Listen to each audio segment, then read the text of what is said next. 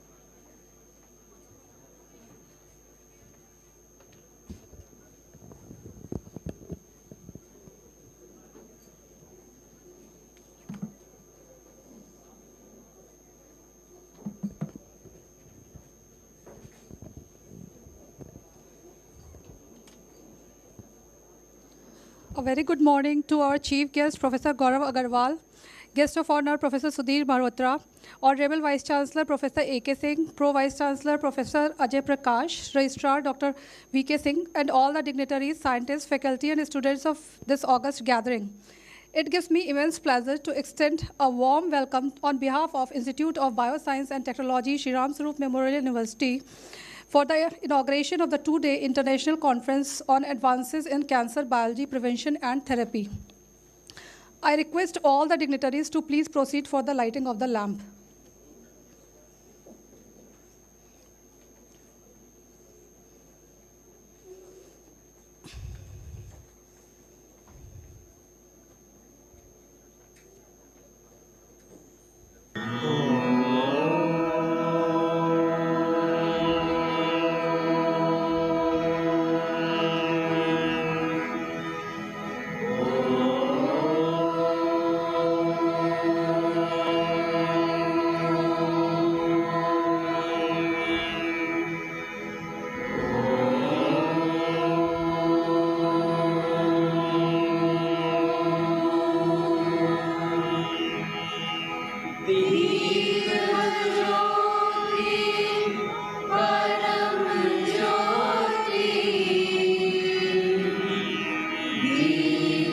Joy.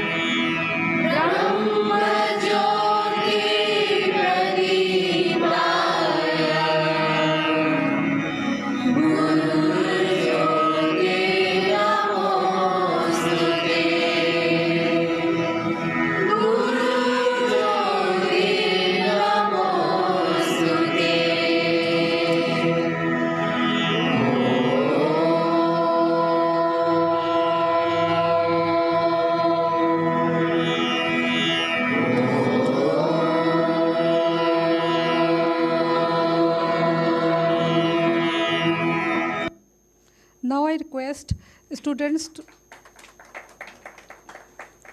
to sing SRMU Kulgeet for us.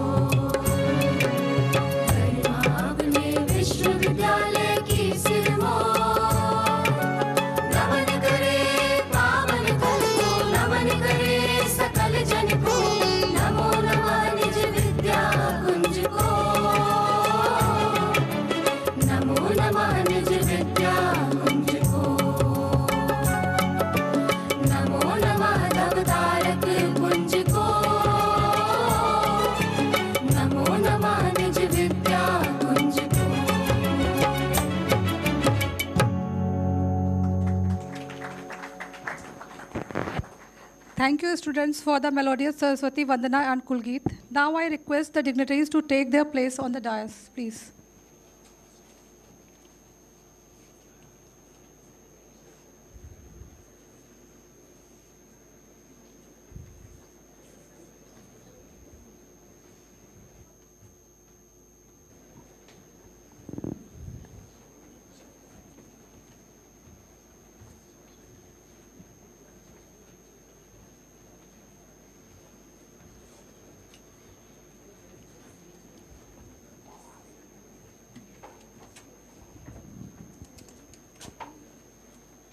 Cancer is one of the leading causes of the mortality all over the world. Cancer incidence and mortality are increasing globally due to the aging populations, limited access to preventive oncology care services, a shortage of cancer specialists, late-stage disease diagnosis, lifestyle choices, etc.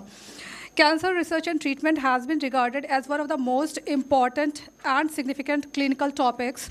Depending on the type and stage of the cancer, a variety of approaches has been developed for the treatment and diagnosis of the cancer. I hope this conference will help us better understand about cancer research, therapy, and prevention. Now I would like to invite Dr. Sunil Kumar, Director, Institute of Biosciences and Technology, and Chairman of this conference for the welcome address. I would request Dr. Sunil Kumar to please come on the dais for his welcome address. Thank you, ma'am. A very good morning to all in one present. Honorable Chief Guest, Professor Gaurav Agarwal, respected Vice Chancellor, Pro Vice Chancellor, Registrar, deans, directors, HODs, and all the esteemed guest participants, and our guest of honor, Professor Sudhir Mehrotra. I am Dr. Sunil Kumar, and it's my pleasure to welcome you all to this international conference on advances in cancer biology, prevention, and therapy 2022. These 2 days will have sessions and discussion on the advances in cancer biology and its prevention by our esteemed keynote and plenary speakers. We will discuss the impact of cancer on humans at present and in future. We are also eager to hear from our delegates about their ideas and innovations in diagnosing and treating the cancer and its current scenario. A detailed schedule of the 2 days conference has already been shared with you in your conference kit. Kindly note down your time slots and try to be exact at the point to express your views in the time frame given to you. I urge you all to pay a visit to the oral and poster presentation schedule on both days and share your views and ideas. All the sessions will individually judged by our special session chairs and co-chairs. I wish you all the best and hope you all will have a pleasant stay in the SRMU for the next 2 days. Thank you all for your presence, participation. I thank the organizing committee, student volunteers for giving such a wonderful platform to all of us to discuss and go through the solutions of such a burning issues. It is a privilege for all of us to host you all in this SRMU. I also give my deep sense of regards to our Pro-Chancellor ma'am and Chancellor sir in absentia. Without their support and help, this would not have been possible. Thank you all, and thank you for your presence. Thank you. Thank you, Sunil sir, for your welcome address. Proceeding further, I would like to invite Dr. Tabish Kidwai, Associate Professor at Faculty of Biotechnology and convener of this conference. I would request you, Tabish sir, to please enlighten the August gathering about this conference. Thank you, Divya ma'am. A very good morning to respected dignitaries on the dais and off the dais. On the behalf of the Organizing Committee of International Conference on Advances in Cancer Biology, Prevention and Therapy, I extend my warm welcome to the chief guest of the day, Professor Gaurav Agarwal, and you all present over here. During the past 250 years, we have witnessed many landmark discoveries in cancer research. A lot of passionate research is being done in the field of the genomics, proteomics, diagnostics, and therapeutics. But still, cancer remains one of the major problems of the world. Researchers are trying to explore the mechanism of the disease risk, improved diagnostics, and therapeutic methods, but still, there are many roadblocks. This research area is continuously advancing. The idea behind this conference is to explore the recent advances in the field of the cancer biology, prevention, and therapy. The researchers, physicians, participants throughout the world will discuss the cutting-edge research focused on various aspects of cancer biology and preventive oncology and share their research ideas in these 2 days conference. This international conference includes keynote talks, plenary talks, oral and poster presentations. Speakers from various countries like Saudi Arabia, Qatar, Sweden, Poland, USA, and India will give their talks. This scientific event includes topics related to cancer biology, biomarker, pre-diagnosis, chemoprevention, and therapy. The conference will be of utmost use for researchers, physicians, scientists, professors, and students from colleges and universities. We have excellent speakers throughout the world, and I am sure we will have extremely fruitful sessions, and by the end of this event, we will walk out with better understanding of certain aspects of cancer biology and preventive oncology. I welcome you all once again to be part of this international conference. Thank you. Thank you, Tabish sir, for your introduction of the conference. Now, I would like to invite Honorable Pro Vice Chancellor, Professor Ajay Prakash. Professor Ajay Prakash has more than 38 years of experience in teaching, research, and academic administration. Prior to joining this organization, he superannuated in January 2017 17 from Institute of Cooperative and Corporate Management Research and Training, Lucknow, a state government established premier institute. Professor Prakash has published a book, Guided Research Scholars, leading to the award of PhD degree in management, and published several research papers. He has carried out 23 government-sponsored research projects, including 3 United States Agency of International Development and World Bank projects. I request Pro Vice Chancellor, Sir, to please address the gathering.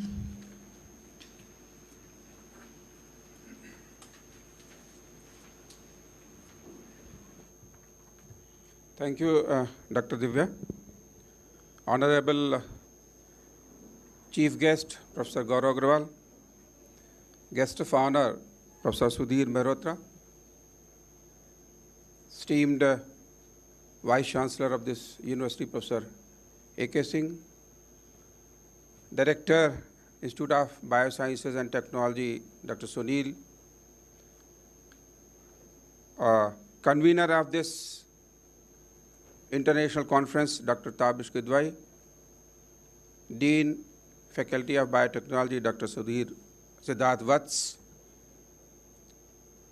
Directors, Deans, distinguished scientists from premier research institutes, senior faculty members from various universities,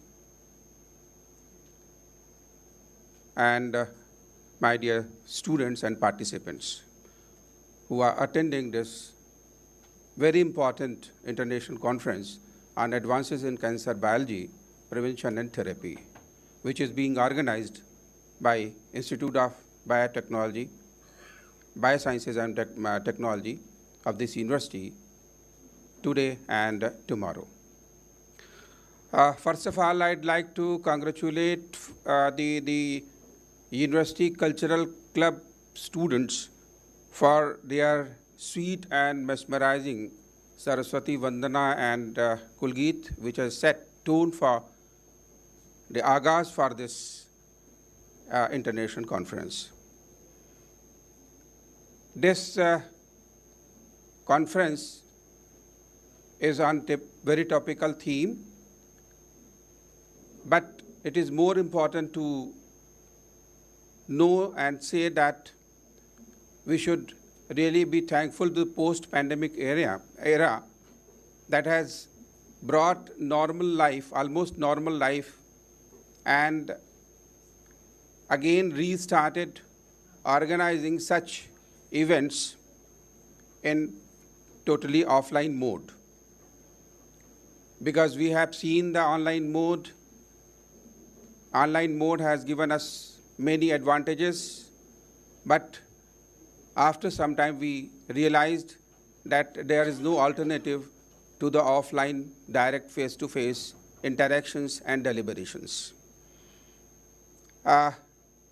In this conference, I am very happy to note that the senior scientists from PGI, CMAP, IIT BHU, CDRI, All India Institute of Medical Sciences, and from abroad, which Dr. Tabish mentioned, Sweden, Poland, Saudi Arabia, US, senior faculty members from Babasaheb Bhimrao Ambedkar University, University of Lucknow, BHU, IIT, they will be presenting the papers, chairing the sessions, delivering the keynote addresses, and therefore all the sessions shall be very, very important for the participants to attend and be benefited. That will be very important for the participants, particularly the students who are attending this, this international conference.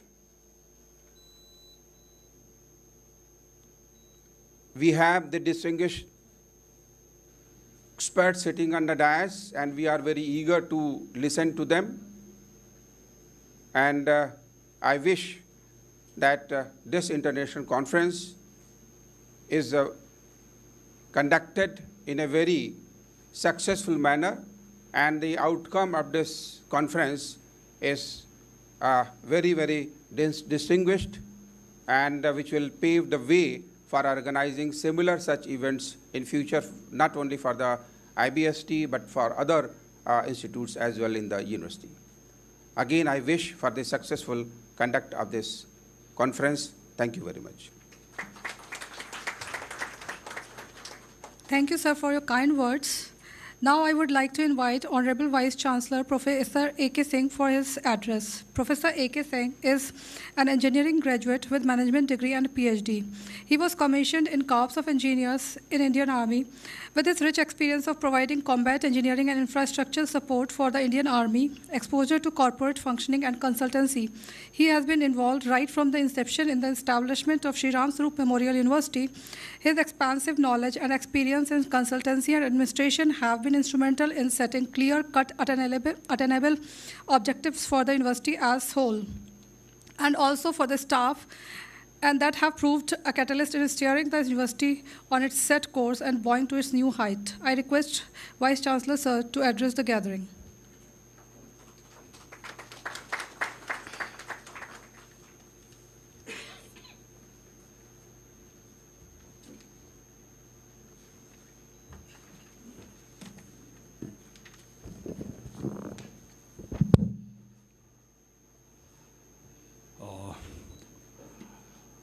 I'm really very happy. I'm really to speak on this occasion of advances in cancer biology and prevention and treatment of dreaded disease cancer. This international conference is being organized in online and offline mode, both. Offline, we are here. After 3 years corona, I think this is second time we are having a conference which is on offline mode. Today, I think inaugural session, we have a distinguished chief guest, Professor Gaurav Agarwal, who is a medical superintendent at SGPEGI. We have also Professor Balraj Mittal. He is not present here, but he is going to take part. And Professor Sudhir Malhotra sitting on the dais.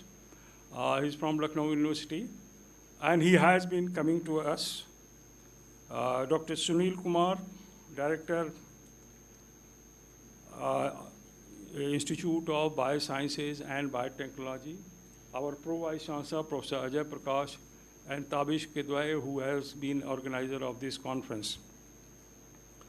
When we hear of cancer, looks like that something is dreaded, something which is coming. And first time we have realized when we have seen Anand ek picture, जिसमें कि एक cancer and it has been seen. What we generally as a layman know कि cancer is caused by abnormal growth in cells, its internal structure is disturbed, and it disturbs tissues formation and other things that have created a problem which is really uncontrollable. Now, whenever a disease is there, it comes to my mind, can it be prevented before? Like if you have a hypertension, people say you walk, you do some physical exercise, tension-free, you will be, there will be no hypertension, even a diabetes. So even if in cancer, they say you chew tobacco and other things, you can avoid cancer. So that dreaded disease, I think it needs to be, naturally, it should be diagnosed early, at early stage, it is possible. Everybody says, like organization is also like a cancer.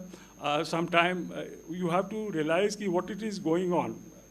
So, it must be avoided. So a good doctor needed to analyze it so that it can be at acute stage, it can be diagnosed and it can be really treated. I think that is what I should, though who is suffering, he is already suffering. So I think the acute stage coming to chronic stage, it is essential that whatever advances in biology, cancer biology means which causes cancer, one should know that cell structure, how it is going to deforms and how internal, whatever the mechanism is there, it happens. But it must be, how it can be done. And then he was talking about molecular biology, a study, and then other treatment is possible if you know the things. I think this international conference on having to find out whatever the advances it has happened in biology, molecular biology, and other things, which we can use for prevention of cancer itself. Whatever the advances are there, which it can be treated. So I think it's all treated disease, like a heart problem, something they found, it can be bypass surgery, then something, blockage can be removed, then ballooning, many other things have come. So I think the medical services has also come a long way. And it is important that one remains healthy. And healthy, I think the first requirement is if you can enjoy the life only if you are healthy. If you have a disease, your daily behavior is also like a disease. You get annoyed, you get cried. So I think it is essential. And there's some diseases which carry, cancer are many different types. I think the blood cancer, chest cancer, I don't know what all cancer it can be. It creates a lot of problem. It's agony for the, he doesn't die early. Treatment is very, very, and it's कभी अगर treatment हुआ radiotherapy से उसका बाल झड़ जाता है, कोई problem आ जाता है, बहुत सारे, we have seen that. So I think world over, I think we have first time realized how Corona has affected us. And the first time everyone around the world, across the world, we came to know how health services are important. How health services, and across the country, across the world, everybody is thinking how to provide effective health services to our people. We understood there was no oxygen in the second phase when the cancer came, and there was a high and dry and everybody is running. But then we have realized, yes, what we are. I think the present government and across the world, they are still fighting Corona. It is not yet removed, has completely been. But I think we have found out, we have used advances in technology, advances in, everybody has treated, Professor Gaurav Agarwal, he was telling he's a surgeon, famous, but he has started treating Corona and other things, and he has operated many cases, but that is what it is. Everyone has pain. I think cancer, though I don't know if it is a genetic disease or not, but yes, they will be able to deliberate upon. We have a lot of international speakers who will be joining online. I welcome them also, in today's session, I suggest whatever the cancer, researcher or medicines, and whatever it is, it will deliberate upon, and they will find a suitable solution. They can recommend, yes, how it can be treated. And that should be done for everything. We have biotechnology, we have pharmacy, and all the other people who will be benefited for this. So I think, first of all, for organizing the conference, I really congratulate the Institute of Bioscience and Technology, who has taken the initiative to organize this international conference, and Tavish Kedwai, who has been a forefront, and he is organizing it with the support of everyone. I think the biotechnology, biosciences, professors, teachers, and also students can take part. So I think today deliberations, I think certainly going a long way in finding a treatment for cancer. That's I hope so. Thank you. Thank you very much for giving me the opportunity. Thank you, sir, for your words of wisdom. Now I would like to introduce our chief guest for this conference, Professor Gaurav Agarwal. Professor Gaurav Agarwal is currently Chief Medical Superintendent of Sanjay Gandhi Postgraduate Institute of Medical Sciences. He is a professor in the Department of Endocrine and Breast Surgery at SGPGIMS, Lucknow. He graduated from the Institute of Medical Sciences, Banaras Hindu University, Varanasi. He obtained general surgery residency training and a Master of Surgery degree from the IMS BHU, and was awarded National Board Certification in Surgery in 1993. He received residency and fellowship training in endocrine and breast surgery at SGPGIMS, Lucknow. Dr. Agarwal joined as the endocrine and breast surgery faculty at SGPGIMS Lucknow in 1997. He founded and convenes the SGPGI Breast Health Program and was instrumental in establishing the Minimal Access Endocrine Surgery Program and Sentinel Lymph Node and Breast Angioplasty at SGPGIMS. His clinical interests relate to evidence-based contemporary surgical practice and minimal invasive surgical treatment of thyroid, parathyroid, and adrenal glands, comprehensive multi-modality breast cancer management. Dr. Agarwal has served on editorial boards of several surgical and scientific journals, including the World Journal of Surgery, and is on the editorial advisory board of Schwartz Textbook of Surgery. He reviews scientific papers for a large number of journals of repute. He has in the past served as the Secretary of Breast Surgery International, an affiliated society of the International Society of Surgery. He is a member of more than 20 international and Indian professional societies and is member of the Council of ISS and SIC, Indian Association of Endocrine Surgeons and Association of Breast Surgeons in India.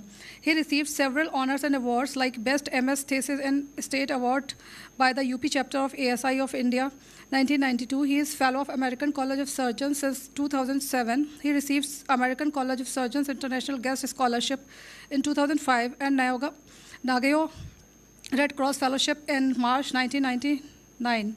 He is the member of WHO ICMR Expert Panel Breast Cancer Protocol Development for India and also Expert Committee member of Breast Health Global Initiative USA for Breast Cancer Care Protocols Development for Low and Middle Income Countries. His area of current research includes outcome of triple negative breast cancers in comparison with other subtypes, multinational, multicentric study on sentinel lymph node biopsy using novel technology and dyes, pharmacogenetic assessment and breast cancer treatment outcomes. I would like to invite our honorable chief guest to address the gathering.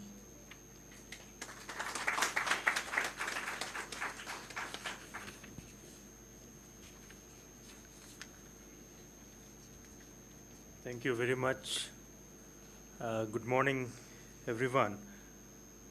Professor A.K. Singh, Vice Chancellor of SRMU, Professor Ajay Prakash, Pro Vice Chancellor, Professor Sudhir Mehrotra, the guest of honor, Dr. Sunil Kumar, the Director of IBST, Dr. Tabish Kidwai, the convener of this conference, faculty for the conference present here and attending online, delegates, and most importantly, the students, which I am very happy to see have turned up in a large number.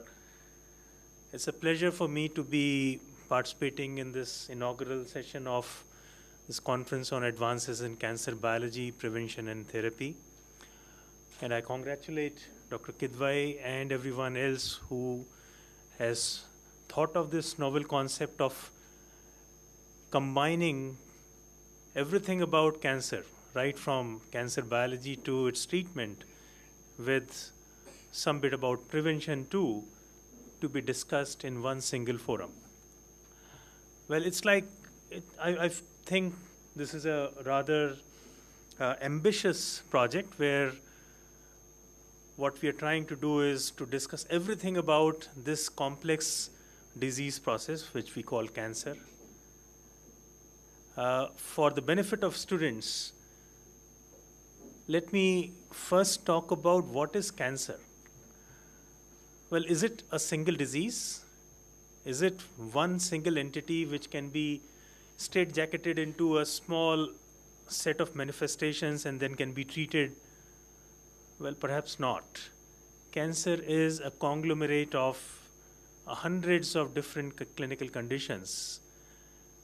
If it is, if I can use the simile, can you call infection as a single disease? Or can you say trauma is a single disease? If you get hurt in the head, seriously, it can be fatal, but we keep on hurting our finger or some other body parts in a minor way almost on a daily basis. So if I were to use cancer as a single disease or consider cancer as a single disease, it would be as absurd as thinking that trauma is a single entity. Professor A.K. Singh did mention about how vast this disease can be or how varied the manifestations of this disease can be. And it entirely depends on which organ, which body part is getting affected, and what is the nature of that particular disease, that cancer. There are number of curable cancers today. Fortunately, this proportion of cancers which can be cured is improving, is increasing. But simultaneously, there are a number of other cancers which unfortunately we cannot cure. And more importantly, or rather more interestingly, we have a number of cancers which we now understand are preventable. I'm certain all of you are aware of this golden dictum, prevention is better than cure. And so anything which we can prevent will go a long way in improving the overall health of our society and our nation. So cancers too can be prevented, and we have a number of examples. I'll try and elaborate a few of them for the benefit of the audience. But the beginning point of this whole discussion has to be this understanding that cancer is not one single disease. It is a conglomerate of so many different clinical conditions which are very diverse. The organizers have been rather liberal in introducing me to the audience. Well, I am all that, but primarily I am a surgeon who treats cancers. In order to treat cancers, it is my job, it is my responsibility to understand why cancers occur. What is the origin of this disease? Oncogenesis. How do cells which are normal, which are functional, physiological, they transform themselves from, or they get decayed from a normal physiological functional cell to a deranged, diseased cell which is cancerous, which can turn cancerous. What makes them lose their normal function and attain these abnormal characteristics? And so the very first responsibility for any doctor, any person indulging in any part of this whole spectrum of cancer story, right from understanding its basic biology down to treating it, is to know what is the origin of cancer, why does it occur. What do we know so far? Perhaps just the tip of the iceberg. We still are far way away from completely understanding why cancers occur, why do they form. But what we know seems to be quite exciting. We now have some understanding of the basic processes which transform a normal cell into a cancerous cell. And the basis is damage to the DNA, to the molecular structure of a normal cell. This may occur for various reasons. This may occur due to certain genetic derangements. These genetic derangements or DNA damage that can occur because of an inherited problem. We have inherited some genetic defect from our ancestors, and that would manifest in form of a disease. Or it may occur because of certain environmental, external factors. Pollution, for example, is one. Our diet, our habits, use of tobacco, carcinogens, chemicals, exposure to various other such elements or material which can cause cancers, which can cause DNA damage leading to cancers. So there can be a whole spectrum of such exposures, exposure to carcinogens, which can cause damage to our basic genetic structure, and it can manifest in varied forms, including cancers. So what I've said just now is the genetic constitution or damage to it is the most basic step in initiation of the process of cancer occurrence. And until some time back, we had resigned to the fact that we cannot do much about whatever has occurred to our genes, whatever set of genetic composition we have taken birth with, or whatever changes might have occurred, there's no control over that. But there's some very exciting new set of thoughts which have now emerged. We now seem to be capable to change how genes manifest, how genes transform or percolate downstream into manifesting in various forms. We can now modulate the function of genes. We can prevent or enhance their manifestations or their functions.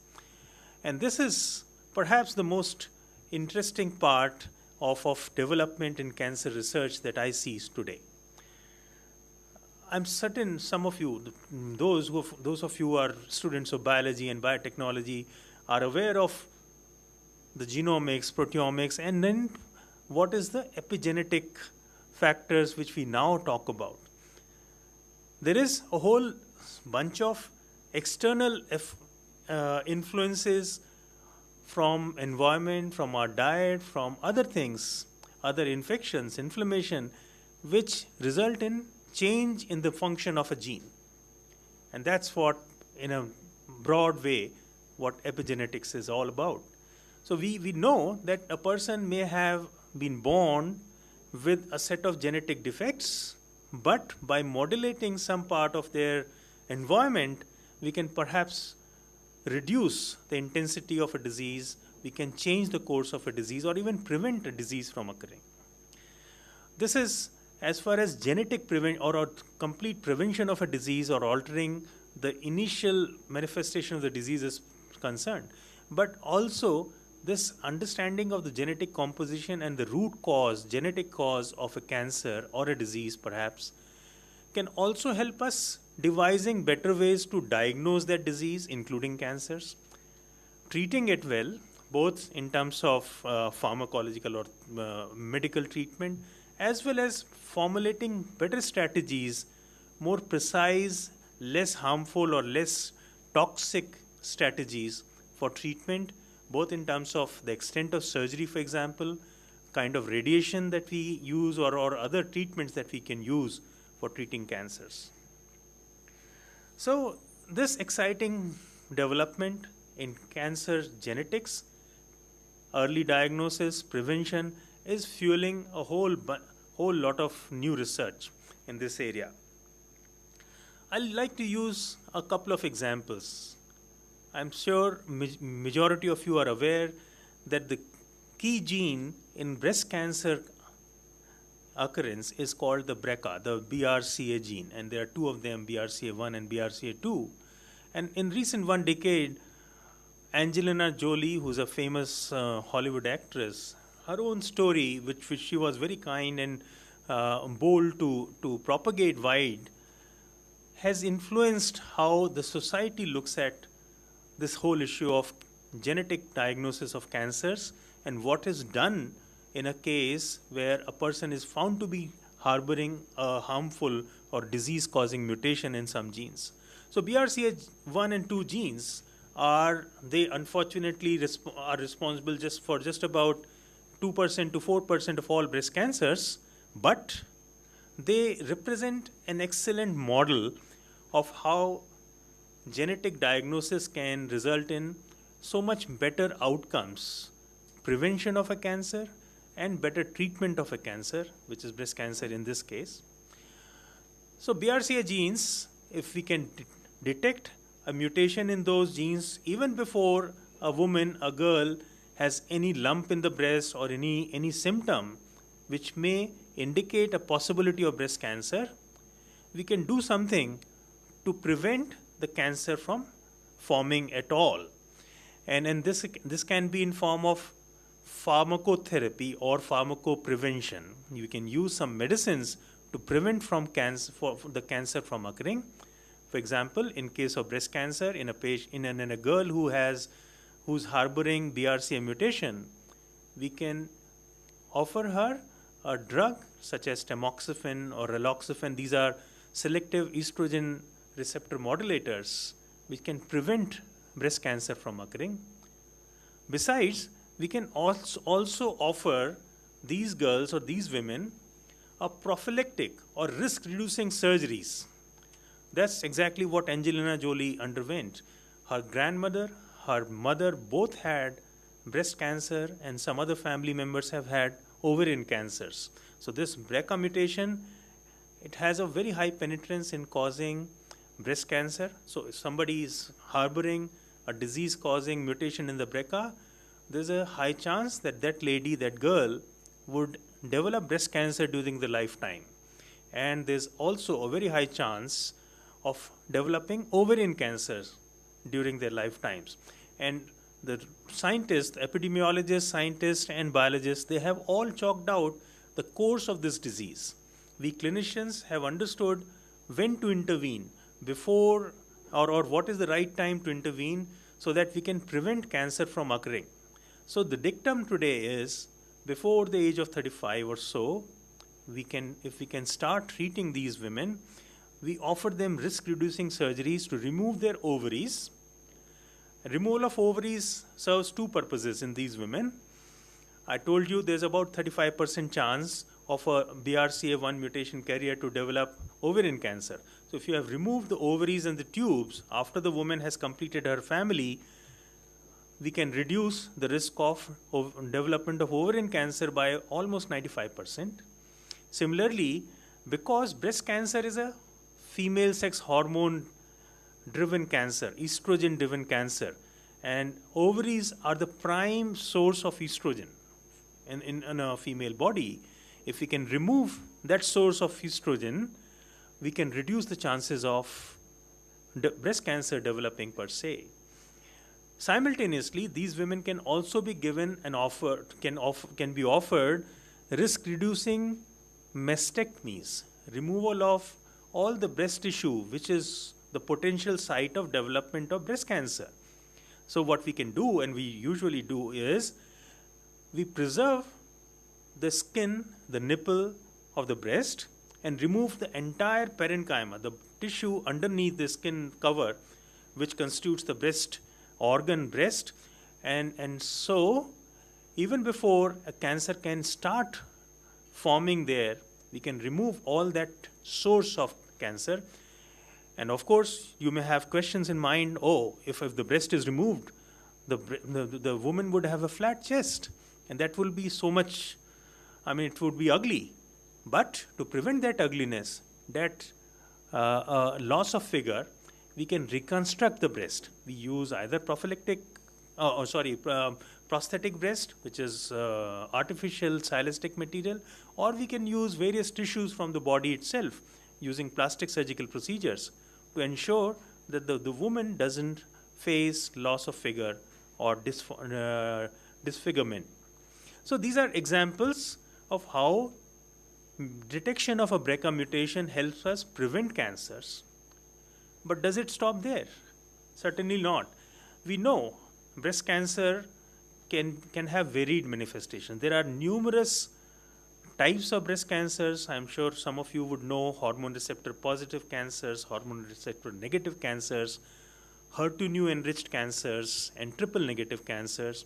So depending on which type, molecular subtype of cancer, breast cancer a woman is having, especially if it is a triple negative cancer and it's a BRCA mutated cancer, we have a more effective cytotoxic therapy, chemotherapeutic regime available for these women. We can use platinum agents which result in better cancer control in women who have BRCA mutated breast cancer. So all this is possible because we could identify the basic step in the oncogenesis of this cancer. That basic defect was the BRCA mutation, and having identified that, we can prevent this cancer from occurring. We can prevent other cancers which are also linked to BRCA mutation from occurring. We can cure them even before they become really life-threatening, and we can use more effective medical therapy for its better control and cure. Another very exciting part of this oncology story is early diagnosis and screening. A lot of emphasis is put on early diagnosis today, and for very good reasons. And I like to use an example to illustrate why early diagnosis is important. I started my career as a breast surgeon, say 2.5 decades ago. At that time, at my institute, in my unit, of all patients of breast cancer we would treat, 2/3 of them would come in advanced stage. Stages 3rd and 4th, these are stages where we cannot offer them cure. But today, only 1/3 of the women whom we treat come with these kind of advanced, potentially non-curable diseases. What made this change? What brought about this change? Thank you. Awareness. Awareness in our society that this is a common disease. Breast cancer is a common illness. It can occur to any woman. Unfortunately, even with best of my whatever information I have, I cannot assure any woman in the society that, oh, you are immune to breast cancer. You would never have it.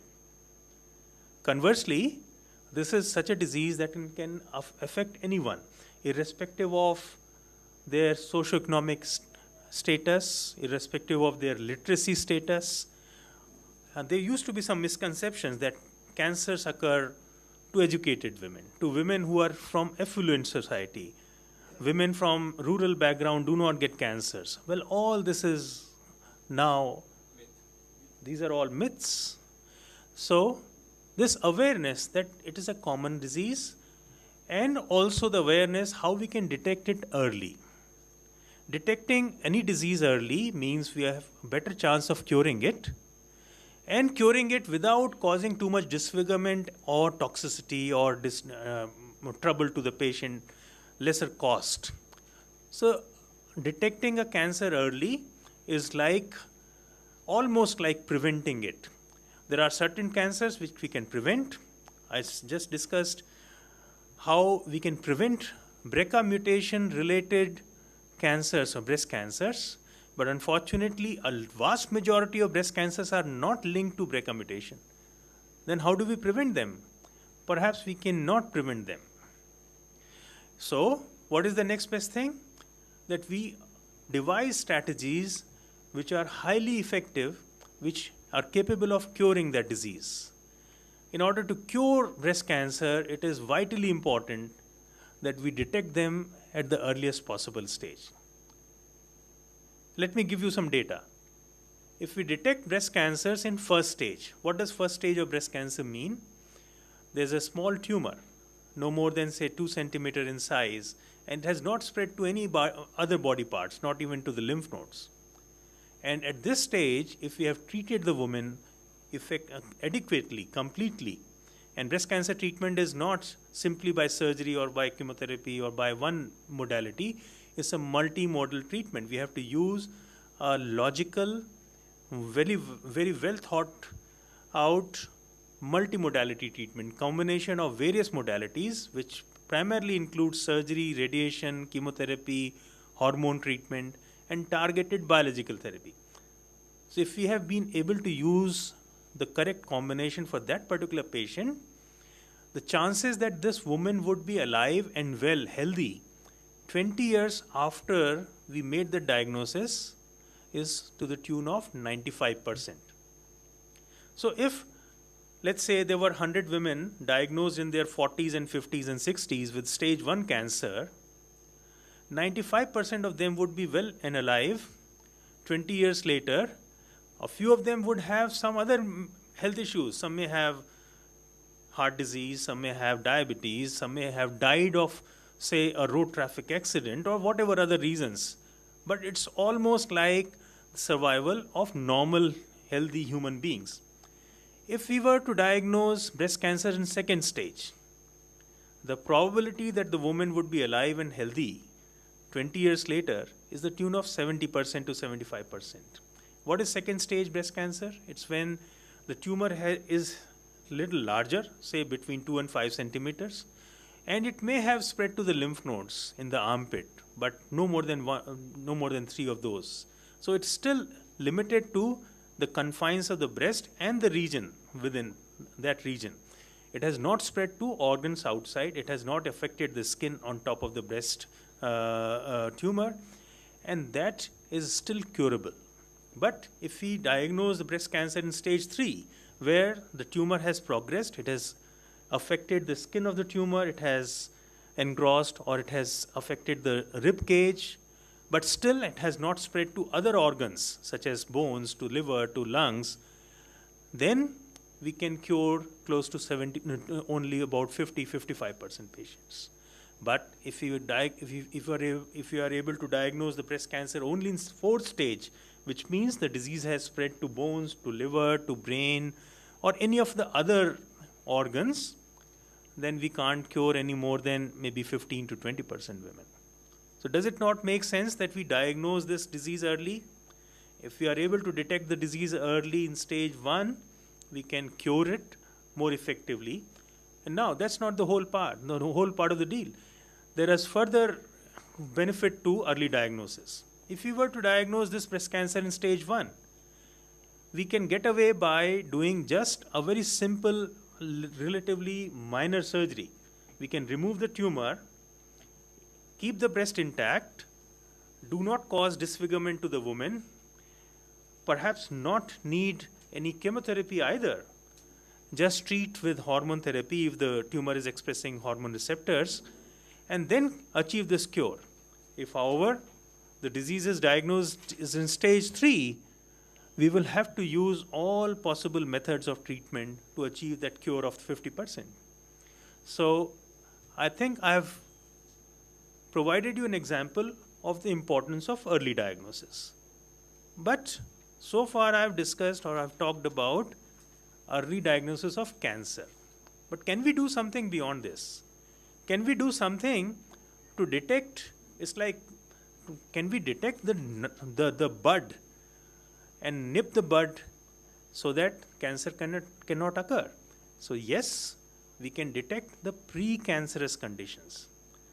I've talked about how we can detect a genetic defect and then target it before it manifests in form of a cancer. But there are certain conditions which are in between the genetic defect and manifestation as a cancer, which we call as precancerous conditions. And a classical example of that is cervical cancer, cancer of uterine cervix. The uterus in a woman has a mouth or the opening close to the vagina, and this is a relatively high-risk area where a lot of cancers can occur. Until, say, 2 decades ago, cancer of the uterine cervix was the commonest cancer in women in India. Today, it is no longer so. Now, the commonest cancer in women in India and globally is breast cancer.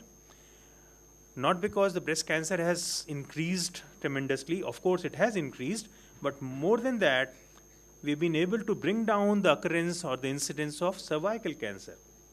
And that has occurred because of some very simple, very basic health interventions or public health interventions. And primarily, what has brought down the occurrence or the incidence of cervical cancer is better menstrual hygiene, better overall personal hygiene in women. As simple thing as that.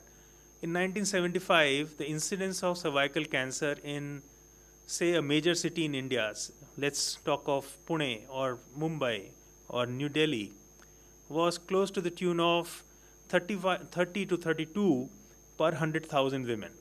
Today is down to just 7 per 100,000 women. It has remained just 20% what in about 3 to 4 decades. Of course, awareness and few other things have played a role, but the most important role has been better personal hygiene, better menstrual hygiene. So if Mr. Padman is given some credit in our society, it's for a very good reason. It's that kind of awareness which has resulted in so many lives being saved, so many cancers being prevented. Now, before cervical cancer is manifested, the basic reason why cervical cancer occurs, we now know, is because of a viral infection, the human papilloma virus. That causes that initiates a cascade of genetic changes, DNA damage, and then results in initially dysplasia, hyperplasia, dysplasia, eventually neoplasia and cancers. So if we can target this human papilloma virus, one part of that targeting was by improving the hygiene, so resulting in lesser chances of that infection. And second part is that we can vaccinate girls even before they get into that phase of life where they are prone to develop human papilloma virus illnesses. So they can be vaccinated, and that vaccine is now available, is being used widely. I would say that's not the most crucial part of reduction of cervical cancer story, but it is also contributing to reduction of cervical cancer. And further, we can identify any changes in the cervix, in the uterine cervix, which is we know is a predisposition, which is a predisposing condition to development of cervical cancer, and treat it then and there rather than leaving it to progress to a cancer. So this is a whole spectrum of trying to identify the molecular or genetic defect which has the potential to cause cancers, trying to nip it in the bud, trying to identify a precancerous condition, not allowing that to progress to become a cancer, or identify the cancer at such a stage that it is still curable. This spectrum is what makes us oncologists relevant. Of course, we still have to deal with a lot of advanced stage cancers, unfortunately, which require major treatment. And there are certain patients we know we cannot cure. So today, how cancers are treated by clinicians, we think we should cure sometime. We should control the cancer often, but we must comfort the patient always. Now, why do I say these three different phrases? We know, say 50%, 55% of cancers we'll be able to cure. There would be another 20, 30% where we know that we cannot cure the woman or the patient, but we must control the disease so that it is not troubling the patient so much that the patient or the family, the occupation or the daily livelihood is affected. But then there would be about 10% of those patients who are unfortunate, where we know we cannot, certainly not cure them. They have terminal stage disease, but we must comfort them. We must make sure that they do not live in agony. Whatever remaining lifetime they have, we make them comfortable. This is what we call as palliative care or comfort care. Another philosophical change in cancer treatment today is, and that again emerges out from the basic understanding of cancer biology, something which I talked about earlier, that cancer is not one single disease. It is indeed a bunch of different diseases put together. And that concept or revolutionary concept is what we call as personalized treatment, personalized medicine, precision treatment.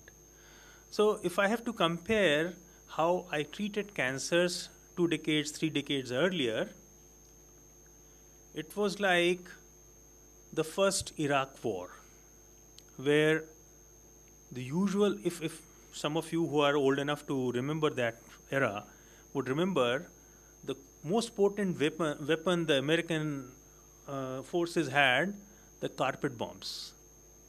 And if you go further behind in time, Vietnam War, they used napalm, which is so deadly, it would not leave any single live entity there. Not just human beings, no living animal would remain in that region, and no vegetation would remain either. What does it mean? It causes so much devastation that not just the person, the enemy, is killed, everything around the enemy is also killed. Now, why do I use this simile? When we treat cancers, or the way we used to treat cancers 3 decades ago, it was like killing the cancer along with everything around, resulting in a lot of toxicity, lot of suffering to the patient. Now, shift to today. How do we treat today? Now, I'm sure you've been watching this Ukraine-Russia war recently. What's the most potent weapon they have? Laser-guided bombs, laser-guided missiles. How was Khashoggi killed recently in Saudi Arabia? Or sorry, in UAE? A drone dropping a laser-guided weapon, killing only that person, nobody else. Nobody else got to know. We can target one single vehicle moving on a road, nothing else is affected. And that's precision. And now, the way we treat, at least we try to treat cancers, is precision medicine, targeting the cancers which are dysfunctional, leaving everything else unaffected, undisturbed, resulting in much lesser toxicity, no deformities, no trouble to the patient, or no trouble to otherwise the patient is healthy. So that's the shift we have seen from a blunderbuss approach to cancer treatment to a precision targeted treatment today. And another important thing that we now believe is the punishment has to be commensurate to the crime. Not every patient is treated alike. There would be a patient who has relatively low risk disease, not so aggressive indolent disease, needs to be treated in a certain way. Whereas there would be other patient who has a very aggressive disease. So there is a whole bunch of effort going into identifying what makes a disease, how do we ensure that we are aware that which patient has aggressive disease and which patient has relatively indolent disease. Now I'll use the example of prostate cancer. About 2 decades ago, in the United States, the commonest operation being performed was a radical prostatectomy. We had a good tumor marker, PSA, prostate specific antigen. Every man beyond 40 years age would be expected to get his PSA checked.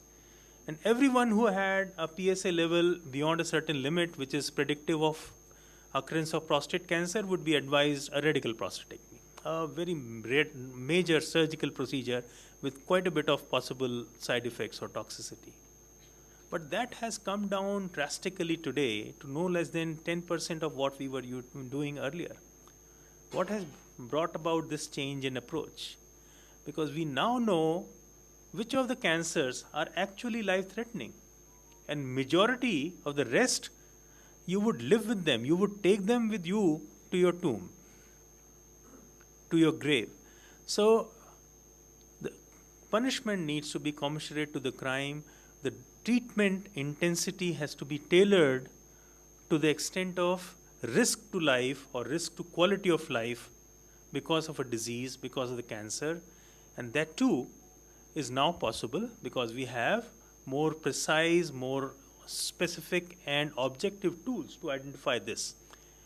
And this, we are thankful to the basic scientists who have brought about this recognition.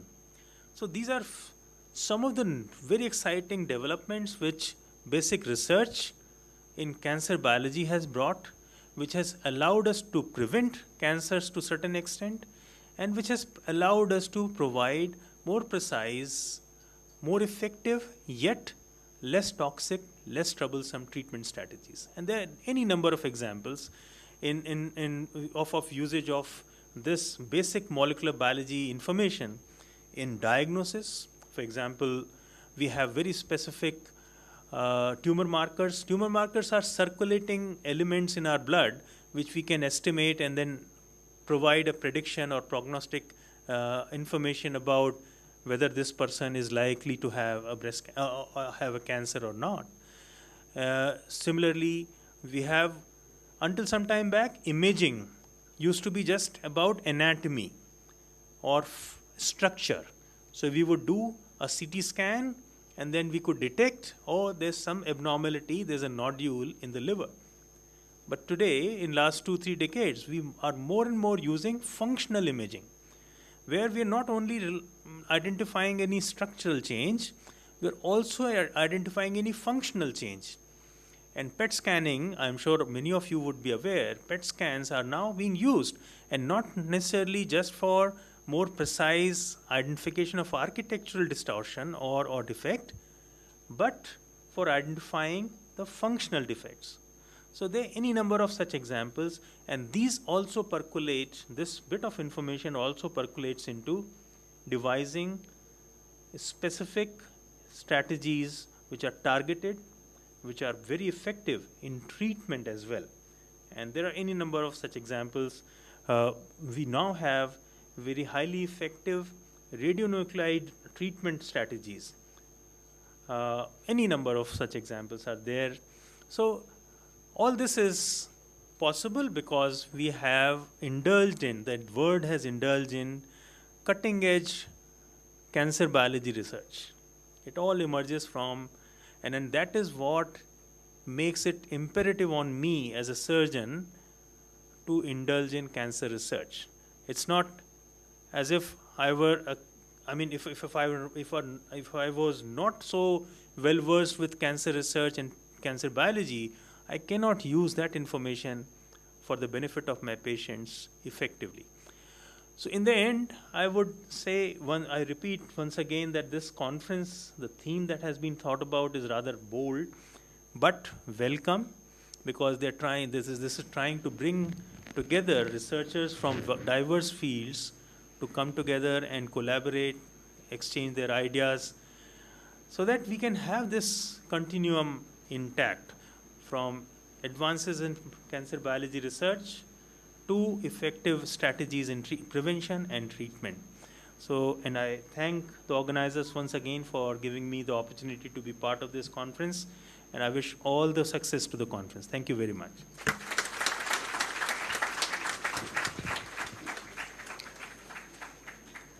Thank you, Professor Agarwal, for your enlightening words about the importance of early diagnosis of cancer, oncogenesis process, and various factors, genetic and external factors involved in the development of cancer, and the need of the precision personalized medicine for the cancer treatment. Thank you so much, sir. Now I would request Vice Chancellor, sir, to present memento and sapling to Dr. Gaurav Agarwal.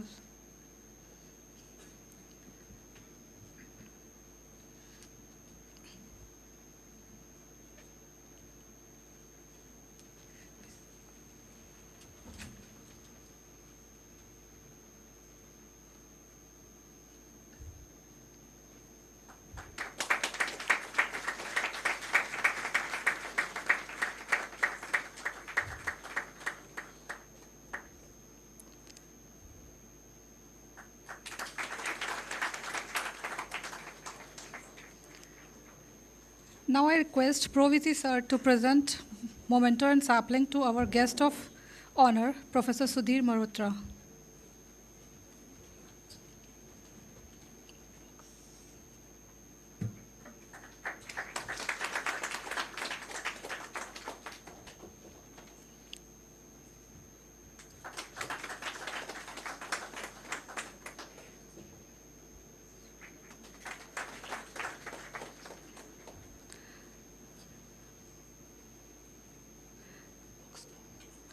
Now I request all the dignitaries on the dais for the release of conference proceedings.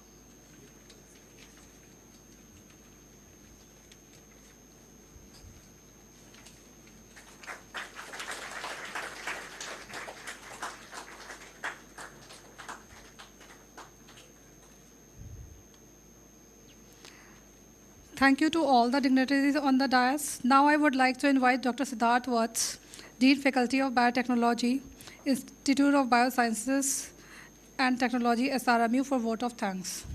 Siddharth sir, please come on the dais for vote of thanks.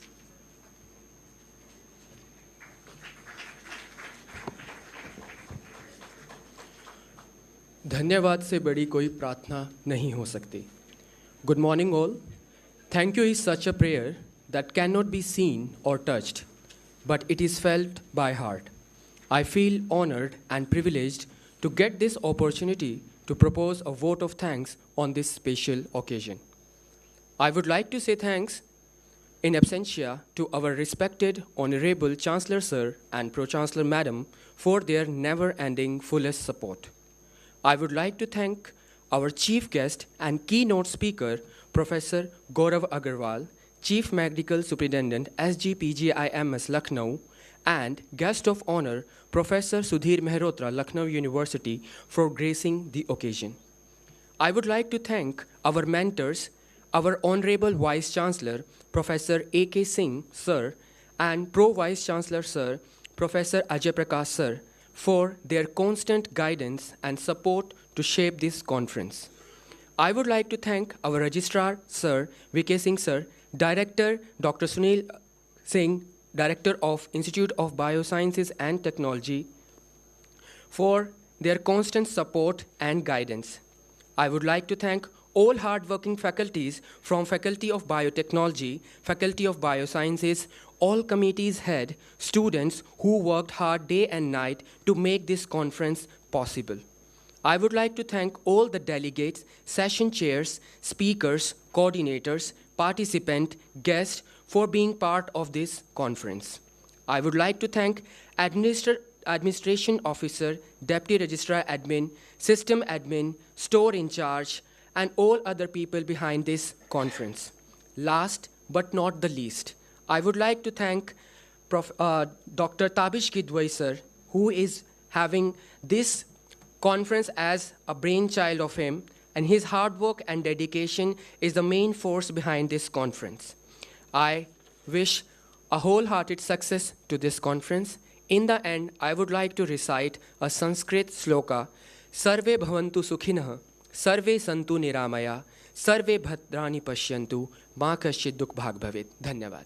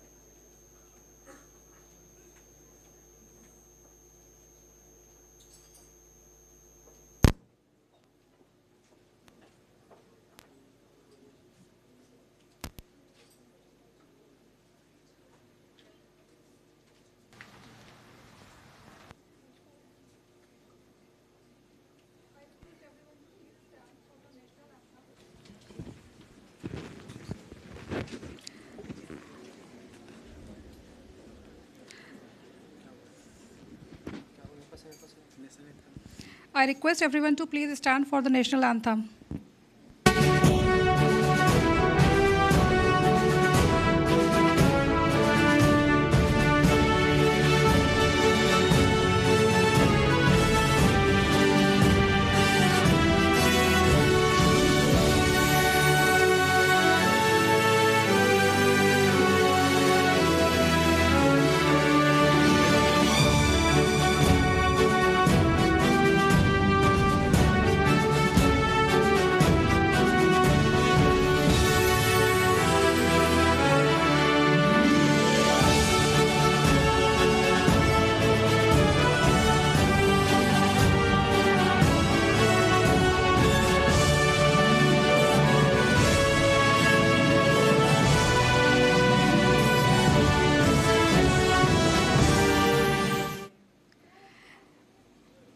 May I now request the intellectual gathering to proceed for the high tea. Again, we will gather here for the session 2 of the day 1. Thank you all for joining us for inaugural ceremony of the conference. Thank you.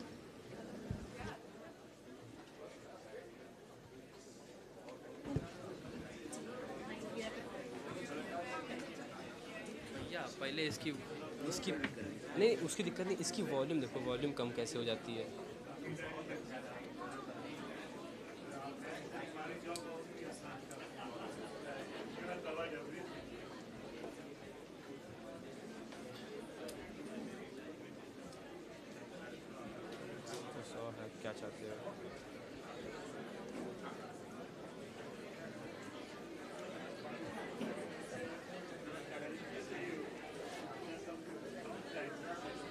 ये वाला audio वाला कौन सा था बताइए? ये वाला audio वाला है? एक मिनट ब्रेक कर, यही ऑडियो वाला है।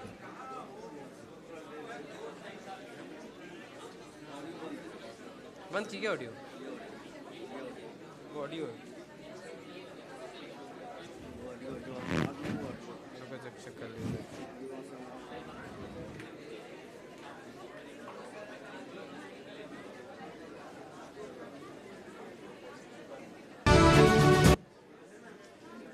ये वाला ऑडियो है।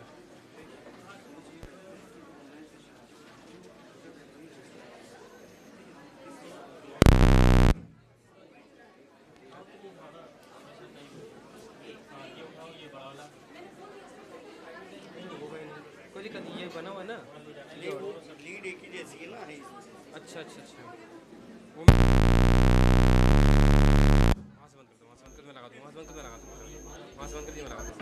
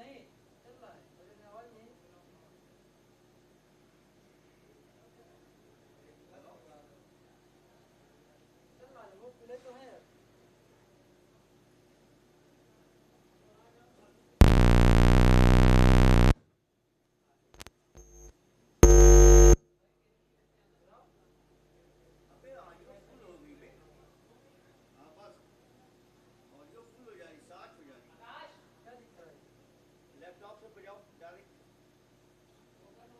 वही लीड ले जाते हो वो सब बेकार है जैकेट खराब है उनका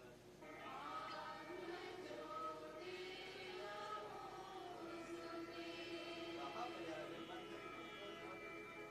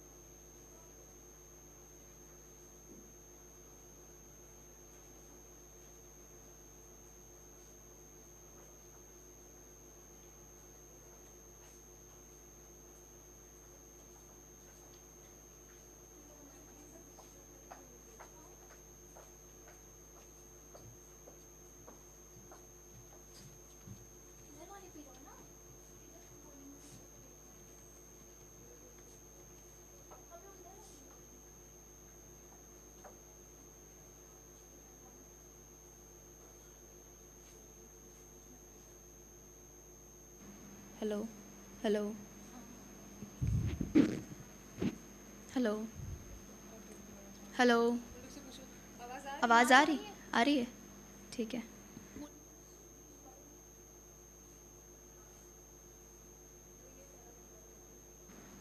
next in session for plenary talk by professor Sudhir Mehrotra ठीक है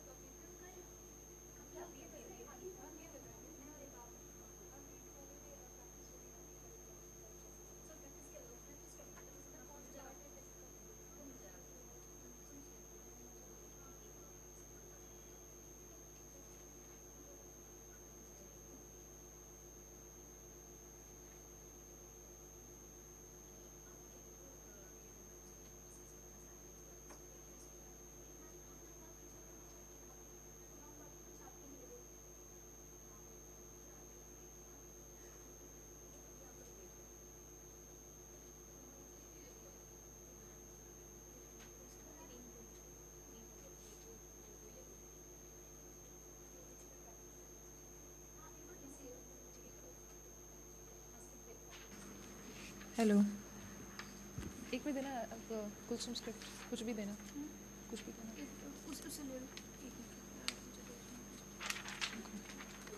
आई would like to call upon ठीक है मैं तो चढ़ ही नहीं पा रही हूँ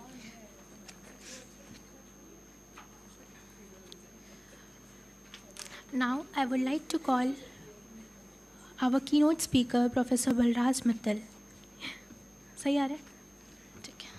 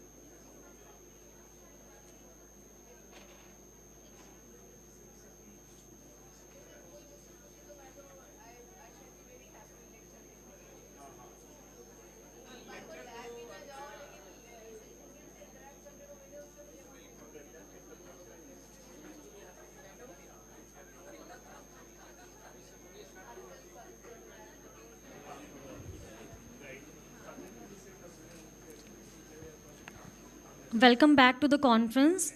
Welcome to the session 2 of the conference. In this session, we have 1 keynote talk and 3 plenary talk. Now for the current session, we have chairpersons, Professor B.N. Mishra and Professor Sangeeta Saxena.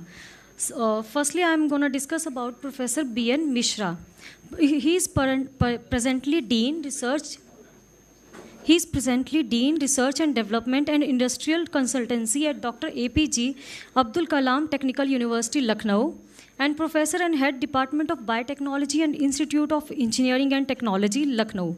He completed PhD in Biotechnology from Devi Ahalya Vishwavidyalaya, Indore, Madhya Pradesh, India. He has a strong network of national and international research collaboration. He has published more than 100 quality research papers in various national and international journals. He has received many honors and awards, including Vishisht Samman for outstanding research and development work in the area of environment in 2010. He has expertise in the field of 3D bioprinting, organ chip, synthetic biology, and multi-omics. Now I'm going to introduce another chairperson, Professor Sangeeta Saxena. She is currently working as Professor and Head in the Department of Biotechnology, BBAU, Lucknow. She has completed PhD from Aligarh, NBRI, Lucknow.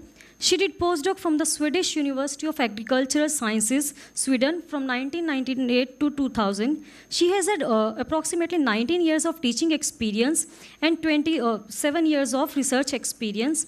Her expertise includes plant molecular biology, molecular virology, RNA interference, molecular markers. She has published more than 60 research papers in various reputed journals.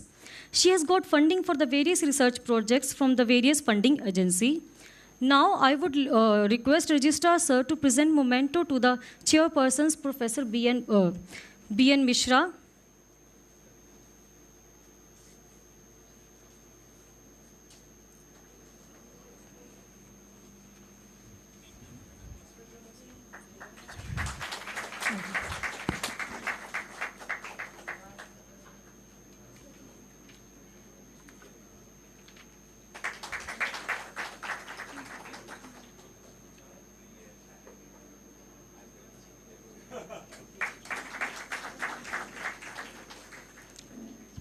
Now I would request to Professor B.N. Mishra, please come up on dais.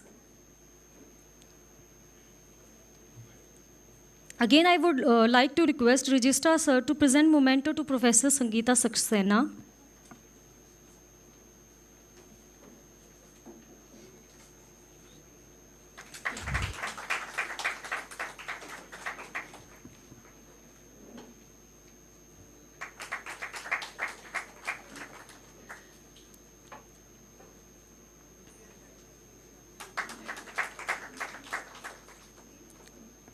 Now I would like to request Professor Sangeeta Saxena to please come on dais.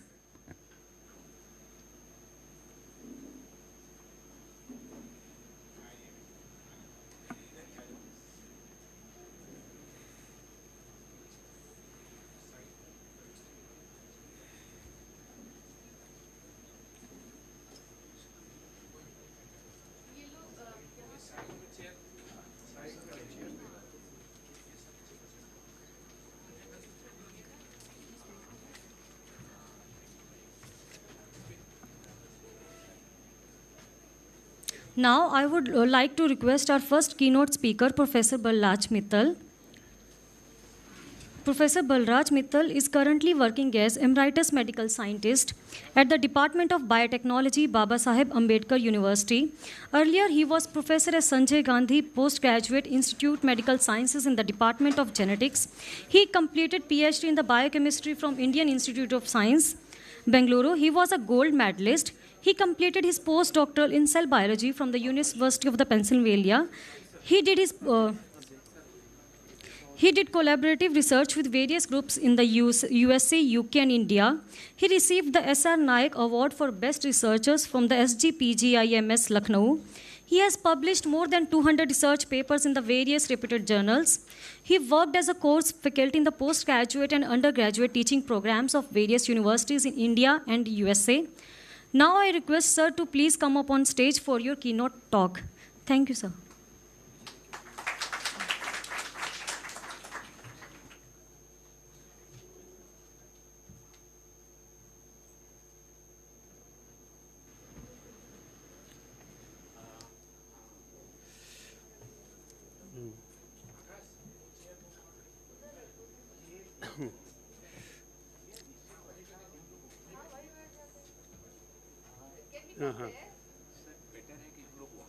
हाँ हाँ ठीक है हाँ हाँ sure यहाँ पर ये भी ठीक है इसे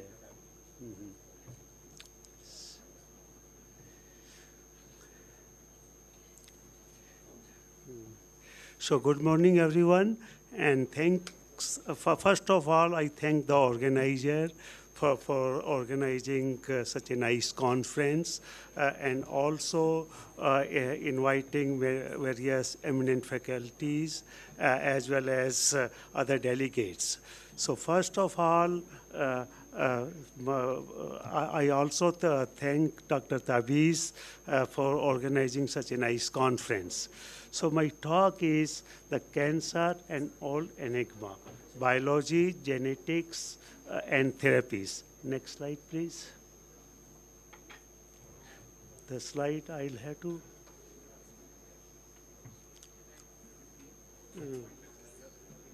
No, slide. So first of all, as Dr. Gaurav Agarwal, our chief guest, had already suggested that cancer, it is not a recent disease.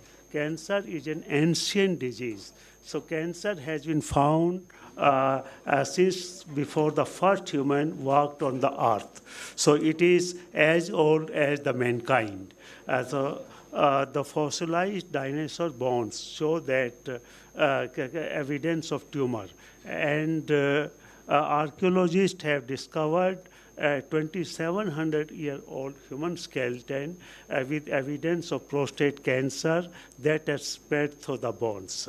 The great physician Hippocrates, he had named this disease as cancer after the Greek word crab, because when you open up a person with cancer which has advanced stage, so the cancer has spread to the various parts and it looked like a crab. So he named it like the crab as like a cancer. But the cancer was common in ancient time. The question is that always people ask that cancer is a recent, like our great-grandfather, great-grandfather, they never had the cancer. But it is not, it is not so. Can the latest techniques in biology and high-tech genomic research can help us to devise ways to control or prevent cancer. Next slide, please. Now, can I just like... okay, so first of all, to the benefit of the students, I start with very basic thing. So what is cancer? You all must be knowing, because cancer is nothing but like our cells, which are like a normal cells are there. So those cells, they have changed shape and they become abnormal, and that we call it a cancer cell. So all the cells, they have become like that. And also like the cancer, when it grows, it first grows into a tumor. So the tumor, there are two types of tumors are there. First are like those tumors which are localized, which we call it a benign cancer, and the ones which have spread, which we call it a malignant tumor. So the benign tumors, generally they are not very harmful, and also like by surgery, they can be simply removed. In most of the times, benign tumors, they may not be, it is mostly just a blip is there.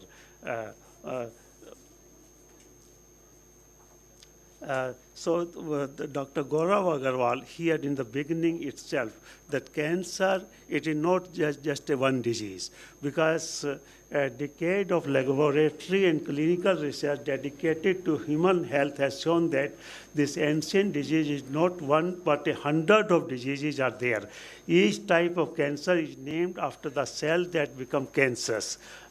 For example, lymphoma is a disease of white blood cells called lymphocytes, and glioma is a disease of glial cells which support the neurons of the brain. Carcinoma that occur in skin, breast, prostate, colon. So these are all examples of the solid tumor. And they are named after the organ which they are there. And then there are leukemias, which we call blood cancer.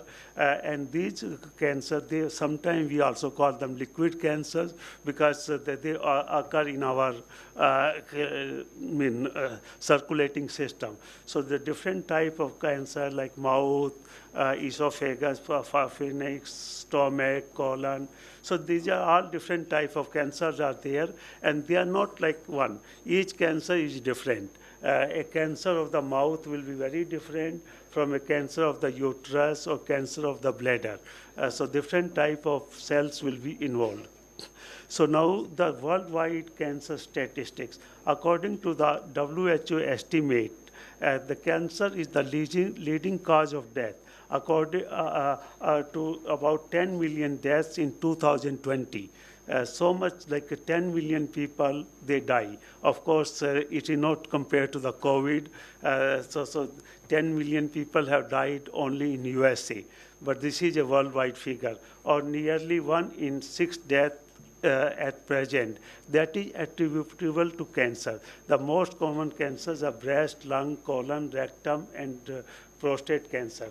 Around 1/3 of the cancer deaths are due to the tobacco and other regions. Cancer-causing infections such as HPV, because like even the infections also, Dr. Gaurav Agarwal has mentioned about the cervical cancer, the cause is HPV. And hepatitis, that there is another virus is involved. So many cancers are cured if they are detected early. This is the global estimate.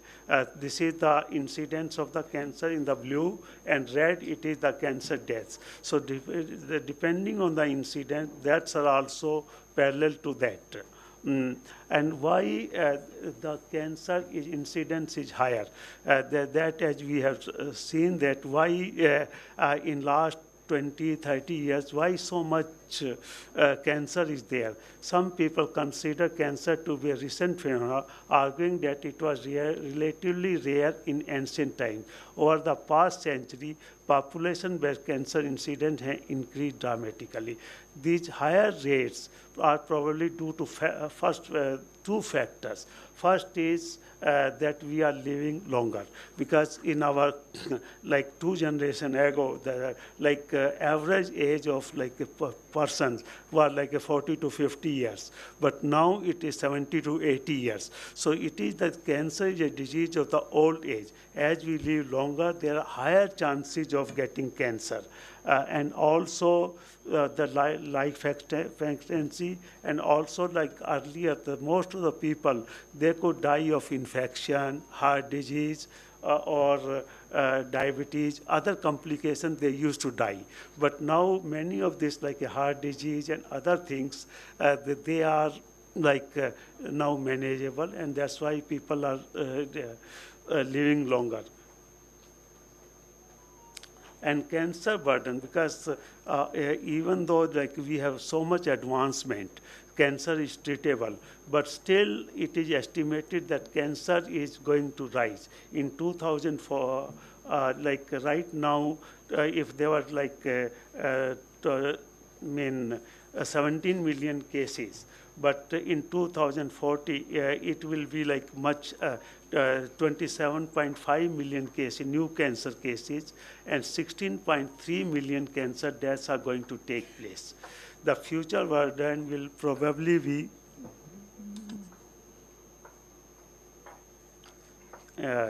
These things are there. And these are the common causes. We all are aware, like aging, pollution, environment. I mean, so many causes are there. These are all like radiation, alcohol, diet. I mean, these are all, and the type of cancer, of course, they are like a hereditary cancers are there. There are familial cancers and sporadic cancers. So, but hereditary cancer, they are only like 5 to 10% of all cases. And about 70 to 80% of the cases, they are all sporadic. Cases are there. And in all these cases, basically like cancer, we call it not a hereditary but a genetic disease, because our genes which are involved in that. And in the gene, they are like, this is our DNA, and different type of mutations, they take place. That missense mutation, nonsense mutation, frame shift mutations, chromosomal rearrangement.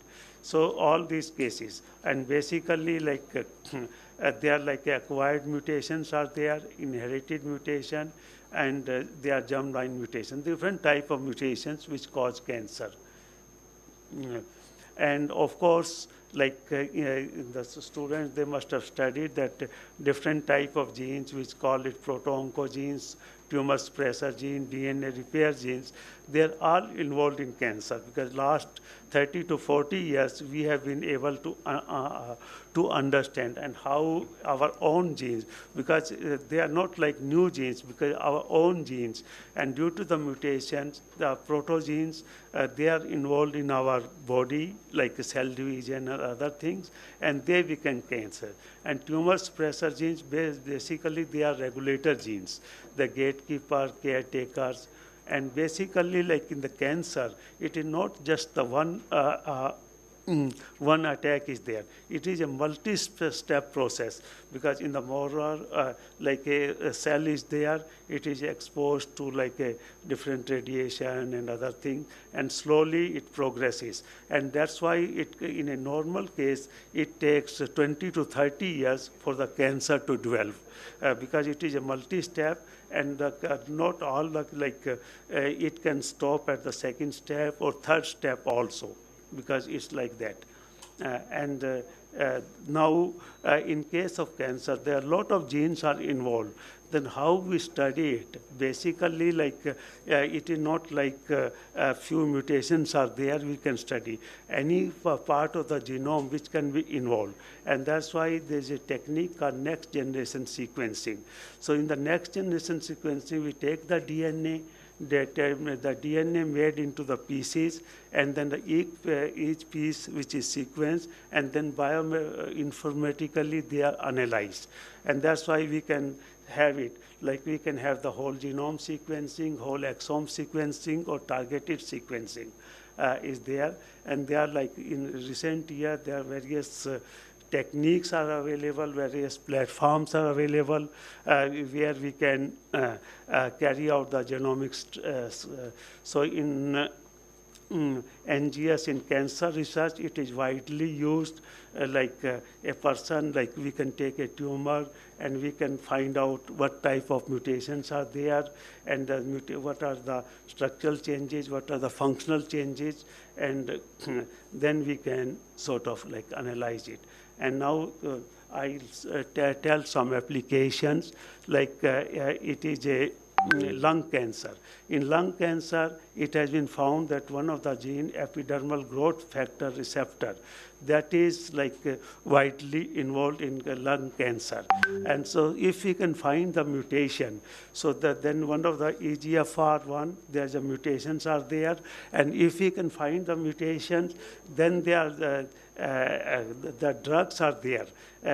And those drugs, they can target the particular receptor, the particular mutation, because not all the cancer, but at least like 30 to 40% of the patients, if their mutation is there, we can find out and we can treat with the drug. This is like a targeted therapy. So in that case, we can particularly target this. And like breast cancer, which was mentioned extensively this morning. So in that case, of course, there are so many types of breast cancer are there, but like one of the cancer, like a HER2 positive, if the cancer is there. So in that case, if the cancer is discovered that it is HER2 positive, so there is a Herceptin, and that is a monoclonal antibody. This is a specific drug, and this specific drug, it binds to the target, and then it inactivates it, and that's how the breast cancer can be treated. So this is like a, but of course, like only to 10 to 20% of the cases, they can be treated. But definitely in those cases, which is a HER2 positive cells are there is a very good treatment.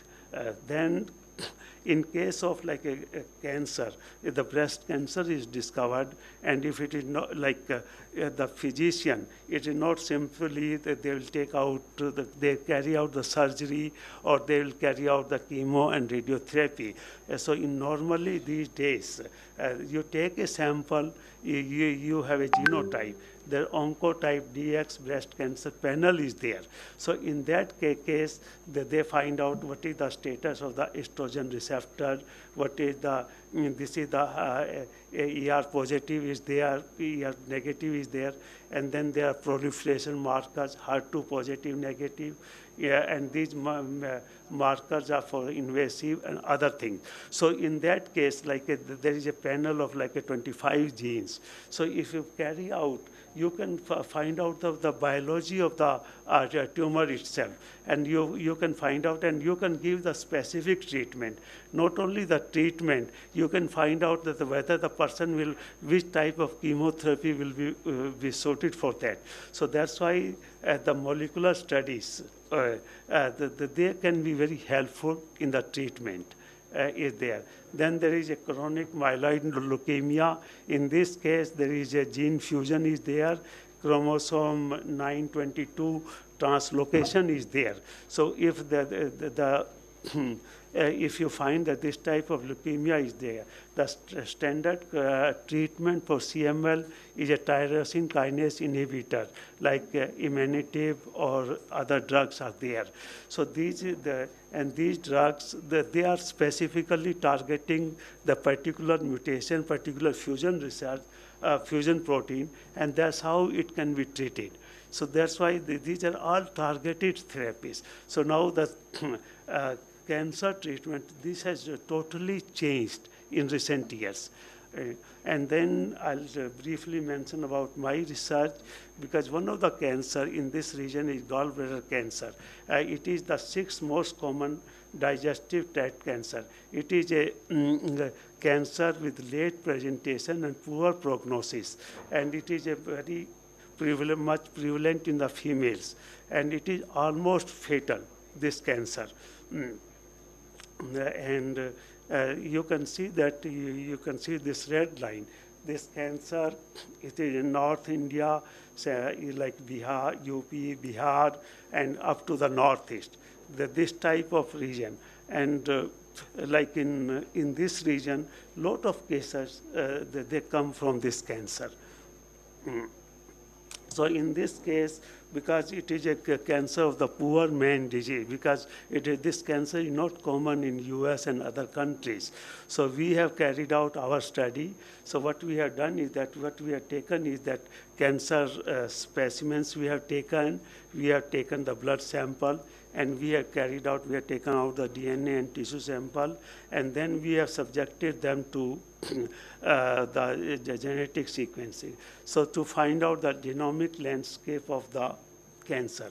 So a whole genome sequencing covering 22,000 genes in 16 blood matched and fresh GBC tissue sample to unroll the somatic mutation profile in GBC patients. And sequencing was done on Illumina platform with a depth coverage of 250 to 300x for tissues. And our result shows, because this is our results, we say that each patient, like there, it is not like each patient is different. In some cases, what type of genes are involved, what type of mutations are involved, this green, red, and other type of like a frame shift mutation, nonsense mutation, that like that. And these are the genes that some of the genes like P53, it is most common is involved. So other genes. So this is just the profile. So how you can that's how like in different cancers people have already found out like in 10,000 or 20,000 samples. But of course this cancer is rare in the Western world, and it requires very high resources. Like each patient, it can take up to like several $1,000s to analyze the whole genome. So so our it shows that what type of genes which are involved and what type of mutations are there. So we want to make a landscape of gallbladder cancer also. So the NGS findings are being validated in independent set of samples, because one thing is there, NGS, it is like a whole genome sequencing. There can be some lot of regions are there, and there is a statistical analysis. So that's why it is very important to validate those results also, and also like what type of genes are involved. So our study will help in unrolling the influence of these genes in causing GST, GBC, and also the genes could further be realized for diagnostic biomarker. And so our aim is that can we find out some genes or some mutations which we can use as early detection, because most of the cases of the cancer which come in very advanced stages, it is in stage 3 or 4 when the cancer has already gone to various organs. Now it can't be surgically treated, or even the radio and chemotherapies. They are not helpful at that stage. So the early marker, and also whether we can, like in breast cancer or lung cancer, can we find out some genes which we can use as a biomarker for this type of study. So the take-home message is that cancer is an ancient disease. So it is like from when the mankind started, so cancer has been there. Cancer is not but a combination of hundreds of diseases, and each disease is different. So that's why the treatment of one one cure is not going to eliminate cancer. Apparently, high incidence of cancer due to the it can be due to the increased survival and higher exposure to the various environmental insult. And most cancers, they are sporadic, and application of modern technology are providing novel insight in cancer biology and opening new diagnostic and therapeutic avenues.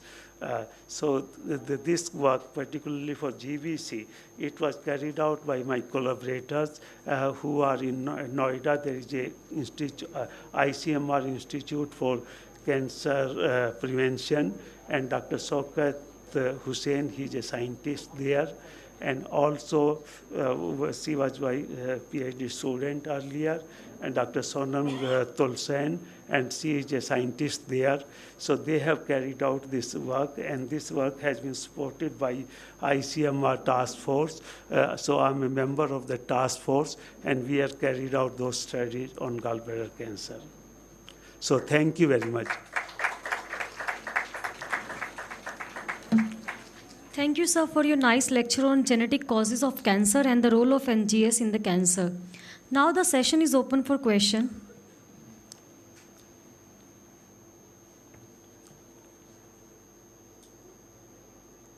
I believe that you gave such a wonderful talk there that everything was self-explanatory and everybody understood everything. Yes, sir. Okay. Now I'll request Professor B.N. Mishra to present memento to the Professor Balraj Mittal.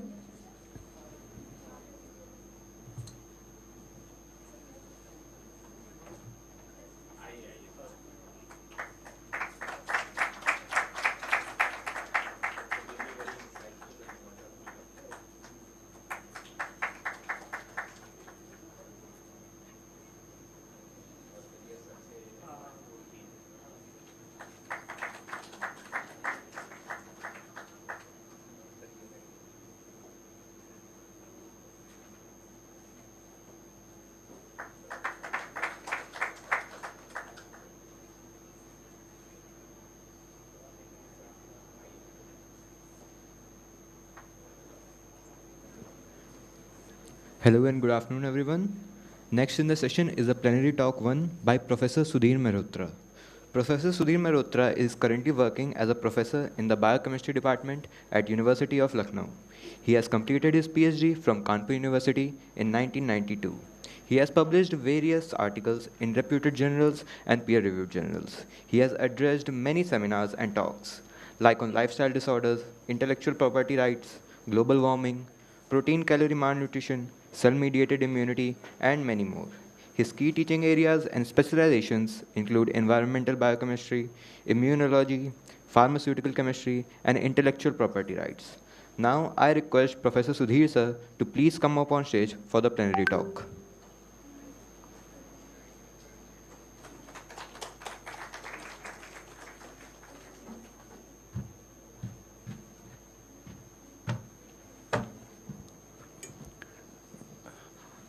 Can I have it on the full screen?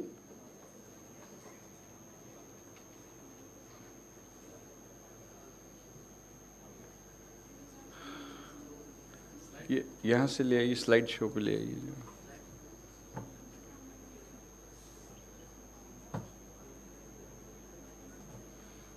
So thank you very much. And although we are running behind schedule, so I'll not take much of a time as far as the introduction is concerned. And first of all, the topic of my talk is cancer as a lifestyle disorder. So first of all, we should know that what is a lifestyle disorder? Certain habits, behaviors and practices such as poor eating habits, physical inactivity, sedentary lifestyle, smoking and drinking. These are some of the things which we have been seeing a tremendous increase in the last few years, and factors, and these are the factors which we can control. And there are certain factors which we cannot control, like our age. There are certain changes which take place in our body as aging, and there are genetic. Cancer has got a very strong genetic effect. So there are certain slides which I want you to, people who are there, especially the students. There is a famous quote: if I knew I was going to live this long, I would have taken better care of myself. This slide I prepared last night. And this is a famous quote given by Mickey Mantle. He was an American professional baseball player. Mantle was one of the greatest ever player and regarded by many as the greatest switch hitters in baseball. Baseball is a game just like cricket. Cricket is religion in India. Baseball is very popular in America. He died of liver cancer at the age of 63 years. Mantle took his first drink at the age of 19 years. He was offered beer. And in January 1994, he was told by his doctor that his liver was so badly damaged from almost 40 years of non-stop drinking that his next drink could be his last. Doctor ने कहा कि अगर आप अगली शराब का प्याला पिएंगे तो वो जिंदगी का आपकी आखिरी शराब का प्याला होगा जो है. He admitted that he has been cruel and hurtful to his family, friends and fans because of his alcoholism. When he was dying, he said, don't treat me as your role model. I am not your role model. मैंने अपनी जिंदगी में गलतियां की हैं और वो गलतियां आप मत दोहराइए जो है. Doctors discovered that Mantle's liver had been severely damaged by both the alcohol-induced cirrhosis of liver and hepatitis C. They also discovered that he had an inoperable liver cancer, which was known as undifferentiated hepatocellular carcinoma. He underwent a liver transplant and he died the next year. तो जो गलतियां mental साहब ने की वो हमको आपको नहीं करनी चाहिए. और एक बात और बताऊं, बलराज मित्तल साहब ने बताया, गौरव अग्रवाल जी ने भी बताया, जो बहुत ज़रूरी चीज़ है वो ये है कि Professor Gaurav Agarwal told in the morning that he cannot say with guarantee to any woman that you will never develop breast cancer. Something which is very important is that anybody, I'm standing out here, many people are standing and most of the people are sitting. Nobody can say with guarantee that we can never have cancer. Cancer, it is the normal cells of the body which get transformed into tumor cells or cancer cells. All of us who are sitting out here, they have got cancer-causing genes in our genome, in our cell, which are proto-oncogenes. And there are certain factors which trigger the conversion or activation of proto-oncogenes into oncogenes. There are environmental factors, there are lifestyle factors, there are viruses, there are chemicals, carcinogens and things like that. So it's only the awareness that we have to be aware that we can protect ourselves as much as possible. Genetic factors we can't do much about. So this I've already told you, because of the paucity of the time, I have been asked by the organizers to be very precise. I prepared 40 slides, and certain slides I prepared exclusively for this, but I'm running short of time, and perhaps our train is running late. So I'm going to skip these general slides. There are certain properties of the cancer cells which I'd like to share with you. They are immortal cells. Cancer cells, they keep on dividing. Cancer cells become immortal and we die. Now, the thing which is important is that you know, we have got telomeres, and whenever the cells divide, animal cells, they stop dividing after reaching a particular age. Plant cells, like apical meristematic tissue, cambium cells, they keep on dividing till the plant is arrived. But in animal cells, most of the cells, they stop dividing after a particular age, except for wound healing, like that. And we have got, you know, cancer cells, they've got certain unique properties. They often avoid senescence of cell death by maintaining their telomeres. In normal cells, when they divide the telomeres, they shorten because of the activity. There is a telomerase. Cancer cells have got a high telomerase activity. And that's why telomerase inhibitors are being seen as anti-cancer drugs. There is a lack of substratum. Normal cells, they require anchorage of substratum for dividing. Cancer cells, they have got no such requirement. They've got a reduced requirement of growth factors. Then when the normal cells, the animal cells, or the human cells, when they come in contact with the fast dividing cell, they stop dividing. This is a phenomenon which is known as contact inhibition. There is loss of contact inhibition. Cancer cells is a huge mass of cells. Tumor, cancer, they have got higher requirement of blood. Blood will supply oxygen. Blood will supply nutrients. So that is a phenomenon which is known as angiogenesis. More blood vessels will be there. I will skip certain slides because I have to finish my lecture within the half the time which I would have originally thought. So I'm skipping. Now there are nucleotide changes. We all know that we have got DNA, and DNA we have got nitrogenous bases, we have got nucleotides. There may be nucleotide deletions. Certain nucleotides may be deleted. There may be nucleotide insertions. Certain new nucleotides may be added.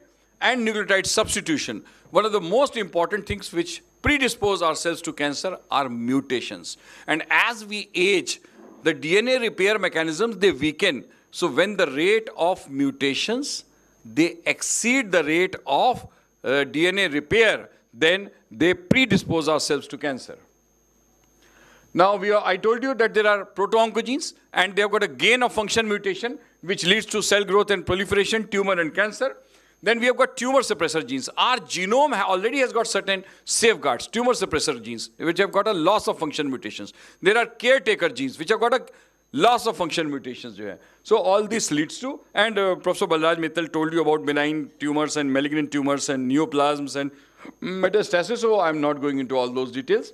So the RAS is one of there are proto-oncogene families. We know RAS is there, MYC is there, SRC is there. There is altered signal transduction, altered transmembrane signalings, and all this, it leads to transformation of normal cells into altered cells or cancer cells, which have got an altered surface morphology.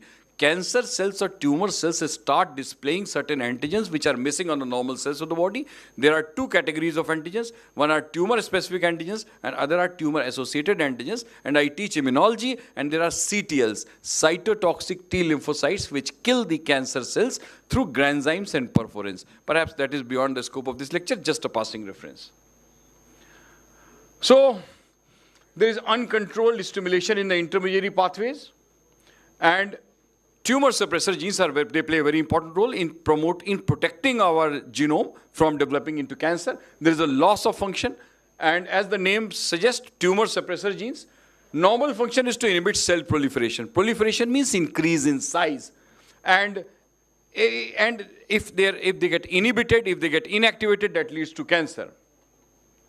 P53 is a very important tumor suppressor gene. It's a pro-apoptotic gene.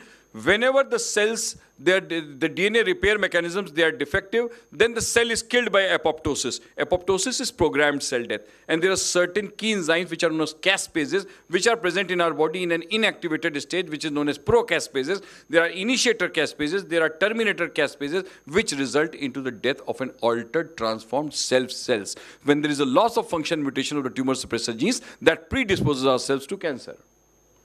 So these are DNA repair genes, and you know that breast cancer susceptibility genes, a lot of talks were made by Professor Gaurav Agarwal in the morning today. Now the DNA repair is very important. तो अगर आप इस slide में देखें तो इसमें एक तराजू बना हुआ है. तराजू के दो पलड़े होते हैं. आप देखिए सब्जी लेते हैं, फल लेते हैं, तो एक पे बांट रखे जाते हैं, एक पे सब्जी फल रखे जाते हैं. DNA damage is taking place on both the sides. In one case, the DNA repair takes place and there is genetic stability. तो तराजू का पलड़ा वहीं रहता है. लेकिन दूसरे केस में क्या होता है? अगर डिफेक्टिव इनकम्प्लीट DNA रिपेयर है तो जेनेटिक इनस्टेबिलिटी होती है. Genetic instability is the hallmark of transformation of the normal sales into cancer cells. Causes of cancer. Cancer, my topic of my talk is cancer is a lifestyle disorder. Tobacco use, sunlight exposure, 3% of the sunlight gets converted into UV light, and UV light is also one of the causes of cancer, UV radiations. Excessive alcohol use, I gave you the example of Mickey Mantle. If I knew I would have lived this long, I would have taken better care of myself. It's a famous quote of Mickey Mantle, a famous American basketball player, who's 40 years he drank alcohol. Then getting older. And one thing I would like to share with you all, if you have seen the famous Bollywood heroes, Rajesh Khanna, Vinod Khanna, Rishi Kapoor, they were so handsome at their peaks, and all of them died of cancer. And if you had seen Rajesh Khanna, Vinod Khanna, Rishi Kapoor, Shashi Kapoor before their death, you could not have imagined that these were the same people whom whole India was mad after them. So because they drank and drank and drank, and ultimately alcohol drank them. Getting older, aging, family history, there's a lot of genetic components, poor diet, lack of exercise, physical inactivity, sedentary lifestyle, infection from certain viruses. Viruses, very recently, for last 2 years, the whole world was crippled under the attack of a virus, coronavirus, COVID-19. And viruses are a link between living and non-living. So a microorganism which is non-living outside the host cell had the whole world on its feet. So there are certain cancer-causing viruses, DNA cancer-causing viruses, simian virus 40, and this Rous sarcoma virus. They are cancer-causing viruses. And occupational exposure to certain chemicals. We are living in an era of chemicals. A lot of chemicals, they cause cancer. They are known as carcinogens. And many of them, they enter into our body in the form of procarcinogens. So the cytochrome P450 system, monooxygenases, mixed function oxidases, they convert it into their carcinogenic form. So the term which was given earlier was xenobiotic detoxification. Later on, it was changed to xenobiotic biotransformation, because in the case of cancer-causing chemicals, they were converted from their inactive form to the active form. So I'll be skipping certain slides because of the paucity of time. Now, one thing which I'd like to share with you, which is very important, I'm going to share certain important things. Very recently, we had COVID-19 infection. Last year, this time, today is 24th of May, Holi onwards. Holi was on 27th of March, last week of March. It started raining death in India. The Delta variant of COVID-19 was extremely virulent, extremely pathogenic, and it was raining. I would have never thought that there is going to be a 12-hour, 24-hour waiting line at the cremation grounds. मतलब लखनऊ में भैंसा कुंड वैकुंठ धाम है, 24-24 घंटे wait करना पड़ा था dead bodies को PPE kit में. तो आप लोगों को एक बात मैं बताना चाह रहा हूं कि जो बहुत ज़रूरी बात है आप लोगों के लिए जानने के लिए, अवेयरनेस कैंपेन, अवेयरनेस के लिए, कि one of the key factors of our survivability against COVID-19 was our immunity.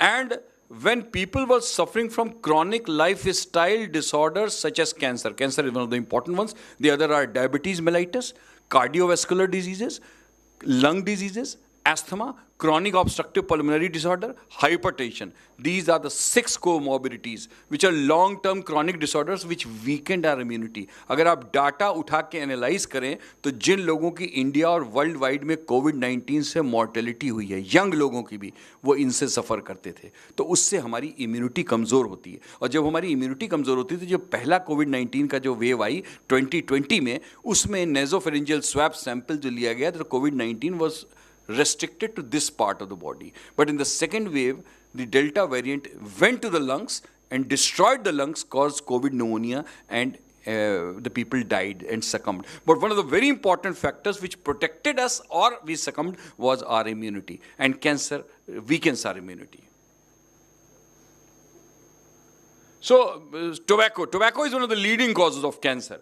And tobacco we chew tobacco, हम गुटखे के फॉर्म में टोबैको खाते हैं, पान मसाले के फॉर्म में लेते हैं, बीड़ी लोग बहुत पीते हैं, गांव में लोग बीड़ी बहुत पीते हैं, सिगरेट भी फिल्टर्ड भी होती है, अनफिल्टर्ड भी होती हैं। सबसे खतरनाक तो बीड़ी है, अनफिल्टर्ड सिगरेट ज़्यादा खतरनाक है, फिल्टर्ड सिगरेट उससे कम खतरनाक है। लेकिन स्मोकिंग मत कीजिए, पान मसाला मत खाइए, गुटखा मत खाइए, शराब मत पीजिए, सॉल्ट का इंटेक कम होना चाहिए, शुगर का इंटेक कम होना चाहिए।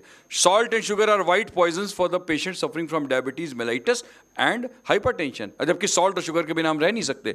लेकिन कोई डॉक्टर नहीं कहता कि आप सिगरेट पीजिए, कोई डॉक्टर नहीं कहता कि आप टोबैको खाइए जो है। तो ये देखिए, सिगरेट के स्मोक में जो प्लेजर मिलता है वो कम देर का होता है, लेकिन very high percentage of carcinogenic chemicals are there in the cigarette smoke. 23 times more probability of developing lung cancer is there in case of people who are smoking cigarette. तो ऐसी चीज़ से क्या फ़ायदा जिससे कि सिर्फ नुकसान होना है, फ़ायदा कुछ होना नहीं है जो है। तो ये नहीं करना चाहिए प्लीज़, ये मेरी रिक्वेस्ट है। अल्कोहलिक ड्रिंक्स के बारे में मैंने आपको बताया। देखिए इसमें बहुत सारी चीज़ें हैं, डिप्रेशन भी है, वायलेंस भी है, मेमोरी लॉस है।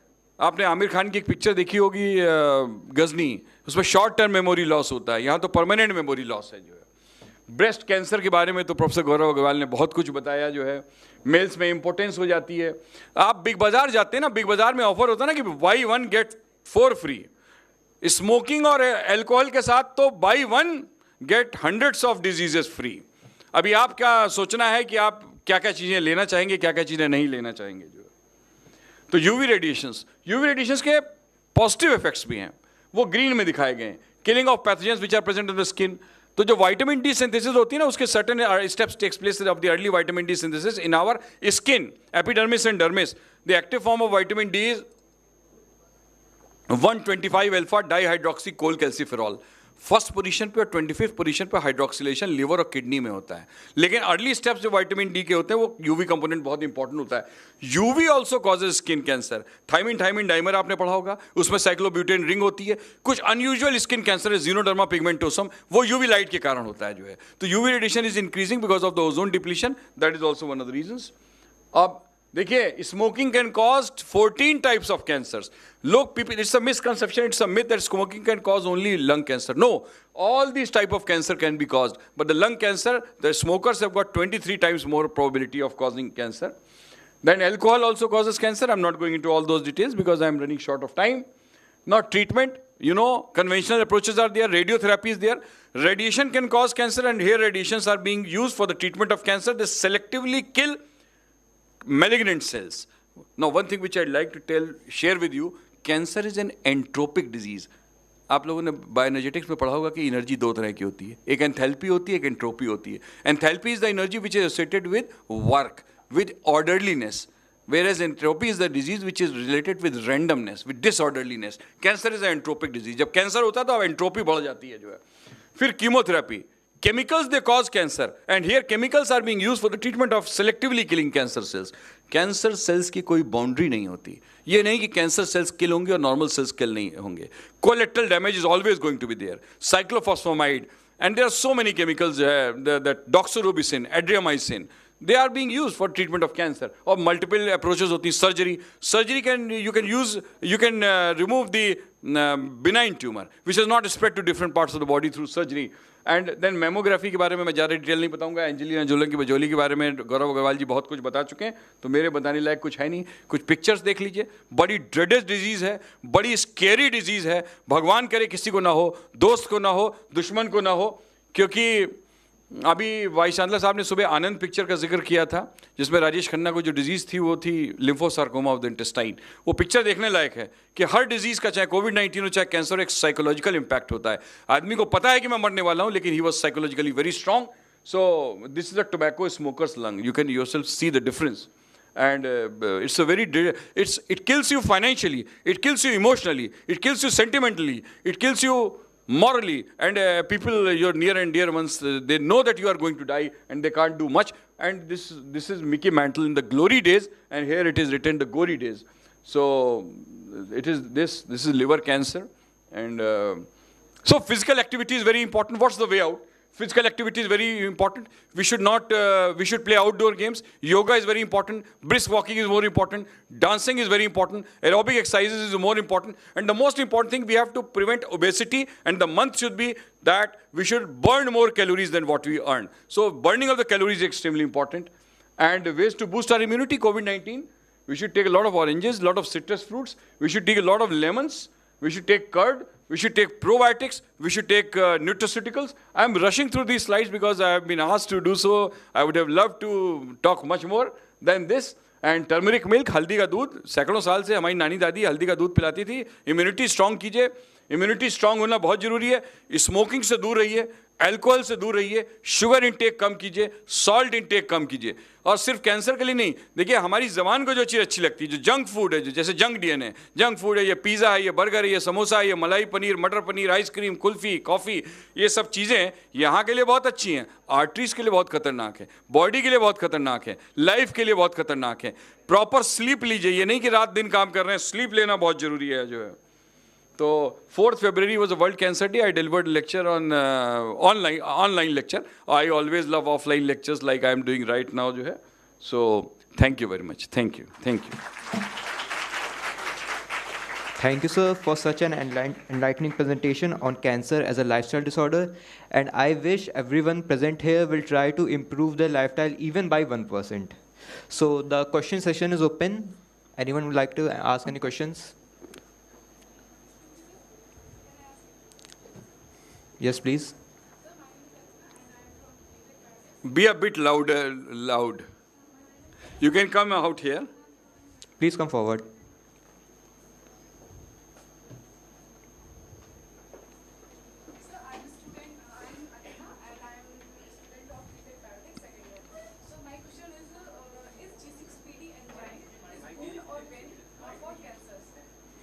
Well, I'm not maybe the right person to answer this particular question, but G6PD is glucose 6-phosphate dehydrogenase. Yes, sir. It's the first enzyme of hexose monophosphate shunt. I will answer this question as a biochemistry teacher. Ji, sir. And hexose monophosphate shunt or pentose phosphate pathway, as it is synonym, it plays a very important role in our body because it produces NADPH. Nicotinamide adenine dinucleotide phosphate. And NADPH plays very important role in fatty acid biosynthesis because there are two reductive steps in fatty acid biosynthesis. So the reducing equivalents are provided by glucose 6-phosphate dehydrogenase. So whatever I have read, and it is very active in adipose tissue where fatty acid biosynthesis is taking place. And without glucose 6-phosphate dehydrogenase, without NADPH, without hexose monophosphate shunt, there is going to be no fatty acid biosynthesis. So I have not read anything a link between cancer and glucose 6-phosphate dehydrogenase, but it has got its own importance in metabolism of our body, which I explained to you. Thank you, sir. Thank you. Any other questions?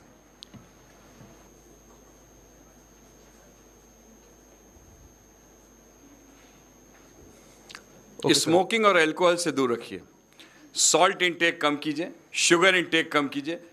Smoking should be, please दूर से नमस्कार कीजिए और alcohol को दूर से नमस्कार कीजिए जो है. तो आप बहुत हेल्दी लाइफस्टाइल जिएंगे और एक्सरसाइज कीजिए, वॉकिंग कीजिए, जॉगिंग कीजिए, कैलोरीज को बर्न कीजिए. जंक फूड कभी कभी खाइए, मैं भी खाता हूँ, ऐसा नहीं कि मैं आइसक्रीम नहीं खाता, कुल्फ़ी नहीं खाता, लेकिन रोज़ रोज़ मत खाइए. तो आप लोग एक हेल्दी लाइफस्टाइल जिएंगे. रात में चैन की नींद सोइए जो है, और एयर पोल्यूशन से बचे रहिए, कोविड-19 से बचे रहिए, वैक्सीनेशन लगाइए, बूस्टर डोज लगवाइए जो है. अच्छा कैरियर हो आपका जो है, ज़िंदगी में आप बहुत तरक्की करें, बहुत आगे बढ़ें, यही मेरी शुभकामनाएं हैं. Thank you, sir. Thank you very much.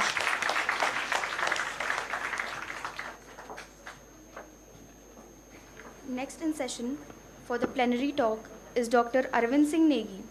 He is working as a chief scientist in CSIR CIMP. He has done his PhD in chemistry and has actively been a part of various publications. He has worked as a scientist for 5 years in Indian Grassland and Fodder Research Institute.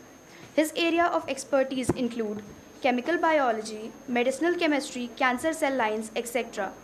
He has a work area of experience in medicinal chemistry for more than 26 years. He has various publications, some includes natural antitubulin agents and current status on development of steroids and anti-cancerous agents. Now, I would request Arvind sir to please come up on stage for plenary talk. Good afternoon.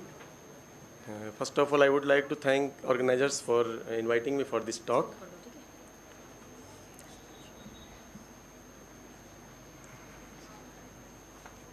I will skip some of the initial slides because our previous speakers have nicely explained that. So the talk is microtubule dynamics as a target for anti-cancer drug development and structural learning from natural antitubulins. So this is the initial slide, and here I would like to show that breast cancer is of two types, mainly hormone dependent and hormone independent. 65% of breast tumor is hormone dependent, and estrogen receptor antagonists are used for its treatment, and rest of the hormone independent breast cancer is treated with cytotoxic drugs. And earlier approach was single targeted therapy, but nowadays dual target or multiple target therapy is there. This I would like to skip these slides. Now this is the process of carcinogenesis, as explained our earlier speakers also. When normal cell divides, DNA duplication is there, but sometimes there is a DNA damage in between. If that is repaired by the repairing gene like P53 and P21, then it is all right. But sometimes due to inactivation of those genes, there is a damaged DNA cell is divides further and mutation takes place. After 3-4 divisions, then mutated cell becomes malignant cell. And there are several regions of cancer types which I would like to skip. This is the normal cell and tumors, cancerous cells, and we can see that normal cells have well-defined shapes and size. They have normal number of chromosomes and organized organelle, while cancer cells have abnormal number of chromosomes and disorganized fashion. Cancerous cells are clumped, while normal cells have boundaries in the cells. So there are some indicators of the cancer. That is, genomic instability will be there. These indicate that cancer has occurred in the cell. So resisting that cell death, apoptosis will be avoided. Deregulation of the cell energy will be there. Glucose uptake will be there. More energy will be required for the multiplication of the cells. They will invade the growth suppressors. And most of the signaling pathway will be toward the proliferation of the cells, because continuous proliferation is required. Now I would like to come to my research work. So microtubule we have taken as a target for our cancer chemotherapeutics. So it is, tubulin is a globular protein which is of 5 subtypes, and tubulin is polymerized to microtubule. Microtubules are the fibers like maize silk. Bhutte ke jo piche ke baal dekhe honge, it is just like that only. And it is, one part is continuously polymerizing and another part is continuously depolymerizing. So this tubulin polymerization and depolymerization, this process is in a dynamic equilibrium. Whenever there is a arrest of this, there is a arrest in the dynamic equilibrium, cell cycle arrest will be there. So we took this dynamic equilibrium as a target, and our approach was fragment-based drug discovery approach. Previously, it was told that there is a pharmacophore which has the minimal biological activity. So new approach is that within the pharmacophore, there is a small region which has the quality interaction with the protein, receptor protein. So based on that, we took some structural learning from some of the naturally occurring antitubulins. If we see these 3 natural antitubulins, this is podophyllitoxin, which is isolated from the Podophyllum hexandrium roots. This is colchicine, which is isolated from the Gloria superba plant. And this is combretastatin, which is isolated from the African willow tree, Combretum caffrum. If we carefully see the structure of these 3 molecules, there is a 3,4,5-trimethoxyphenyl unit commonly present in all the 3 molecules. And this is actually inducing antitubulin effect in the molecules. So this 3,4,5-trimethoxyphenyl fragment, it is very important to induce the antitubulin effect. So if we introduce this fragment at an appropriate position of a pharmacophore, we can get antitubulin effect. So how to get this fragment? We found that gallic acid is abundantly available in most of the woody perennials, and it is present 9% in mango flowers but it is non-destructive because it is very important. So amla fruit and Acacia catechu, these contains about 5 to 6% of this molecule. So it is present in the hydrolyzable tannin and condensed tannin form. It can be easily hydrolyzed to this gallic acid, and this trihydroxy system can be converted into trimethoxyphenyl system, and this carbonyl group can be utilized as a handle to form various types of pharmacophores. So we designed our first pharmacophore based on the structure relationship of compretostatin. Here diaryl system should be separated through a linker group, and there should be a restricted rotation between these two phenyl rings, and 3,4,5-trimethoxyphenyl unit is essentially required to induce antitubulin effect. So this pharmacophore was designed, and here we kept 3,4,5-trimethoxyphenyl unit along with the cyclic ring system, so that this is restricted rotation for this phenyl ring, and several molecules were synthesized from starting with the gallic acid, and after 4-5 steps we ended up with the several type of these molecules based on this pharmacophore. So we evaluated these molecules, and this was the best molecule which had, this was the first identified lead molecule which had anti-cancer activity against hormone-dependent breast cancer of IC50 2.2 micromole. It was tubulin polymerization inhibitor of IC50 1.88 micromole. In cell cycle, it was inducing G2M phase arrest, which is the mitotic phase of the molecule where the microtubules has their role in the cell division. So it was arresting there, and it was anti-angiogenic, and it was apoptosis inducer also. In vivo efficacy in Ehrlich ascites carcinoma, it induced 55% tumor reduction at 50 milligram per kg dose, and its pharmacokinetic profile was also determined, and it was quite safe in Swiss albino mice up to 1000 milligram per kg dose. So after getting this initial lead, we wanted to establish a structure-activity relationship. So we derivatized this molecule at different positions and came to know that this trimethoxyphenyl unit along with this ketone is essentially required to have antitubulin or anti-cancer activity. So now we wanted to further optimize this lead for better activity, and we found that this position is quite activated. So we had several molecules from this initial lead molecule, and all these many molecules were prepared, and this time we got 3 molecules having IC50 in nanomolar concentrations, and these two are at 680 nanomole of IC50 against hormone-dependent breast cancer, and this was 10 nanomole, and both the molecules were having antitubulin effect. So overall, we started with gallic acid, and we introduced this 3,4,5-trimethoxyphenyl fragment. This was the first identified lead. It was first optimized to this first optimization of this molecule, and then this was the again second optimization where we had this free rotation of this phenyl ring. And here we can see the in vitro efficacy of these molecules. It was 2.2 micromole, it was 10 nanomole, and it was 1 micromole. It seems less active in vitro, but in vivo system, this molecule was the best molecule of this series. So this is the comparative way. We can see that the first molecule of this, it has 56% tumor reduction at 50 milligram per kg dose.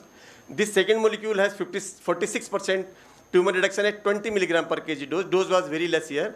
And this molecule had 68% tumor reduction at 20 milligram per kg dose. So all the 3 were microtubule destabilizers, and these were non-toxic in acute and subacute toxicity experiment, which were 28 days of experiment. This is the phenotypic expression of the tubulin degradation. Here we can see this molecule at 20 micromole, and here this second molecule has less, it has less effect, but this has very good degradation here. This is another phenotypic confocal experiment. Here we can see that this is the normal tubulin. We can see the fibers are away of the center, and in case of treatment, we can see all is contracted towards the center. So this is showing degradation of the molecule. It is at 2 micromole, and this is at 20 micromole of concentration. So now we wanted to know whether this 3,4,5-trimethoxyphenyl, only this fragment is important, or we can have some diversity in this also. So we had 3 different type of trimethoxyphenyl arrangements, and we had some docking experiment here. Colchicine was taken as the standard tubulin inhibitor, and we found that this 3,4-trimethoxy has better efficacy, and these two were also effective but less active. But these two, ELA316 and Valen318, these two were the crucial amino acids which were responsible for inducing antitubulin effect in the molecule. So overall, this molecule, as I have explained earlier, this was found to be the best molecule. It was showing in EAC 68% tumor reduction, and then in memory tumor also 69% tumor reduction.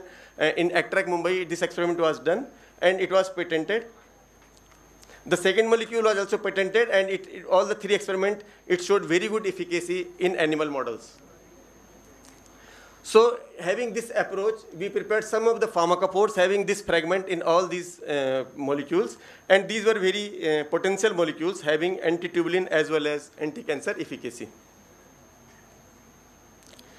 Now further, all these were single targeted molecules. Now we wanted to have dual targeted molecules, because in case of dual target molecules, efficacy is better, drug resistance will be delayed, and improved bioavailability can be achieved. So, as we know that cancer may be due to genetic factors, and now recently epigenetic factors have also been involved in the cancer cases. Here in the first type genetic cases, DNA sequence is changed. But in epigenetic cancer, only this is not involved in the DNA sequence, DNA sequence change. It is a phenotypic change only. So histone modification is one of the target of this type of thing, and histone distillase was the target for our second type of activity. There are 12 isoforms of histone distillase, and among them histone distillase 6 is specifically for cancer epigenetic factor. So this was our initial pharmacophore. Now we put one linker in between, and this part was used to induce histone distillase activity in the molecule. This part was already established for antitubulin effect. So thus we wanted to have a dual targeted molecule here. Here zinc binding domain was this hydroxymic acid, because zinc ion is essentially required for histone distillase enzyme to be effective. So starting with this pharmacophore indinone core, after several steps we ended up this molecule. And after preparing several molecules, we found these two molecules very effective, having dual targeted efficacy. And this molecule KK22A2, it had triple negative breast cancer activity at 0.36 micromole, and against leukemia it was 3.27 micromole. This molecule was also effective, and it was 3.25 and 1.66 micromole of activity. But this molecule had high potency, but it had less selectivity towards the histone distillase. This molecule has high potency as well as selectivity towards the histone distillase 6. So this is the best molecule having dual targeted efficacy, that is microtubule destabilization and also histone distillase inhibition activity. So its tubulin effect was ascertained by the tubulin kinetics experiment, and we can see that this molecule has shown stabilization effect, which is quite comparable with the paclitaxel, and this is the portofluorotoxin, which is destabilizer. So our molecule has shown stabilization effect. It was also confirmed through the confocal microscopy, and here we can see that stabilization effect, it has intensified the tubulins.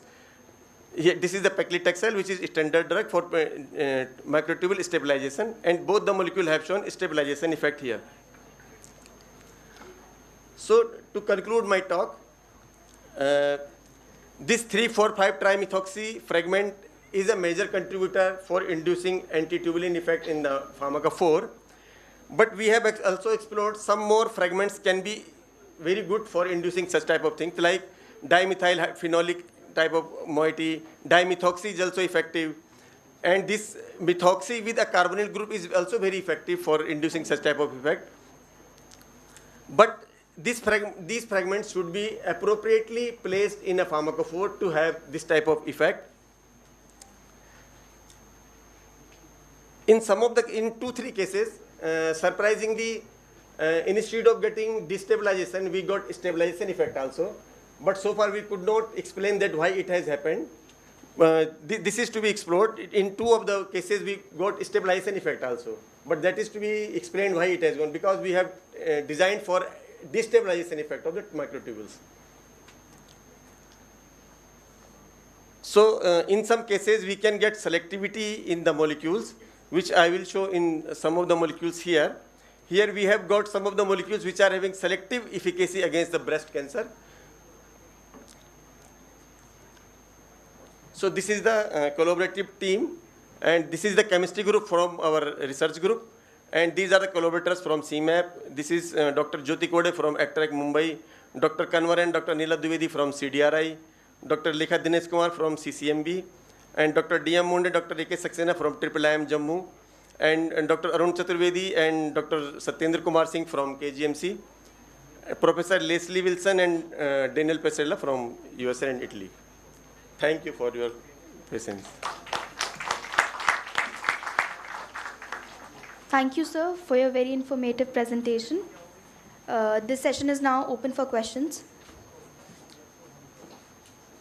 So what is the human trials? Have you took your molecule board for human trials? Yes, sir. Sir, the best molecule which I showed earlier, that molecule have been given to Professor Arun Chaturvedi for breast tumors of some of the females. But it is in the initial phase. They have taken 11 tumors of the breast cancer of the female. In 8 were successfully cultured. We are doing ex vivo studies because that tumor is mixed type of tumor, and we got some moderate efficacy of this molecule in those tumors. In 8 of the patients, it has shown very good efficacy. So, but still it is in ex vivo stage, sir.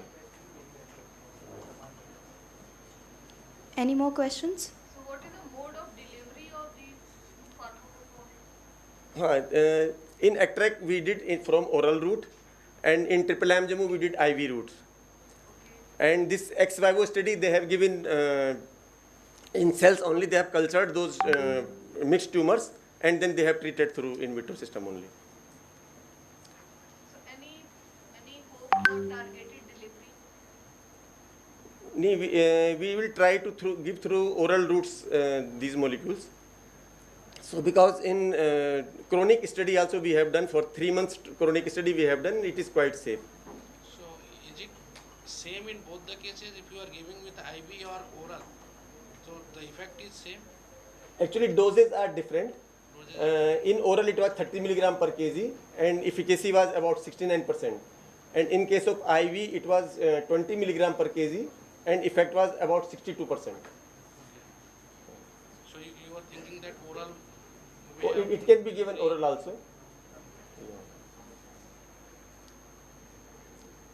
But these are mice model experiments, and we have given 3 different breast tumor models, ACTRAC, IIIM Jammu, like that. Sir.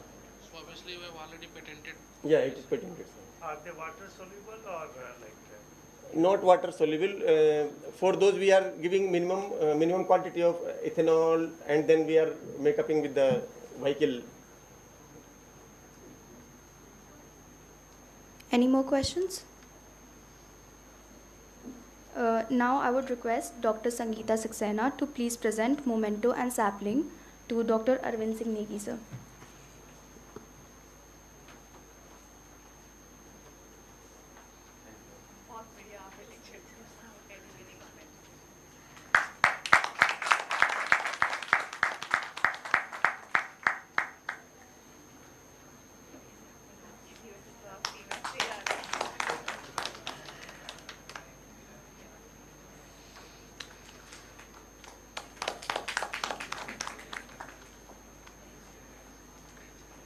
Thank you, sir. Next in session for the plenary talk is Dr. Meenal Garg. She is currently working as Associate Professor of Biochemistry in the Department of University of Lucknow. Her education includes MSc from IIT Roorkee, PhD from SGPGI Lucknow. She has published her articles in renowned journals like World Journal of Clinical Oncology and World Journal of Stem Cells. She has also earned the St. Boycast Fellowship in the Department of Pharmacology, Therapeutics, Roswell Parks Cancer Institute, New York, USA. Her research area include EMT and regulating pathways, biomarker discovery, diagnostic, and prognostic impact on carcinoma of bladder. Now I would like to invite Dr. Meenal Garg for the plenary talk. A very good afternoon to all of you. At the onset, I would like to thank the organizers for providing me this platform to present this piece of work. In the next few minutes, I'll be talking on the altered phospho-GSK3 beta-catenin EMT profile as a strong predictors of short survival in non-muscle and muscle-invasive bladder cancer patients. Bladder cancer is the 10th most common cancer, and according to World Cancer Research Fund International, around 5,73,278 cases, new cases were registered, out of which 2,12,536 deaths were reported in 2020. About 90% of the bladder cancer patients are diagnosed with urothelial carcinoma of bladder, and the age, the older age, gender, males are at higher risk for developing bladder cancer.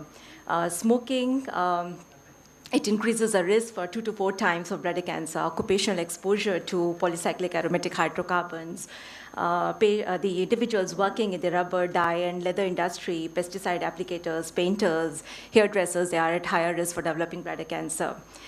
Individuals with infections, schistosomiasis, they develop chronic urinary tract infections, and they are at higher risk for bladder cancer.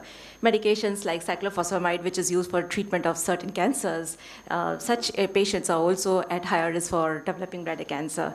Then the individuals having the history, familial cancer syndromes like hereditary non-polyposis colorectal cancer, they are also at higher risk for bladder cancer. This is a figure showing the stages of the bladder cancer, as we can see here. I think this is not working. So here we can see that this is a bladder, hollow organ, which is meant for storing urine till micturition. And this urothelia, which is in continual exposure to urine, here the tumor development starts. And if it continues to infiltrate till the lamina propria, it becomes T1 or TA or T1 state, which is the non-muscle invasive bladder cancer. This originates from diffuse, flat, hyperplastic, or metaplastic changes in the urothelium. But if this tumor continues to infiltrate into the deeper layers and the perivisceral fat or to adjacent organs, it becomes muscle invasive. So muscle invasive bladder cancer, where the patients are 20 to 30% of the patients are diagnosed with muscle invasive bladder cancer, which originates from severe dysplasia or carcinoma in situ in the urothelium.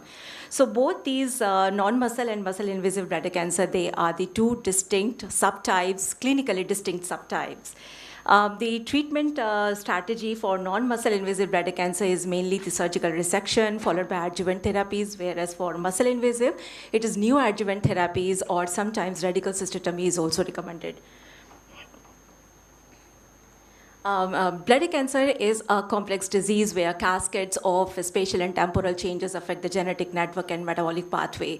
It is a multifactorial cancer where multitudes of genes are involved. So, however, despite the advancements in the treatment for non-muscle and muscle invasive bladder cancer, the patients suffer high risk of recurrence and progression. Which requires a frequent and prolonged cystoscopic surveillance, which makes the bladder cancer the most expensive malignancy to manage. Moreover, there is a lack of widespread mechanism for detecting early recurrence or progression in high-risk NMIBC patients, and there is a lack of consensus among the clinicians whether to go for the conservative approach or the bladder removal approach. And therefore, this requires the intense investigation of the tumors using molecular diagnostics, which makes a favorable model for urologic oncologists. So the elucidating the biology of bladder cancer, it aids in the development of the biomarkers, and this helps to predict the aggressiveness to improve the staging and to predict response to specific therapies to allow the personalized treatment plans. So bladder cancer, since I already mentioned that this is a multifactorial disease where multitudes of genes are involved, and one of this pathway is the Wnt beta-catenin signaling pathway. This pathway has got many regulatory functions, like during embryonic development, during calcium and tissue homeostasis, during wound healing. Recently, this pathway has been found to be dysregulated in tumors, including bladder tumors. So here we can see the pathway, how this pathway, in this figure, how this pathway functions. This is a destruction complex which is made up of casein kinase, GSK3 beta, APC, auxin, and beta catenin. So casein kinase actually primes GSK3 beta for phosphorylating beta catenin, and this phosphorylated beta catenin creates a binding site for ubiquitin ligase, and that's how this beta catenin is taken for proteasomal degradation. APC and auxin, which is adenomatous polyposis coli and auxin, that gets also phosphorylated by GSK3 beta and further primes beta catenin for its phosphorylation by GSK3 beta. And as a result, beta catenin undergoes proteasomal degradation. So this is under normal situation. But in Wnt-on situation where the Wnt ligands, they bind with the frizzled receptors, and as a result, this receptor interacts with the nearby low-density lipoprotein related protein LRP5 and 6 and form a heterotrimeric complex. This formation of complex further recruits the Diescheveld protein, which is a key cytoplasmic partner of Wnt signaling pathway. All these cascade of events displace auxin from this destruction complex, and as a result, the GSK3 beta activity gets attenuated. So reduced activity of GSK3 beta is not able to phosphorylate beta catenin, and therefore the concentration of cytoplasmic beta catenin increases, and it further enters into the nucleus where it forms a complex with T cell factor and lymphoid enhancing factor, and recruit histone acetylases, and therefore increase the expression of the target genes, including cyclin D1, c-MYC, and the molecules or the genes involved in the EMT pathway. So EMT, basically it's an epithelial to mesenchymal transition, which is an important mechanism, one of the important mechanisms for the tumor spread, where the epithelial proteins, they are down-regulated, and as a result, these cells get detached from themselves and increase their mobility, loss of apicobasal polarity, and all these changes are associated with the EMT process. Besides this, there are certain mesenchymal marker proteins like ancadrin or vimentin. They get upregulated, and therefore the cells gain motility. So here we can see these cells get detached from the urothelium, they gain mobility, they enter into, through intravasation, they enter into the neighboring blood vessels and move a certain distance, and finally through extravasation, they come out of the vessel and seat themselves by the reverse process of EMT, that is MET. Mesenchymal to epithelial transition, where these tumors are developed at secondary sites and they grow. So recent studies, they have shown the involvement of Wnt beta catenin, dysregulated Wnt beta catenin pathway and EMT during the bladder tumorigenesis. However, the clinical significance of this pathway, this profile, is poorly understood. So based on this current literature, current information, we have designed our study to examine the clinical impact of the important molecules participating in this pathway in these sets of NMIBC and MIBC patients. So this study was done on around 120 patients, and this is a clinical summary of the patient variables. The IHC was done on the sections of these patients got registered at the urology OPT at KGMU, and IHC was done to check the localization and expression of phospho-GSK3 beta. So this is at serine position, 9th position, there's a phosphorylation of GSK3 beta. This phospho-GSK3 beta is normally present in abundance in the urothelium of the bladder, where its function is to prevent or as a barrier for urine infiltration into the bladder layers. However, this phospho-GSK3 beta is an enzyme with attenuated activity, and therefore its concentration in cytoplasm is increased, and also in nucleus it can be increased in the tumor cells. So this is the IHC images showing the showing the strong membranous expression in the urothelium area of the normal bladder mucosa, whereas this here in this picture we can see the IHC score of 20, which signifies the reduced membranous expression in the tumor tissues, tumor sections.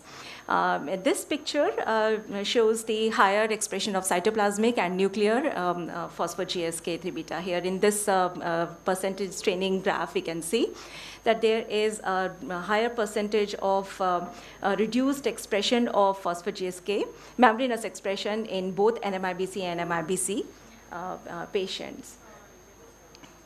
Next, we studied the IHC. We did the IHC on beta-catenin. Beta-catenin here in this figure, we can see the membranous expression of, strong membranous expression of beta-catenin in the bladder mucosa, whereas there is a reduced membranous expression in the tumor tissue sections, and there is a higher expression of the cytoplasmic and nuclear beta-catenin in the tumor sections. Here we can see there higher percentage of MIBC patients, 34.5% showed the reduced membranous expression, as well as the higher percentage, 27.3 MIBC patients, they showed higher nuclear and cytoplasmic beta-catenin.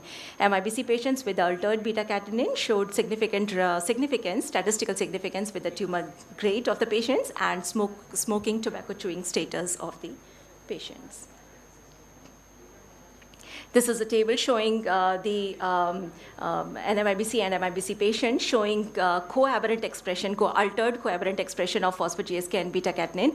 And these patients exhibited statistical significance with tumor size and tumor grade of the patients, whereas in MIBC, they showed the statistical significance with the tumor grade of the patients.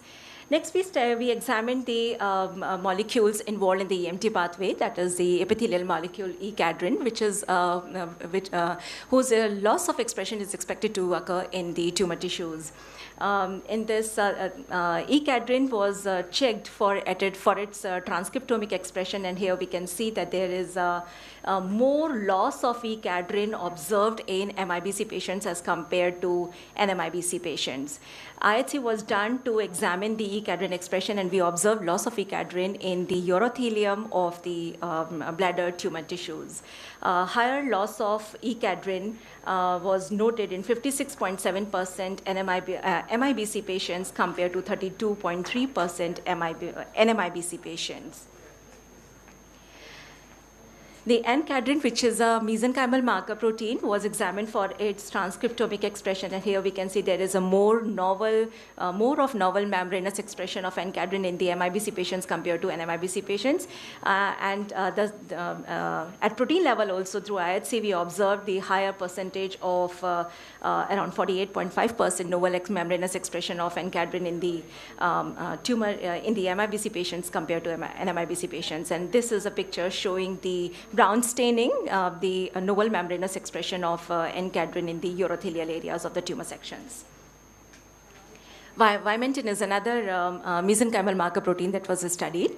The transcriptomic expression shows the higher percentage of novel membranous expression, novel expression of Vimentin in the NMIBC cases compared to MIBC, whereas the IHC images, IHC results explain the higher percentage of 51.4% of the patients, MIBC patients, showing novel expression of Vimentin. And this is the IHC image where we can see the brown staining in the urothelial areas. This N-cadherin and Vimentin both are supposed to be present in the stromal area.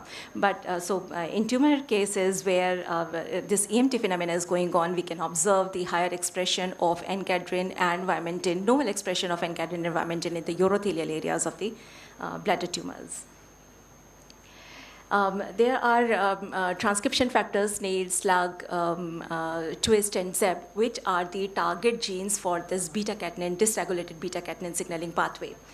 We examined the snail for its transcriptomic expression, and we observed that there is a higher expression of snail in NMIBC patients. However, when IHC was done, it was found that 83.8% of the MIBC patients showed strong expression, nuclear expression of snail. And this is the IHC picture showing the brown nuclear staining with IHC scores mentioned over here. Slug is another isoform which belongs to zinc finger family of transcription factors. It's an isoform of snail. Here, the transcriptomic expression of slug, higher expression of slug was found to be was observed in NMIBC patients compared to MIBC patients. However, IHC results explain 72.9% of the MIBC patients showing strong expression, nuclear expression of slug, and this shows the nuclear brown staining in the urothelial areas. Twist is another transcription factor participating in the EMT pathway. Higher expression of twist was observed in NMIBC patients. However, 81.1% of the MIBC patients showing nuclear twist in the MIBC patients. Another transcription factor, that is ZEB1, which is normally present in stromal areas. However, its novel nuclear expression was identified in the tumor, in the urothelium in the tumor cases. We observed that the non-muscle invasive bladder cancers showed higher expression of nuclear ZEB in both at the transcriptomic level as well as at the protein level. Next, we performed the follow-up studies on these patients on an average timeline of 31 months. We could obtain the data from 102 patients out, and rest were lost to follow-up. And this is a table showing the different variables like recurrence, progression, lymph node metastasis, and the total number of the deaths. So over a period of 31 months, average period of 31 months, we observed 31 patients out of 102 died. Out of which 22 patients were died because of cancer. And out of these 22 patients, 6 patients were initially diagnosed with non-muscle, which is considered to be a low-stage cancer. And 16 patients were diagnosed with the muscle-invasive bladder cancer. We did the Cox regression analysis, both univariate and multivariate, to examine each and every variable as an independent prognostic factor for short survival of NMIBC patients. Here we can see smoking, tobacco chewing status, novel membranous expression of total vimentin, and novel nuclear expression of ZEB1. These were identified as the strong predictors of short recurrence-free survival, whereas altered beta-catenin and strong expression of total nuclear slug was identified as a strong predictor for cancer-specific survival. Similarly, the strong nuclear expression of slug was identified as a strong predictor for the short overall survival. All these variables were identified as a significant independent predictors of short overall survival, recurrence-free, or the cancer-specific survival during the multivariate Cox regression analysis. We also performed this Cox regression analysis in MIBC patients, and we observed that the tumor size, metastasis, and the altered levels of beta-catenin, as well as the strong nuclear expression of total twist, were identified as a strong predictors of short progression-free survival. Whereas the total altered beta-catenin, novel membranous, total vimentin, increased total nuclear slug they were identified as a strong independent predictors for short cancer-specific survival in MIBC patients. Altered immunolevels of phospho-GSK, 3-beta, novel membranous encadrin, total nuclear slain, and total nuclear slug were identified as a strong predictors for overall survival. So all these variables, which were identified as a statistically significant independent predictors for short survival, were validated during multivariate regression analysis also. A couplet-based survival analysis along with a log rank test was done to examine the, here we can see the MIBC patients. MIBC patients with altered phospho-GSK, 3-beta, beta-catenin, and EMT anomalies showing exhibiting strong or significant short survival, cancer-specific survival compared to NMIBC patients. Similarly, the second graph showing the MIBC patients with altered phospho-GSK, beta-catenin, and EMT showing strong statistically significant short survival probability with overall survival of the patients compared to NMIBC patients. So we say, we observed that the patients with the anomalies in EMT molecules as well as coaberrant alterations in the phospho-GSK and beta-catenin, they failed to survive within an average period of 14 months, suggesting that the aggressiveness of the bladder tumor, it could be linked to the severity of the abnormal phenotype. And to the best of our knowledge, our study is the first concluding the impact of EMT-related molecules via phospho-GSK3 beta-catenin axis on the poor prognosis of MIBC patients compared to NMIBC patients. Differences in this altered phospho-GSK beta-catenin and EMT profile, it may be responsible for the observed differences in progression of the two distinct types of the bladder cancer. Implications of the current findings of the study, it may help us to identify the subjects with the risk of recurrence, progression, and the worst clinical outcome following the treatment modalities or surgical resection of the tumors, and it may help the urologist to propose an early aggressive treatment plan to them. We acknowledge SCRBTST, SEMR, Center of Excellence, UP State Government, and Research and Development, UP State Government for providing the funds to carry out the study. I'm thankful to my collaborators, Dr. Anil Mandani, currently at Fortis, Professor Vinita Agrawal, Dr. Uday Pratap Singh at SGPGI, Professor Apul Goyal, Dr. Atin Singh at KGMU for the help. I'm thankful to Indian Institute of Toxicology Research, CSIR, for providing research facilities as and when it is required. I'm thankful to University UGC for providing research fellowships to my PhD students, Niharika, Rini, and Kiran, who performed the study. Thank you. Thank you, ma'am, for such an informative presentation and increasing our knowledge on the bladder cancer. Now the session for questions is open. So, Meenal, you have really gone a long way. Thank you, sir. I know how you started and you have now achieved such a great heights. Thank you. Many of your markers, can it be like a non-invasive, like a urine or something that can be done, or had to be done in the biopsy? Sir, neither we've observed these markers. Actually, we performed this study on the tumor tissues which was operated through TURBT. But as per the literature available, these markers are, these EMT markers or beta-catenin, they were not identified in the urine. There are certain markers, urine-specific markers, but have low specificity or sensitivity. So they are still not being used for the diagnosis of or prognosis of bladder cancer.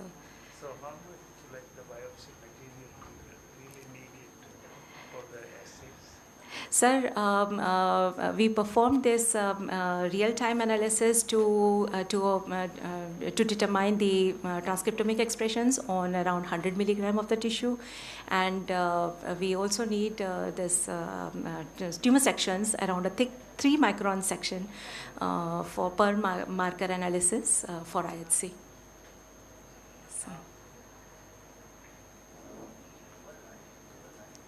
Any other questions? Doctor साहब आप आ जाओ, मैं 2 minute जो है कुछ अपने विचार हैं और चारों एक्सपर्ट हैं तो साथ में पूछ भी लेंगे। आइए।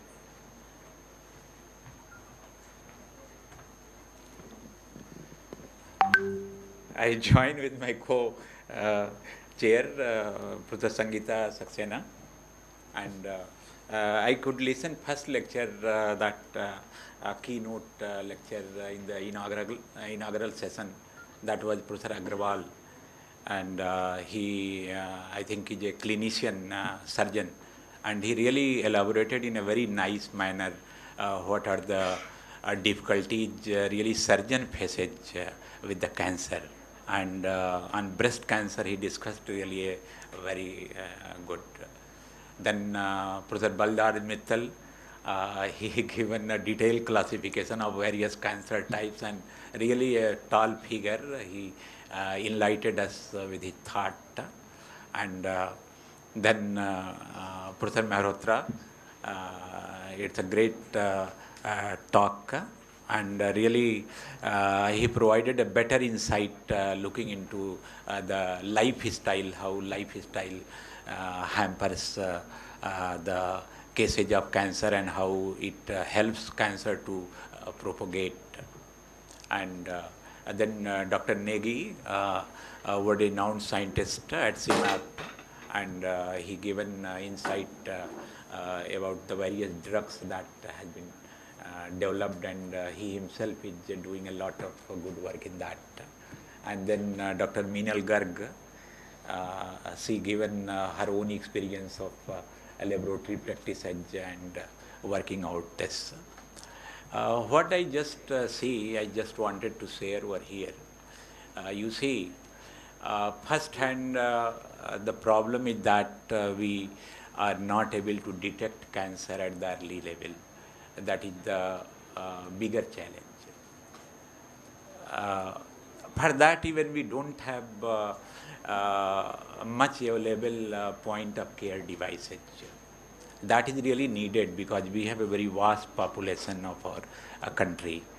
Even if you see UP itself, we have nearly 24-25 crore people. If you see India, we are reaching 150 crores. There is another thing that once someone knows that he has got cancer, maybe at what stage, if somebody heard that it's a stage third or fourth, it's a fear factor that is the biggest. Hence, while curing the disease, even we need to find some a cure for that fear too. I really don't know how that fear influences the severity of cancer. And even if we want to see that, as Dr. Mehrotra was telling, that radiation causes cancer, various chemicals causes cancer, and we are using radiotherapy and chemotherapy to treat it. As there are so many things that causes cancer, but we are not able to use them for either their diagnosis or their treatment. And so what could be the various ways? In fact, if you see, if you have a differently disabled person who has blind inability, you get them learned through braille lipi. But these cancer cells don't have eye. They have an advanced level of brain lipi to survive. As how we can, since we are, our lifestyle is changing, and it is said that with the change of lifestyle, we are more prone to the various type of cancers. Can we let these cancer cells to learn something, change their lifestyle? Can we do some innovative ways to make it? Can we adopt some way where we can let cancer cell to live with the stem cells of our eye and ear? Try to give them eye and ear. Let's see how they behave. Can we could get some sensing chemicals through which at least it could help us to develop point of care devices? I really don't know. But we should try the novel ways what could be possible. Even I see it's a 75 years of our independence, and so far if we look back to the cancer treatment diagnosis, we find that Indian technologies could not really do to the level what was really required in 75 years. Our dependency has been mostly on the various devices, drug. The technology came from Western world, hence we have to look back at how we can make these things happen over here. There is a great surprise. You see, in 75 years, even in case of point of care devices, we have in India almost 800 medical device companies. But there are hardly 2 or 3 companies whose products, some products are going to get the US FDA or other international approvals. Why we lack it? Even in India, we do not have even a single nano micro device foundry. Hence, we are talking about 3 trillion economy, 5 trillion economy. Our scientists and engineers and clinicians are not ready to work together. Hence, we are somehow perhaps decided that we will not move ahead. Whenever we want to do something, we are looking for a model. We don't want to develop our own model. Everybody talks about Indian model of innovation. But what is that model? There is no documentation. How this model is going to apply for this healthcare sector? We don't have any documentation on that.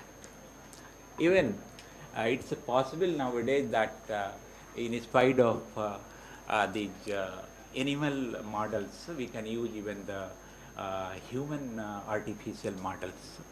But in India, there are piecemeal at somewhere, I think 4 or 5 places they have got some 3D bioprinters to develop some tissues. But we don't have tissue foundry in India that can develop tissues for various human organs. You cannot imagine even for plants and microbes. As we have to look at our Indian science, Indian perspective, because here a lot has been talked about cancer biology, and I think it is really a very depth knowledge that has been elaborated. But we have to look those things that can, because it's a very timely topic of the conference.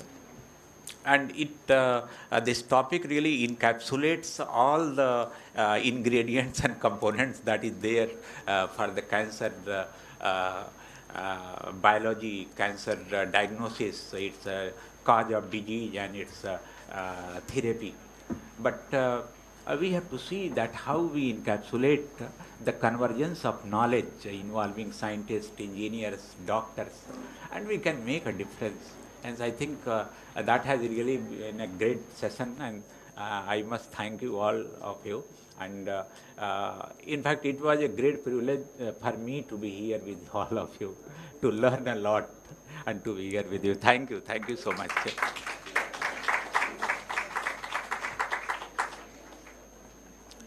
Thank you, sir, for such appreciative and knowledgeable words. Now, I would like to request Professor Sudhir Mehrotra to present the memento to Dr. Meenal Garg.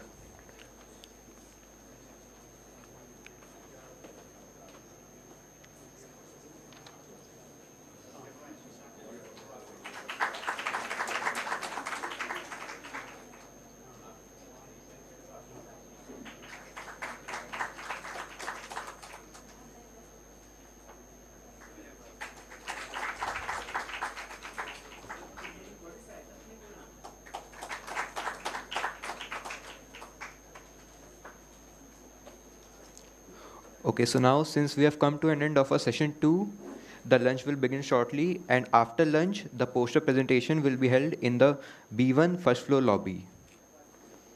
I would like to request all the dignitaries and participants to please proceed for lunch.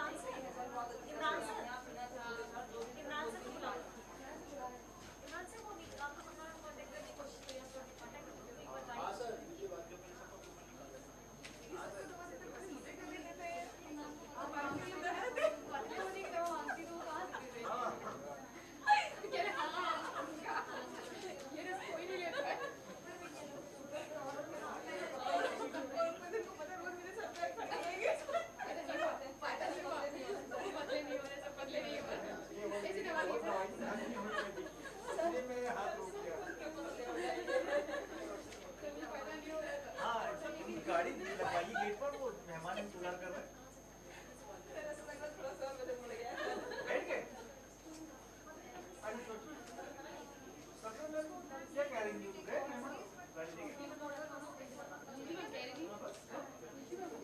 हाँ निशि ma'am, क्या कह रही थी?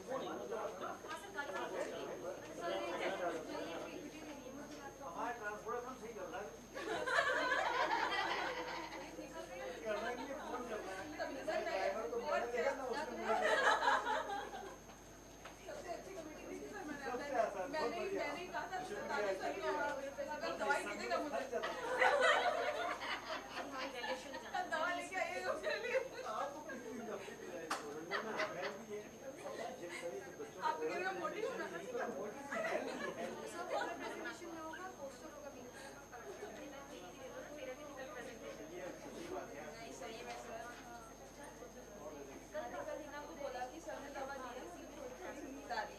तीसरी खुराक खा के तो मैं ऐसा सोई हूँ सर, जब उठी हूँ तो एकदम ठीक ही उठी हूँ।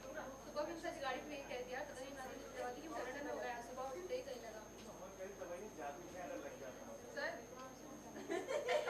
क्या ही हो रही है, जादू मुझे भी देखना है, जादू मुझे भी देखना है। जब हम लोग आए थे दवाई तो मांगी मैं भी, नहीं सर ये नहीं चलेगा, लेकिन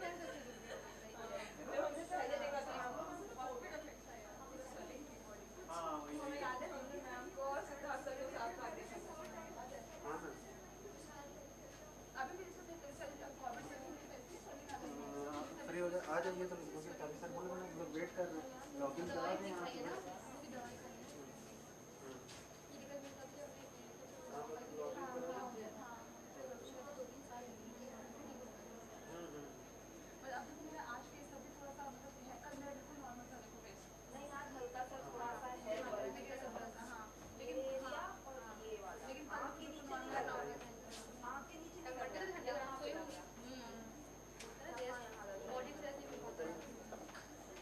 और आपके चेहरे पे जरा सा कुछ होगा ना,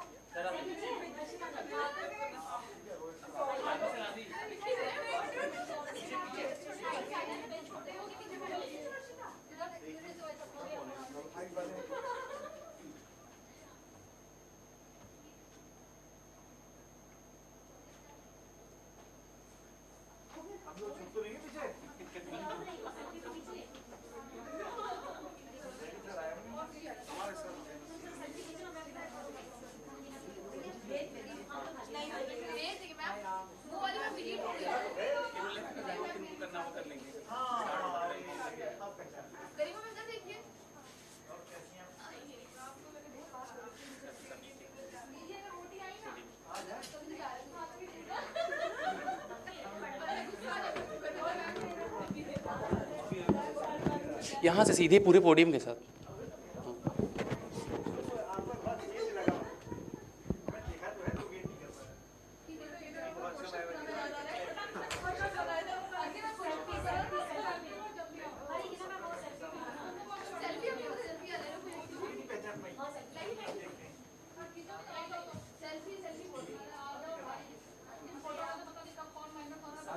अबे आई नहीं रहे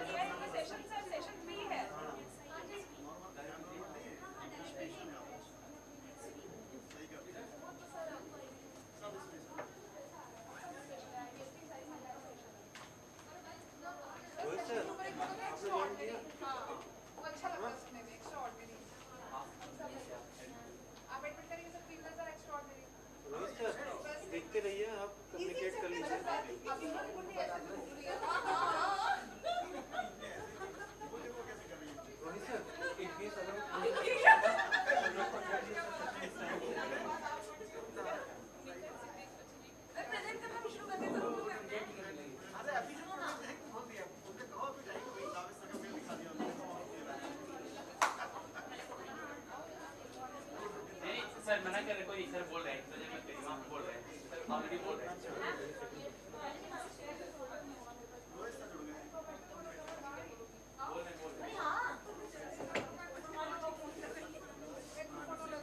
ऐसे जब मैं बोल रही होंगी तो प्लीज मेरी पिक्चर्स क्लिक करते रहना।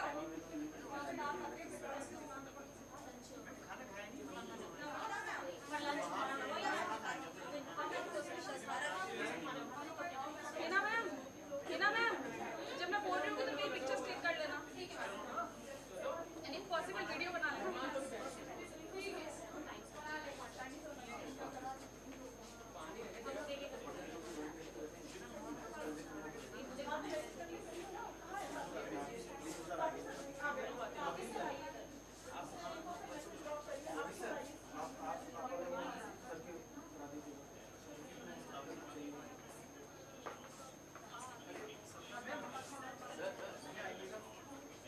इससे बोल दीजिए आप, ये कनेक्टेड है, इससे बोल दीजिए। नहीं, उससे भी बोल सकते हो, उधर से भी बोल सकते हो, उधर से भी बोला जाएगा। कैमरा नहीं ऑन है, कैमरा इसका नहीं चल रहा है, नहीं चल रहा है। हाँ, बोला है 10 मिनट से लगाएंगे। नहीं चल रहा, ये है लेडी। वही तरीके आप इससे भी बोलिए। आज लुक बदला हुआ है।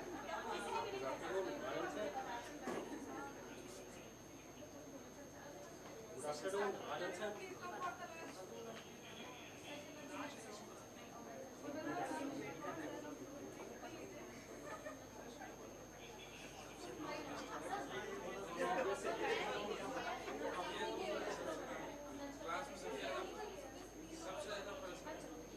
Sir good afternoon.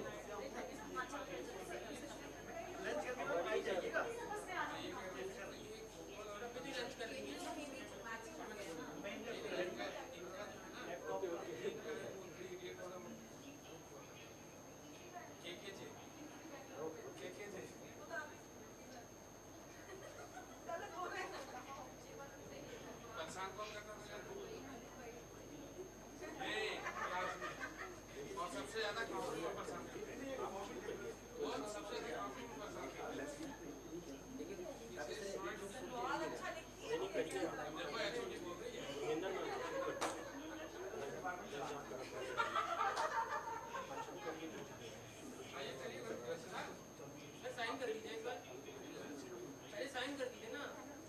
साइन हो रहा है क्या? आप इन्होंने जो मेल निकाला है भाई, अरे तो निकाला है, तो पता है ना।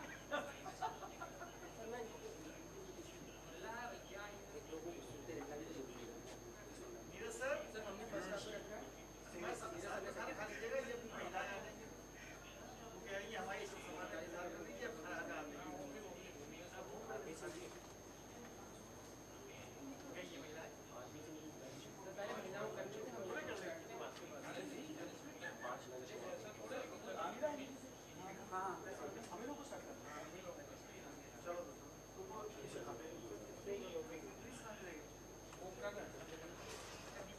नहीं ऊपर से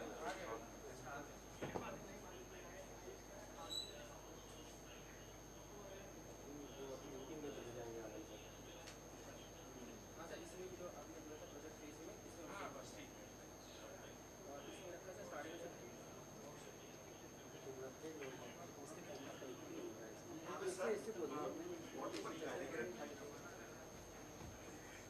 आइए आइए सब लोग आइए, आप लोग क्या लंच कर लीजिए। सर ऑनलाइन शुरू हो चुका है, आनंद सर जुड़ चुके हैं।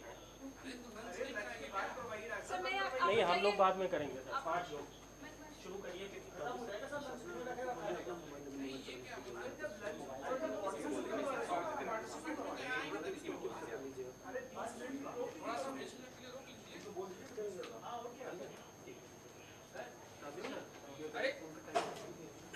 टाइम हो गया।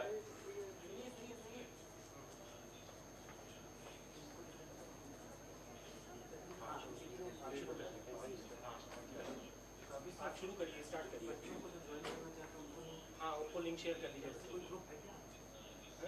कैसे कर लीजिए? कोई बात नहीं, बच्चे आ जाएंगे, जिस लिंक से ज्वाइन कर लेंगे जब आ जाएंगे वो। इस लिंक से कर लेंगे। जब आ जाएंगे तो जो आता है वो शायद बोल भी रहे हैं। क्या बोल रहे हैं, क्या बोल रहे हैं? आप शुरू करिए।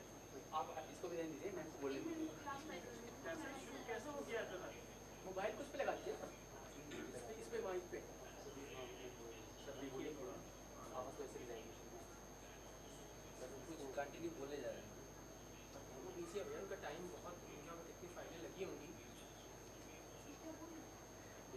नहीं हो रहा, ठीक है आप छोड़िए, आप इसको स्पीकर ऑन कीजिए, मोबाइल बोलने लगती है आप सुनिए, अरे स्टार्ट ही कर दीजिए, उन्होंने जो बोला आइए।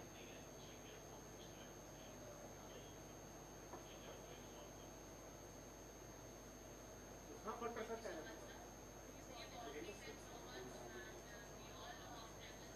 आवाज़ आ तो रही है,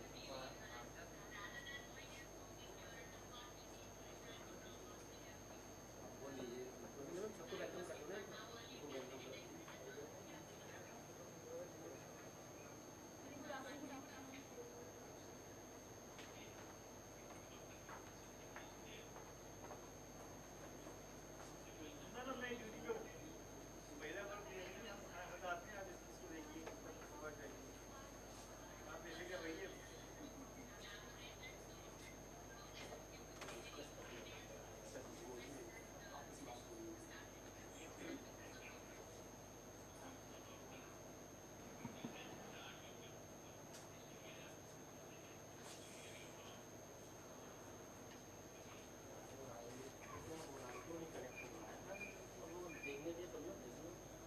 देखने दीजिए ना,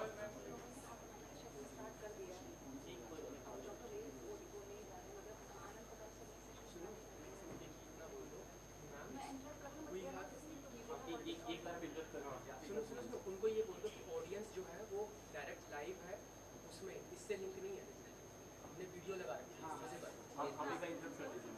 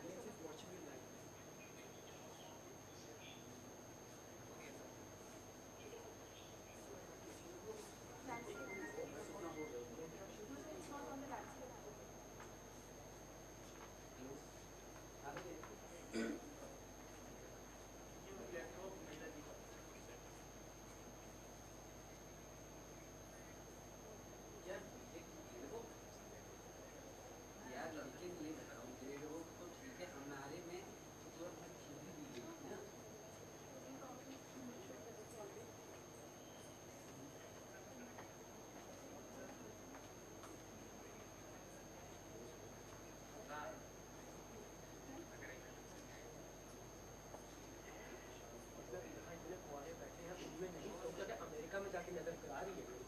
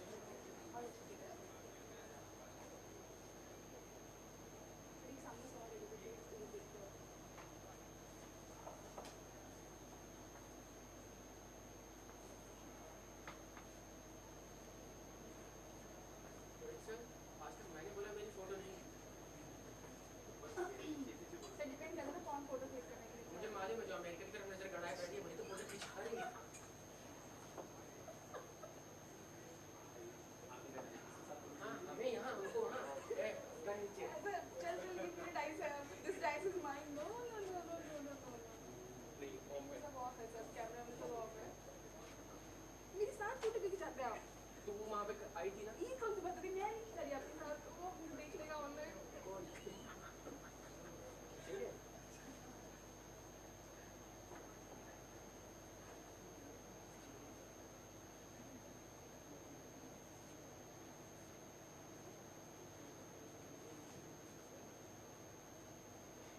इनको पता है कि इनकी फोटो खराब होती है मेरे साथ, बिकॉज आई आउटशाइन। हाँ, और ये छुप जाते हैं, तभी ये अपना वो टेस्ट करने के लिए फोटो जरूर खिंचाते हैं कि क्या पता आज मेरी फोटो अच्छी आती है।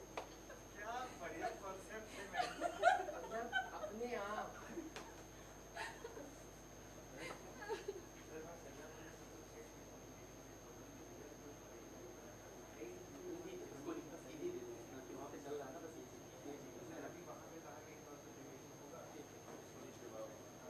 लंच कर लो तुम लंच कर लो।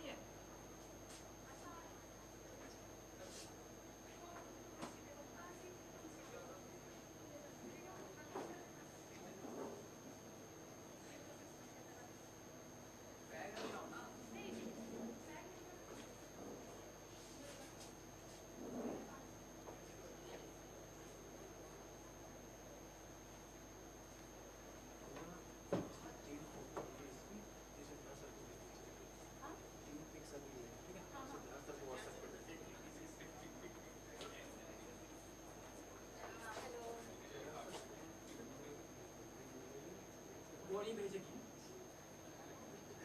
भेजेगी सोचूंगी, I will think about it.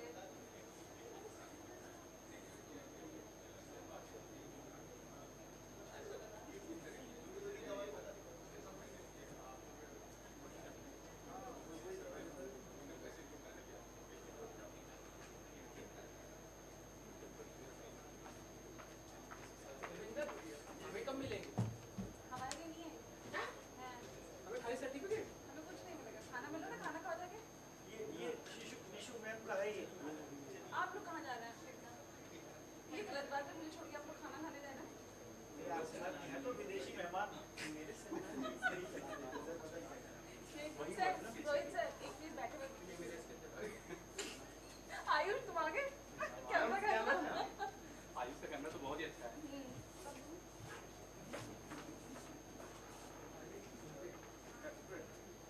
आओ इसदार भाई।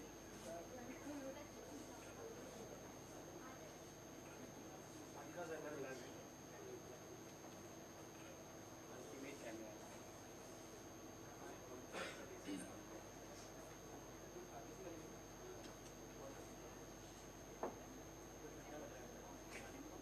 ये सब पूरा करके आ गया, ये बड़ी अच्छी खबर है। मैं जानती हूँ।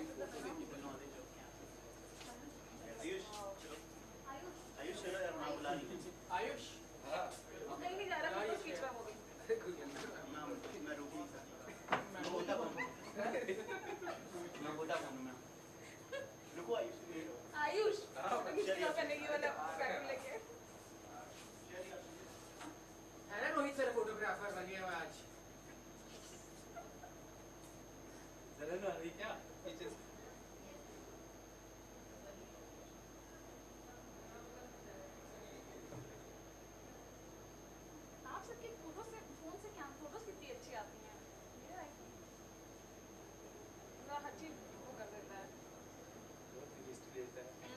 ज़्यादा रियलिस्टिक कर देता है। लेकिन सबसे आयुष का कैमरा बहुत अच्छा है। आयुष का बहुत अच्छा है, उसका OnePlus बहुत कौन सा उसमें जो उसका OnePlus है, ओके। उसका जो ब्राइटनेस है ना, शाइनिंग आने से फोटो में बहुत अच्छी आती है। OnePlus बहुत अच्छा है।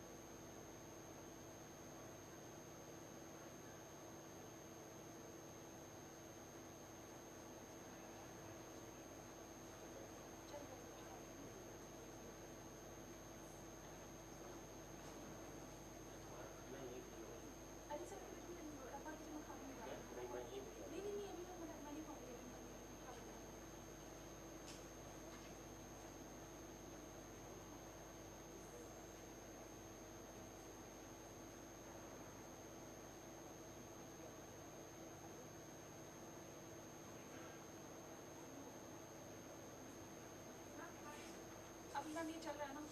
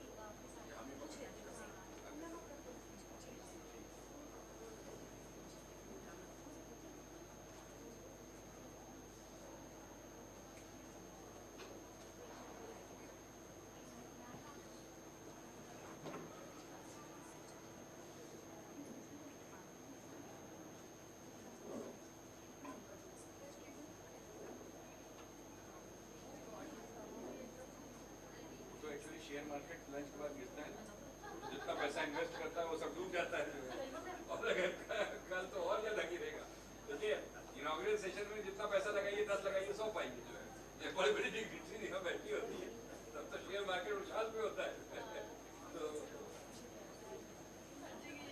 तो कहानी घर घर एकता कपूर का सीरियल में वही वाली बात है जो है,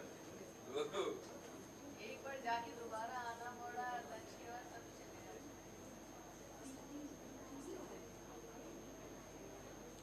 पर ये वाला सेशन काफी इंफॉर्मेटिव था।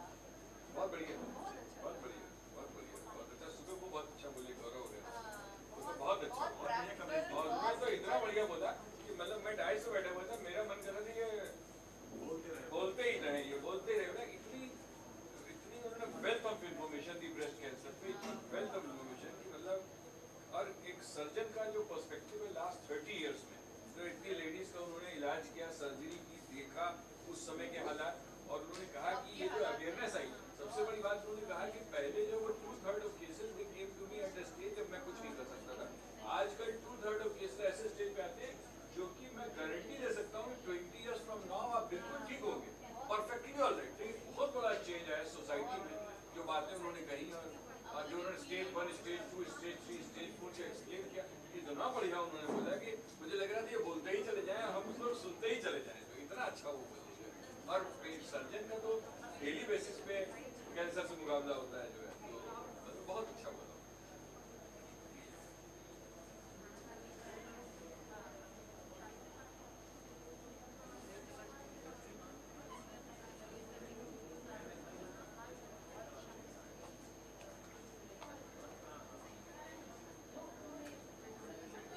प्रॉब्लम है ना एग्रीकल्चर प्रैक्टिसेस, उस पे हमारी गवर्नमेंट की पॉलिसीज बहुत स्ट्रिक्ट है।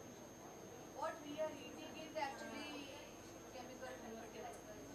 तो आप जितना भी ये सब करिए, आप श्रीलंका की तरह मत करिए, बट खाना तो खाएगा ही आदमी, तो वो सारा लेडन है ना। बैगन देखिए तो बैगन पे 40 स्प्रे होते हैं pesticide, 40। This is one of the most मतलब dangerous vegetable to be.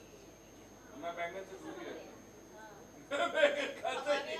NBRI में एक साइंटिस्ट थे, वो कीड़े वाला बैगन लेते थे, कहते थे संगीता इससे पोषण को निकाल के फेंक दो, बट रेस्ट एश्योर्ड कि इस वाले में डाला नहीं है। सेफ है, ये सेफ है। कट गया था। आपने लंच कर लिया? देखिए मेरे छोटे ब्रदर को बैंगन का भरता बहुत पसंद है, कुछ लोग बैंगन के बड़े शौकीन हैं। कभी-कभी तो बट बैगन एक्चुअली वही मीडियम जैसे कि आवाज वो रहे। एनीवे देखिए हम लोग मीडियम खा लेंगे, और यहाँ से बांग्लादेश से एक्सपोर्ट होके बगल होके आ रहा है बीच में। अब किसान बोएगा जहाँ उसको फायदा लगेगा, और नहीं तो आप ये डिसाइड कर लो कि हमें केमिकल लेडन खाना है। अच्छा ये जो चमक आती है ना सब्जियों में जो बाजार में, चमक तो बहुत ही, जैसे आप चांदी का कोई पुराना सामान लेके जाइए, वो ऐसी पॉलिश कर देंगे कि आप मिलेगा तो दुकान सब्जियों में भी पॉलिश की जाती है।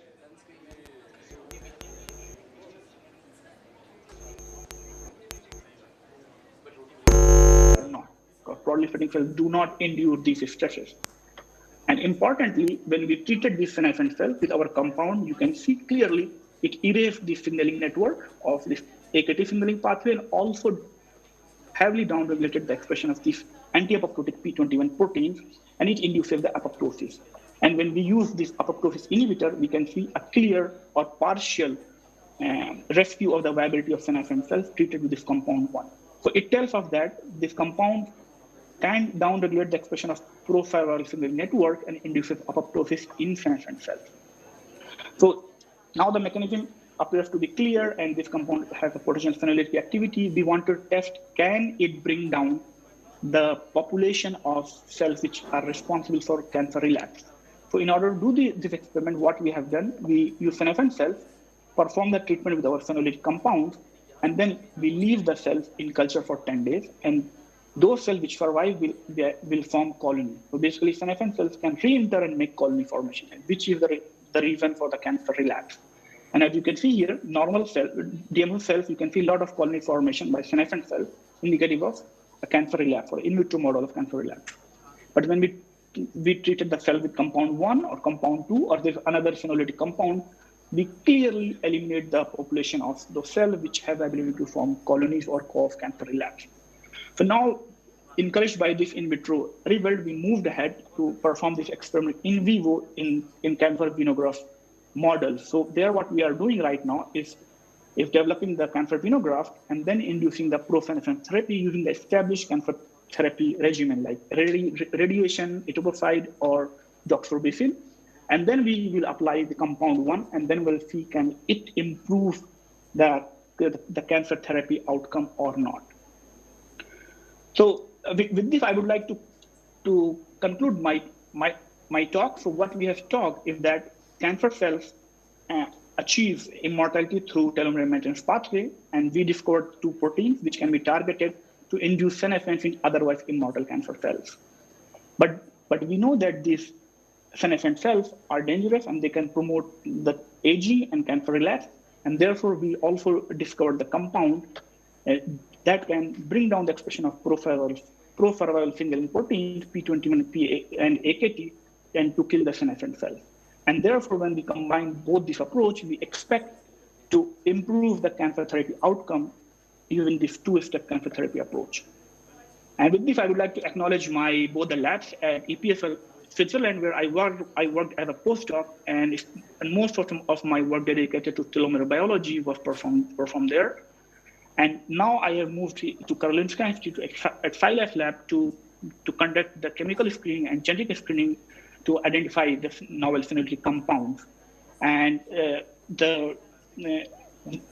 my technician Maria and my student Mina, they were very helpful to accelerate this project, and we have received a lot of help from the drug discovery platform from SciLife Lab and the recent funding from Cancer Fondant to develop novel phenollytic compound.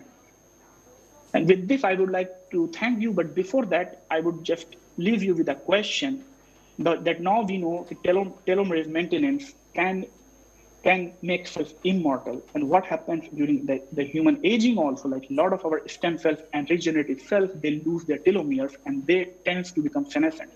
So, but with the advancement of novel gene therapy technologies and mRNA therapeutics, now in near future, it is promising approach are going to develop where we can elongate or maintain telomeres in our regenerative cells, and therefore we can counter various human aging-related disorders. And I would encourage especially the young researchers to explore into this area because I think it has a huge potential in the near future. And with this, I would like to thank all of you, and I would be very happy to take questions from you. Thank you, Dr. Ali, for the nice presentation. Really very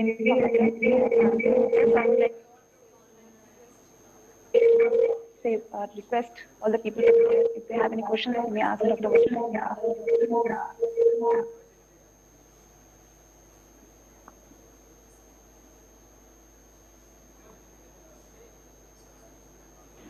Okay,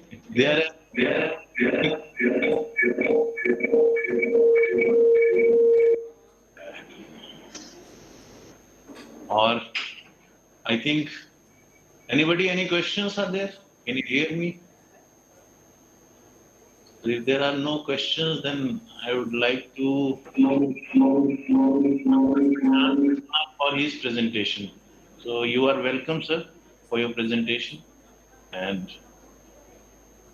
okay, thank you very much, sir. So let me just share my screen and then we can start. So welcome Dr. Prashant. Dr. Prashant is currently working as a senior specialist programmer at AstraZeneca, Poland. He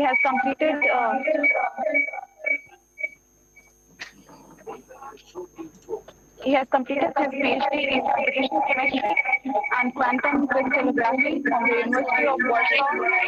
Log into either 2 devices or you have 2 microphones on. Switch off one of these.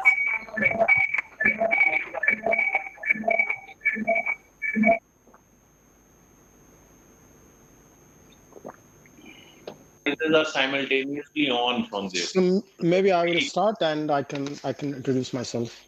Yeah. Okay, thank you, sir. So let me just share my screen and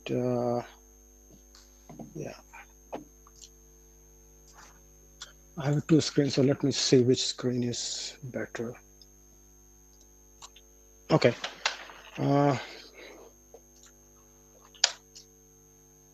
Okay, please let me know when you see my screen. Yes, okay. Does it go to next page? Yeah, it goes next page. Okay, cool. So your Okay, so screen is okay, great. So thank you for the introduction. So I will just give a brief introduction myself. So my name is Prashant Kumar, and I was a student of Anand sir also. So Anand sir can recognize me, or let's say acknowledge this, yes, that I was. And he was my teacher during my master's studies. Yeah, so currently I work in AstraZeneca as a senior programmer, and I support various drug discovery projects. AstraZeneca is a very large company, and we have a lot of portfolios from cancer research to viral to respiratory immunotherapy and so on. I would like to present some of the work of my research, which is let's say a broader perspective on the drug discovery. And it's more about the methodological development, quantum calculation or computational work, yes. So I have divided the talk based on some topics. So I will first cover some of the basics. Then I will just go to some theories, some functions, some formulas, and then I will talk about the force field and what we compute to know that if the drug is working or not, at least on the computer, not on the real cell line or on the animals. Yes, that's the latest stage. So it's a preclinical work, and the method that we have developed on the drug discovery, and how we can combine those method, that is actually charge density, yes, with the MD simulation. And then I will conclude with the let's say major outcomes of my research. So okay, sorry, I need to present again. I don't know what happened. So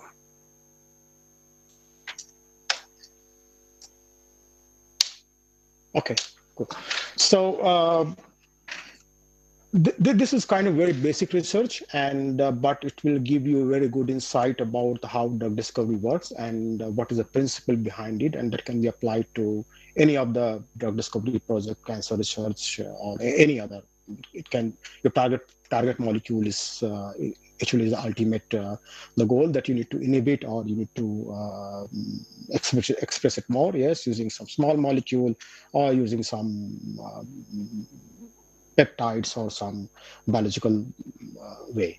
So the basics start from the X-ray diffraction, because as I said, this is about the method development. So once you have let's say you have some material or some molecule, yes, and when you put this molecule actually in the form of crystal, yes, in the X-ray beam, so you get what you get is the actually diffraction pattern, which is called the Bragg's peaks, which you see on the left side of this slide. So you spot, and if you do the Fourier transformation, you can get the electron density. That is actually most interesting part of this, yes. Or if you have the electron density, and if you do the reverse Fourier transformation or inverse Fourier transformation, you get the Bragg peaks. But there are some limitations of it, because the resolution is small, yes. You have the, let's say, a small number of phases, some experimental error, or some other limitation. This Fourier transformation is hard to interpret, and for that you need a model. So you can think like that. You have a density, and then you have a model, yes, and you try to fit this density to the model, yes. And if they are accurate enough, you will see nothing on the residual part, so which is like a residual density. I will cover this later. So as of now, there have been a lot of work has been done in past, and there are most two significant model that has been proposed by various scientists. There's something called independent atom model, and aspherical atom density model or atom model is. So spherical model, you can think like a spherical charges, which is like a density, which is the atom centered, but is spherical, right? But actually this is not the case because it has some limitation. It gives a approximation of let's say of a structure, yes. But if you would like to model the bond density or atomic displacement parameters, which is not possible from the independent atom model. So why this is important? Because atomic displacement parameters, which are important, which like if you know the PDB structure, you have the B factors, right? Which is like fluctuation in your protein or in your molecule, which you cannot, let's say, capture from the independent atom model. So what happened back in, let's say, 80s, there was a scientist, Philip Coppens. He proposed this model that you can divide this spherical density into parts of it. So you have a core density, you have a valence density, and you have deformation density. So core is like a core electron, you can say, yes. Valence or valence electron, and the deformation density, which is like you have a dipole, multipole, or up to hexadecapole. So dipole, when you have a second molecule, so it's interacting, so its density is slightly a bit deformed. Then you have a octopole, so you have a 8, so it's like 2, 4, 8, 16 up to hexadecapoles. So, and you have certain parameters here that actually what you can do, one can store this because they are chemically similar in nature. So what we did actually, let me go to the next slide. So as I said, that this you see in this formula that you have a total row density, then you have a core density, valence density, and deformation density, yes. And those you see on the those parameters actually can be stored in a kind of a database or a data bank, right? And that can be transferable. So let's say you have a one molecule, right? And if this molecule is similar in nature, you can transfer this density and do the modeling, or you can perform some analysis on this. I will come to that later in my talk. So what is the advantage of this? This provides a good X-ray scattering factor, yes? X-ray scattering factor is very important for calculating all these form factors, are very important for doing the charge density modeling. So if you want to do the Fourier transformation, you need a scattering factor. It also, you can reconstruct the whole electron density or charge density and compute the one electron properties such as interaction energy and potential energies. If I go further, so now let's talk about the electrostatic energy. I think electrostatic energy is one of the most, I mean, there are two components of it, yes, in the non-bonded terms. So one is the related to van der Waals, and the second one is the electrostatic. And electrostatic has very long range, so and the van der Waals are actually short range. So that's why electrostatic energy is most important, because even at the molecule which are at very long range, they can interact. Yes, they can interact very well. And there is on the quantum theory, if the two molecules are unperturbed charges, right? So you can exactly compute the electrostatic energy using this something called a symmetry adapted perturbation theory, SAPT.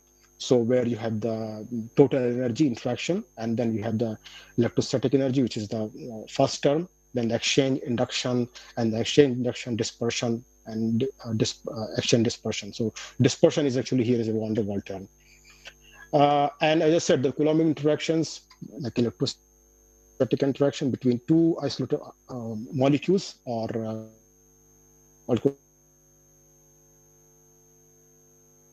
integral of the double integral of the densities which are at certain distance. So you have the rho total A, rho total B, and the distance between these two. So you have coming back to the physics, the same Coulomb's law, but it's what you do with the density, because you cannot simply.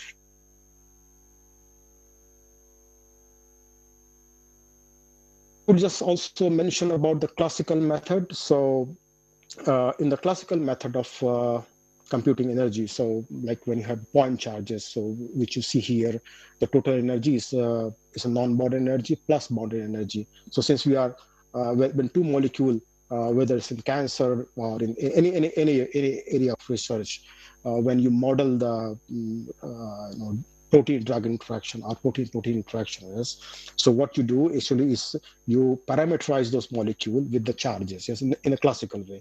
So you have the partial charge of the atom, you parameterize them, and you compute the energy, yes, which is Qi/Qj upon 4 pi epsilon Rj. So which is the simple atomic point center charges. And it is let's say quite resemblant to the independent atom model because they are atom centered. It has certain limitation. I will come to that also. What is the limitation? Because as I said, the density, they are very long range, right? Electrostatic energy, very long range. But they decay also using this point charges because they are so, I would say, their magnitude is quite small, so they decay also very fast with the distance increasing. I also come to the point when you have the molecule approaching each other, how far they can go further, yes? So this is also something important we need to take into account. So I will not talk much about this mathematical jargon, so it just to describe here that the method we have developed is something called exact potential multi-moment. So exact potential when the molecules are less than 5 angstrom distance. So when the molecules are very close, yes, and when the molecules are far apart, more than 5 angstrom, yes, it's then you can see a lot of tensors are there, which are tensor are simply multidimensional matrices, which and you can compute those simply sum of it, yes. So not integral, but simply sum of it, yes. Using this formula. So this is called a Buckingham approximation. This is a well-known method in the area of computational chemistry or in the physics also, for example. So once we had developed this model, or we applied this, we created a data bank where we stored all the chemical compounds present in the, let's say, chemical space, and we developed the program that we can transfer this density to model molecule. We wanted to do some verification verification on whether this works or not, right? And as I said, this UBDB is something is a data bank that stores all the chemical, let's say, parameters, yes. And what it does, it transfers the densities to the model molecule. It models the lone pair sigma holes, and it gives a better estimation of electrostatic energy, and also reproduce the electrostatic potential, which has a huge implication on the drug discovery. So, as I said, we wanted to verify it. So what we did, we took a data set, is something called S66 data set, which represents the different kind of interaction happens between two molecules. So pi stacking, van der Waals, or electrostatic or hydrogen bonding, yes. And this is well known data set. It's from the one Czech scientist, Pavel Hobza. They have developed this data set. It's widely known. It's one of the most, let's say, benchmark in the area of chemistry, and it represents the electrostatic dispersion and mixed kind of interaction. So what we also did, since we wanted to do the benchmarking of our method, so we computed the energies based on our method. Also, we computed the energies based on the quantum chemical method. So using Bith-Leaf DFT SAPT scheme. Yeah, so I will just go to the results. Yes, how does it look like? So you see that S66 benchmark sets are, the energies are computed, right? And you see the coloration, yes. And we also compared the coloration with the force field. So as you see that energies are at the diagonals, yes. So which says that For example, you see that UBDB and EPMM, which are more on diagonal, so they are more close to the reference energy, yes. And it has a better accuracy also because you have the standard deviation 1.1 kilocal. But for the force field, like classical method, it's like 4 kilocal. So that actually better. And I will come to the more applications of it. What we also did that since if the two molecules are interacting, yes, so you can think of a vector and you can draw a vector, and this vector, along this vector, you can move the molecule. So you just need to do the translation to apply this, find this vector direction, yes, and you have the XYZ coordinate of the molecule. So you just multiply with this vector, right? And you can scan along the dissociation curve. So you think like that there are two molecules, yes, and if you have this vector, you can go along the different length, different distance, right? So that's what we also did. We applied this method. We scanned the dissociation curve, and as you see that UBDB and EPMM along all the points, what we did. Let's say this is 200%. Don't miss that this is 2 angstrom or something. This is 200%. Yes. So here is the equilibrium. 1 is the equilibrium, let's say. Yes. And to the 80% of it, to the 120%, 140%, 160%, 180%, and 200%. Yes. And you see this more here when you have the, let's say, pi stacking. Yes. The force field methods, they are flat, yes, but in fact, what is happening, the molecules are interacting, yes, and why they are interacting? Because of charge penetration. When the two molecules overlap, yes, they come very close. The nuclei of one molecule attract the nuclei, let's say, nuclei of one atom attract the density of other atom, and vice versa. So that's why this is something called charge. This is something called the charge penetration, which is lacks in the classical method. In the current methodological development, so our method or some polarizable force fields are performing much more better, and we have applied this. Our software is available to download, or it's indicated to other softwares also. What is next about the electrostatic potential? Yes, so these potentials are also very important. Yes, if you map the potential on the isosurface of the molecules, you can see that where are the negative potential and positive potential.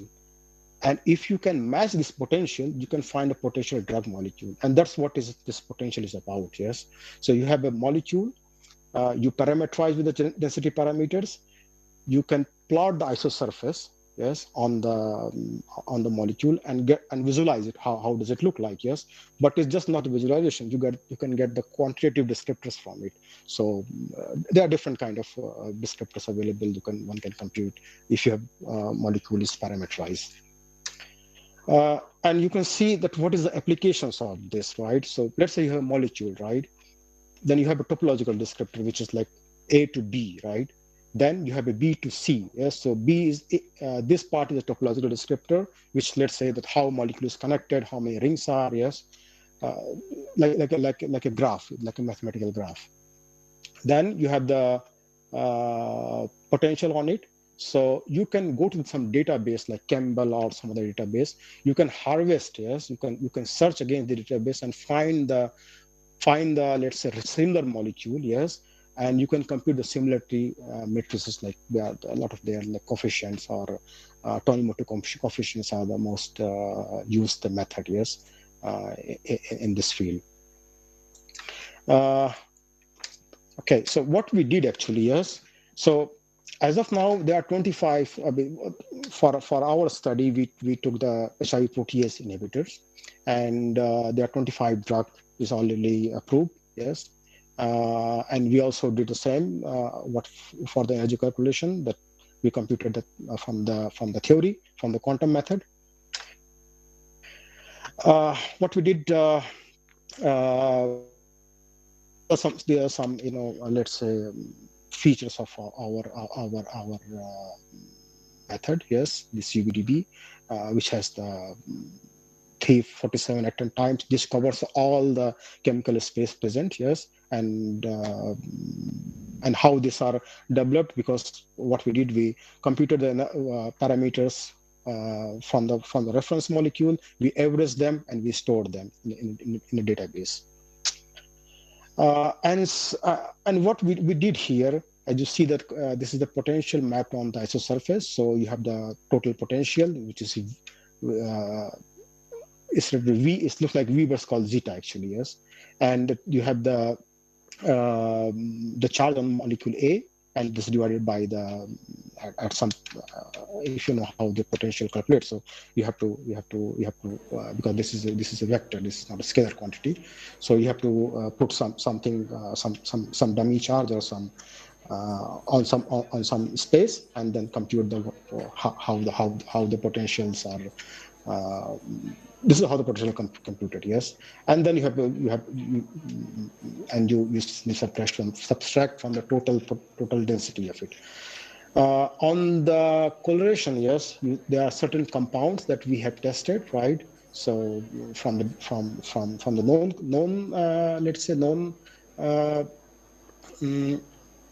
known drug molecule, and from the potential drug molecules that we have come across.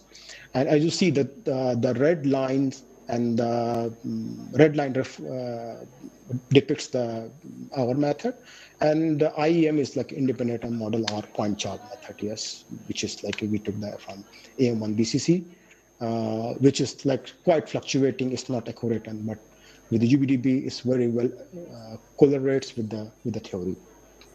So this also proves that our methods work more or less fine. This is also to show that how you can visualize this, right? You have an independent model, you have a UBDB from our method, then you have an independent atom model, then you have a point charge method, and you have reference energy. If you subtract this, from the reference, if you get the less residual on the final, it means that it actually perfectly match, yes. As you see in the independent atom model or in the point charge, it does not, yes. Okay, so how we can combine this charge density method with the dynamic study, because dynamic microdynamics provide much more macroscopic properties like fluctuations that you also have in the PDB beta parameters. And it also depicts moments, which is method based on the Newtonian method. So you can generate large diverse set of receptor conformers. So what we did a simulation study on 100 nanosecond trajectory for HIV protease, and with the implicit solvent. And every 10 nanopicosecond, we took the snapshot for the energy computation. And we did the pairwise computation, atom level pairwise interaction, yes, and established the energy network, yes, using the graph method, mathematical graph, yes. So this is a small sample of the trajectory. I see that in protease actually, aspartyl protease actually it is, yes, and aspartyl is a proton donor here, so it's quite stable, yes, and you see that with the ligand it's also quite stable because the fluctuation is not so large, yes, and this is really hydrogen bonding here. Let's see I'll show some analysis on the MD analysis. So the protein is like this. There are two monomers and there are flaps. Yes, they are opening and closing. So you can think like this, opening and closing, right? And from the analysis we just do analysis on the carbon alpha, yes, which is like a backbone of the protein, yes, which is also shown here. And from the energy computation also, I will show how it confirms, yes, that actually the isoleucine 50, which sits here somewhere, yes, actually is responsible for the, opening and closing of these flaps, yes. So when it opens, the ligands come or the substrate comes, yes, it does the enzymatic reactions, yes, or ligand binds, yes, and it closes, yes. So it's all driven by this aspartate here and this isoleucine here, which is also you can see from the graph. that this flaps, yes, on the isoleucine here, it's very well correlated with isoleucine. So this shows that the major driving force for the flap closing opening is actually isoleucine on the both side A and B chain. Now let's talk about the energy, and then so we also computed the energy, and you can see that on this is the protein-protein interaction, protein-ligand interaction, right? And it fluctuates, of course, if you what we did, we average them, yes, and at the different label, at the residue label, at the chain label, right? You can, if you have the computation at the atomic level, you can simply average them, or you can not average, but to sum them, not average them. Distance you have to average, not the energies. And you see that so this is here where is the most important residues, yes? Here, and here is the isoleucine, yes? So as you see that it's also very well correlated with the distance, yes, with the fluctuations, and also protein ligand. So you see the isoleucine is here, 50, yes, and it's also very well find here. I don't know if you see the line. So when the molecule are close, so then even they are negative, yeah, they are not positive, yes. So yeah, that's pretty much it. And so I would like to summarize what is the strength of this method. So you can compute the electric energy, yes. It gives a better estimation because of charge penetration and higher moments, yes, up to octodecapole. You have the electrostatic potentials, yes. From it, you can have, you can get the descriptors, various kinds of descriptors that can be used in the QSR. Also, the major implication of this, let's say, data bank, or it's like a structural refinement, yes. You want to go close as much to the reality, yes. So if you want to pinpoint where is hydrogen, yes, so you can pinpoint, okay, this is the hydrogen, yes, which is, let's say, mostly missing in with the most of the method, yes. And when you combine with the Andrews simulation, you can infer the protein ligand energy framework, yes. So you can actually know what are the driving amino acids here, which are driving the interaction. And at this point, I would like to thank you, all of you, for listening to my talk, and I'm happy to take any questions if you have.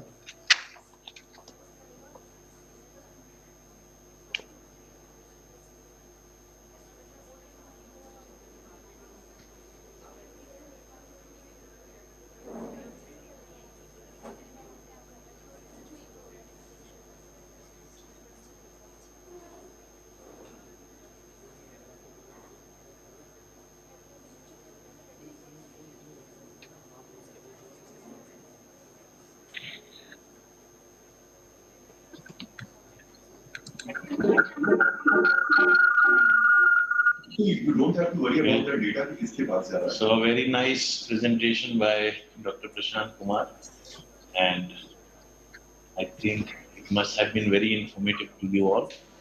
So our next speaker is Dr. Nikhil Siddiqui.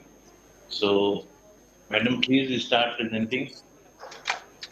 Thank you, sir. Let me just share my screen, and I start that.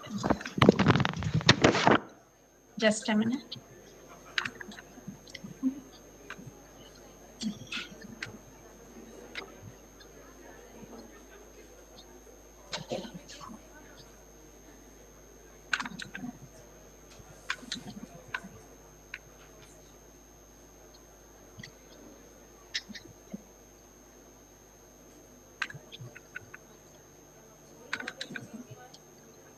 Can you see my screen?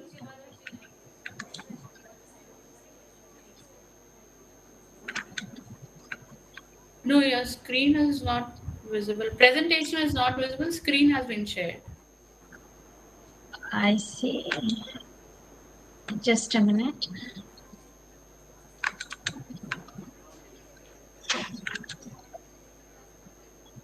Sorry, what am I supposed to do here?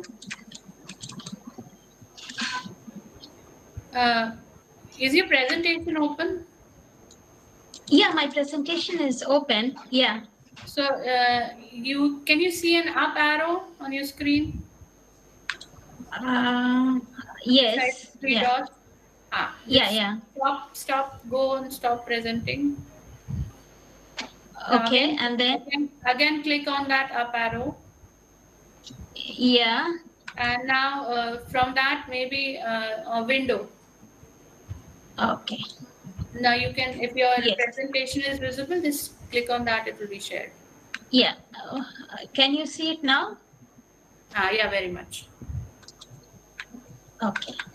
So good afternoon to everybody from Riyadh. In the beginning, I'd like to thank the organizers for giving me this opportunity to be a part of this meet. The topic of my lecture today is nanoparticles, alternatives to conventional cancer therapies. So very briefly about the cancer. Cancer, as we all know, it is a set of disease where we have uncontrolled cell. So this is just a slide showing how cell can get transformed into a cancer cell, and then there is uncontrolled cell division. Now we have two risk factors. The risk factors for cancer, we have two categories: the external risk factor and the internal risk factor. The external risk factor is something which can be avoided to a certain extent.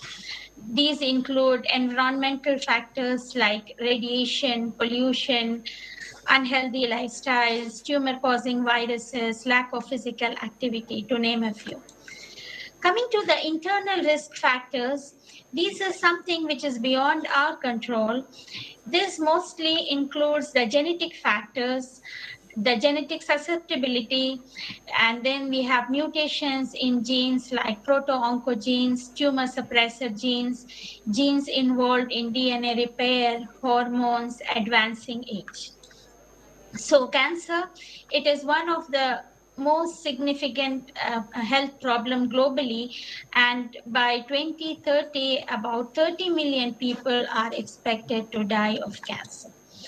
The traditional cancer treatment includes surgery, chemotherapy, radiation therapy, immunotherapy, hormone therapy.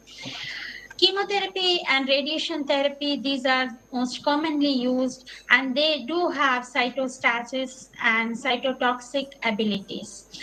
But at the same time, the chemotherapy, it has side effects like neuropathies, suppression of the bone marrow, hair loss, drug-specific side effects like anthracyclines, they induce cardiotoxicity, bleomycin-induced pulmonary toxicity. Also, the use of chemotherapy, it induces multi-drug resistance in the cancer cells. So it is here where the nanomaterials step in to overcome some of these problems of chemotherapy. And nanomaterials have been used in chemotherapy, in targeted therapy, photodynamic therapy, photothermal therapy. We'll do one by one, all of them. Targeted therapy is almost like something like a precision therapy, but then it has certain inevitable effects like multi-drug resistance. Immunotherapy, it prevents cancer and it is used to treat distal metastasis, but then again, autoimmune disease is a major side effect. Then some of the methods which are used in the diagnosis of cancer are the imaging methods, the laboratory tests, the tumor markers, pathological characteristics like immunohistochemical analysis, histological alterations, mutational and molecular genetic analysis. Now we come to the role of nanotechnology in treating cancer. Nanoparticles are defined as particles which have at least one dimension less than 100 nanometers. They have been used in therapeutic drugs as well as to design various devices. One reason why nanoparticles are commonly, they are being used is that they have unique properties because of these nano dimensions, which are different from the properties of the bulk material from where they are derived. Some of these unique properties are like high surface to volume ratio, enhanced electrical conductivity, supramagnetic behavior, fluorescent properties. These properties have been exploited in the cancer therapeutics, especially the high surface to volume ratio can cause these nanomaterials to assemble with the biomolecules, which can enhance the specificity of a chemical drug, and also it can make these drugs biocompatible. First of this is the photodynamic therapy. In this therapy, usually the nanomaterial, usually a photosensitizer, is accumulated in the cancer cells. Then it is irradiated with certain wavelength of light so as to release the reactive oxygen species. And these reactive oxygen species, like singlet oxygen, they bring about the destruction of the cancer cells through apoptosis and necrosis. We then have photothermal therapy.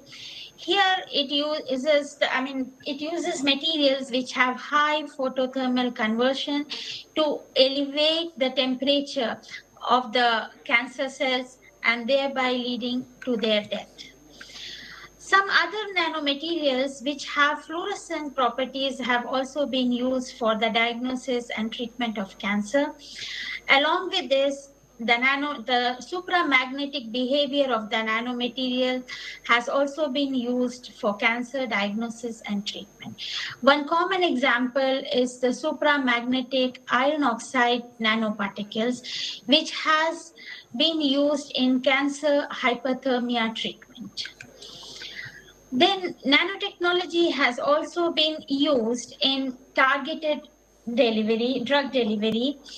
Here, this makes use of two characteristics of the cancer cell. The first one is the enhanced permeability and retention effect, which is a passive targeting. And the second one is active targeting, which is achieved by conjugating nanoparticles with antibodies, peptides, and other small molecules. The passive targeting, it makes use of the fact that the cancer cells, the cell membrane of the cancer cell becomes increasingly permeable, which causes the nanoparticles to diffuse into the cancer cells and be retained there, where they can exhibit their anti-cancer effects. Active targeting, it uses many ligands, the common ones being transferrin and folate. This is due to the fact that the receptors for these ligands are overexpressed on the cancer cells. So the nanoparticles are coupled to these molecules or ligands, and then they are specifically targeted to the cancer cells. So this is just a figure showing the active targeting. Nanodrugs, they have certain advantages over the conventional drugs, like they are specific, their bioavailability, they are less toxic to surrounding tissues, they have a larger loading capacity, longer half-time, and unique release patterns. Nanoparticle-based drug delivery system, they have been used in the cancer treatment because they demonstrate good pharmacokinetics, they demonstrate precise targeting, and there are also reduced side effect and drug resistance. One very good example here are the nanoparticles which are coated with polyethylene glycol. These nanoparticles show decreased opsonization, and thereby they can circumvent the clearance by the immune system. Nanoparticles usually used for cancer treatment are of the range 10 to 100 nanometers. During the past 2 decades, there has been enormous development in this field, but only a few of the nanoparticles or nanodrugs have reached the final stage of clinical use. So here are some of the nanoparticles which have been used in the cancer treatment. We have liposomes, solid lipid nanoparticles, dendrimers, nanoemulsions. We start with the polymeric nanoparticles. These are colloidal molecules, the size of 10 to 1000 nanometers. They are used as drug carriers because they can carry the drug and target the specific cells. The drugs can either be encapsulated inside these particles or they can be attached to the surface of these particles. The advantages of these nanoparticles, polymeric nanoparticles, is that they help to increase the stability of the volatile pharmaceutical agents. They provide optimal routes of administration. They provide the drugs. They protect the drugs from degradation. And also they are less toxic to the normal tissue. Polymeric nanoparticles which have been used, which are loaded with cisplatin, and so these nanoparticles, they protect the cisplatin induced ototoxicity. Then we come to the second field, which is diagnostics. This is a strategy which combines diagnosis with the treatment. And usually fluorescent polymeric nanoparticles have been used for this purpose. They are mainly used for imaging of tumors. But the disadvantage here is they undergo toxic degradation inside the body and toxic monomer aggregation. We come to the next type, which are the dendrimers. The dendrimers are spherical polymeric molecules, and they have got the shape between the size between 1 to 15 nanometers. They have definite characteristics like they have specific structure, adjustable branches, bioavailability, and they are mainly used to target the nucleic acids. Monoclonal antibodies have been traditionally used to treat cancer, but these monoclonal antibodies, when they are combined with nanoparticles to form antibody-drug conjugates, these complexes have proved to be specific and cytotoxic. The example here we have is of a drug called Herceptin. This has been used to treat breast cancer. Then we have extracellular vesicles. Extracellular vesicles are usually bilayer phospholipid vesicles. We have three categories: exosomes, microvesicles, and apoptotic bodies. Exosomes have been used in the cancer treatment, and these exosomes have been used as vehicles for delivering cytotoxic drugs to the cancer tissues. Examples include exosomes loaded with doxorubicin. The advantages are that they exhibit biocompatibility, chemical stability, but then the disadvantage here is that these exosomes, we don't have still standard conditions, well-defined conditions for their isolation and purification. Then we come to the lipid-based nanomaterials. These include liposomes, solid lipid nanoparticles, nanostructured lipid carriers. Liposomes are again spherical vesicles which may have unilamellar or multilamellar phospholipids. They have a hydrophilic core and hydrophobic outer phospholipid bilayer. So both hydrophilic and hydrophobic drug can be entrapped in these liposomes and delivered to the target cells. The advantages are that the drugs encapsulated in the cavity are protected from degradation. We have two drugs, Doxil and Myoset.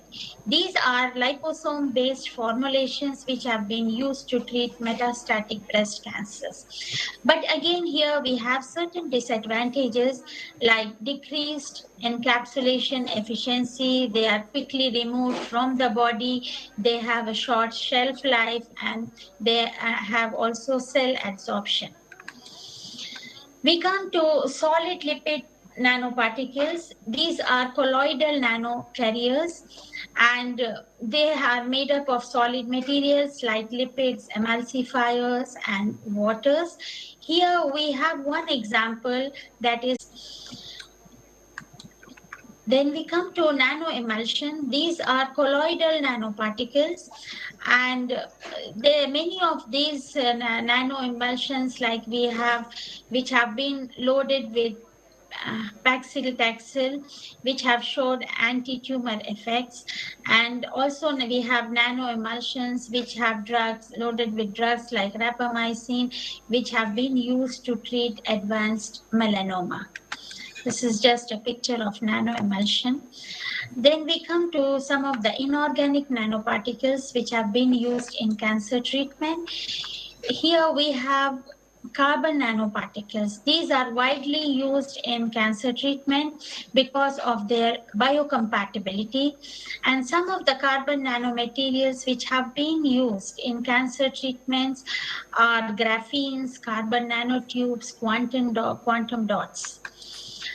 Especially the carbon nanotubes, they have been used as DNA delivery vectors, and they have also been used for thermal ablation therapy.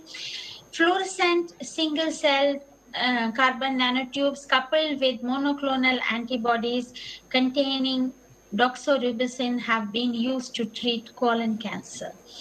The disadvantages here are serum proteins adsorbed on them. They cause hemolysis, they cause cytotoxicity along with immunotoxicity. Quantum dots, these are nanometer scale semiconductors, and mostly quantum dots, graphene quantum dots, they have been used because, again, due to their biocompatibility, and they are rapidly excreted out of the body. Quantum dot aptamers with doxorubicin conjugate have been used to treat prostate cancer. But here again, the drawback is we don't have optimized process for producing them. Coming to the metallic and magnetic nanoparticles, mostly the metallic nanoparticles have been used for bioimaging and drug delivery. Magnetic nanoparticles have been used for MRI screening purposes. These magnetic nanoparticles, they can be guided by the external magnetic field, and they can be used to target the specific cancer cells. So a lot of side effects can be prevented. Here we have a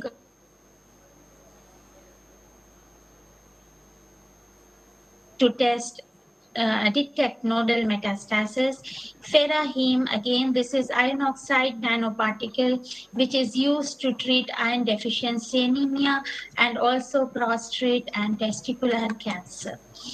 Magnetic nanoparticles, as I've told earlier, they have been used mainly for MRI imaging. And here the best one among them is the luteinizing hormone, releasing hormone, which is conjugated with supramagnetic iron oxide nanoparticle. And this has been very effective in targeting and imaging the breast cancer cells. So here we have these are some of the biomedical applications of the magnetic nanoparticles. Now, to end the talk, some of the challenges which we face in the clinical applications of the nanoparticles. We face different challenges like biological challenges, technological challenges. Coming to the biological challenges, we have challenges like lack of uniform routes of administration, biodistribution, the nanoparticles crossing the biological barriers like the blood-brain barrier, the degradation of nanoparticles in the body, their toxicity to surrounding tissues, the effect of magnetic field on the human body. And also controlling the fate of the nanoparticle is difficult inside the body.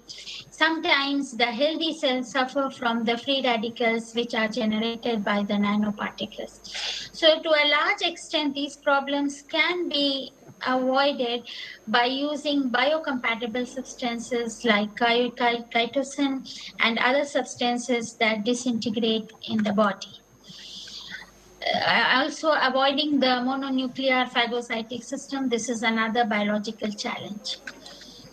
Coming to the technological challenge, we have problems in scaling up of the synthesis of these nanoparticles, optimization of the method, and most of the nanoparticles, they have been used in vitro or in vivo studies, and they are produced only in limited amounts, minor batches.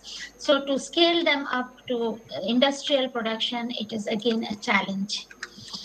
Coming to the study design challenges, again, we face challenges like study size, the timing of the therapy of the nanoparticle, the impact of the therapy during the clinical studies. Most of these studies have been carried out in cell models, animal models, and they may not be compatible with the human trials.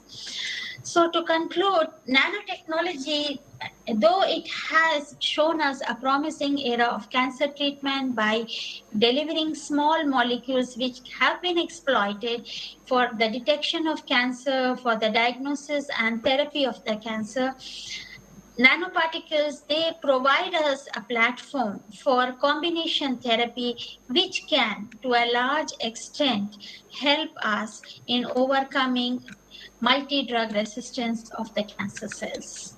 Thank you.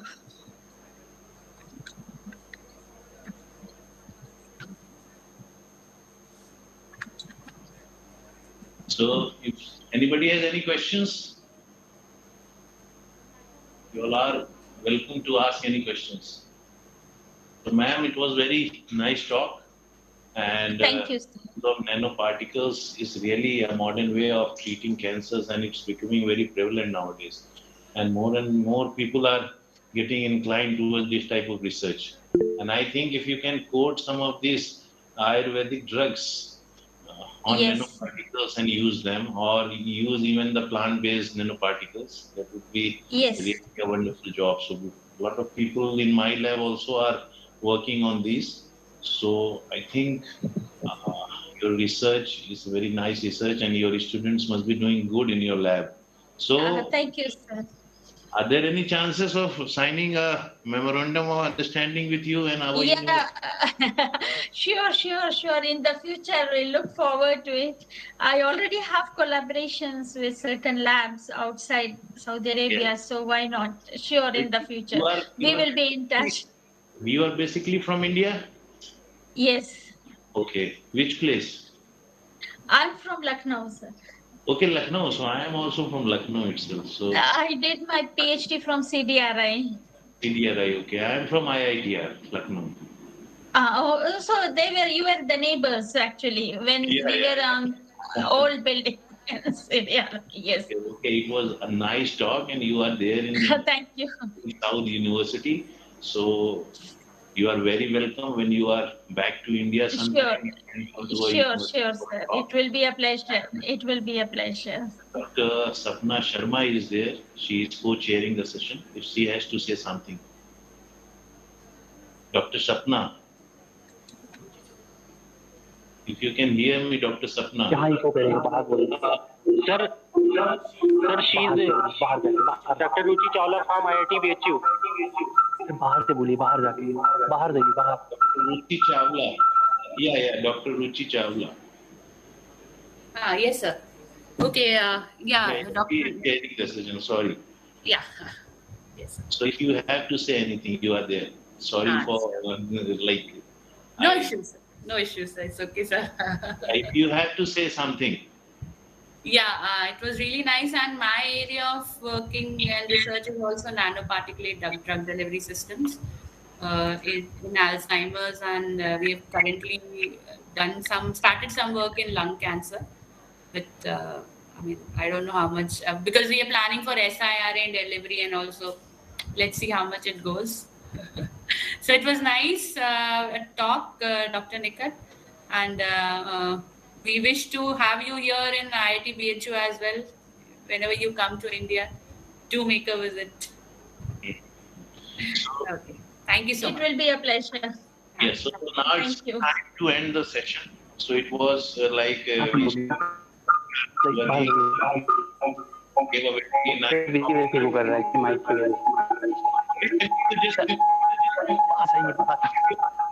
Mute yourself, please. बस बाहर गए तो सही हो गया। यहाँ से आवाज जा रही है वहाँ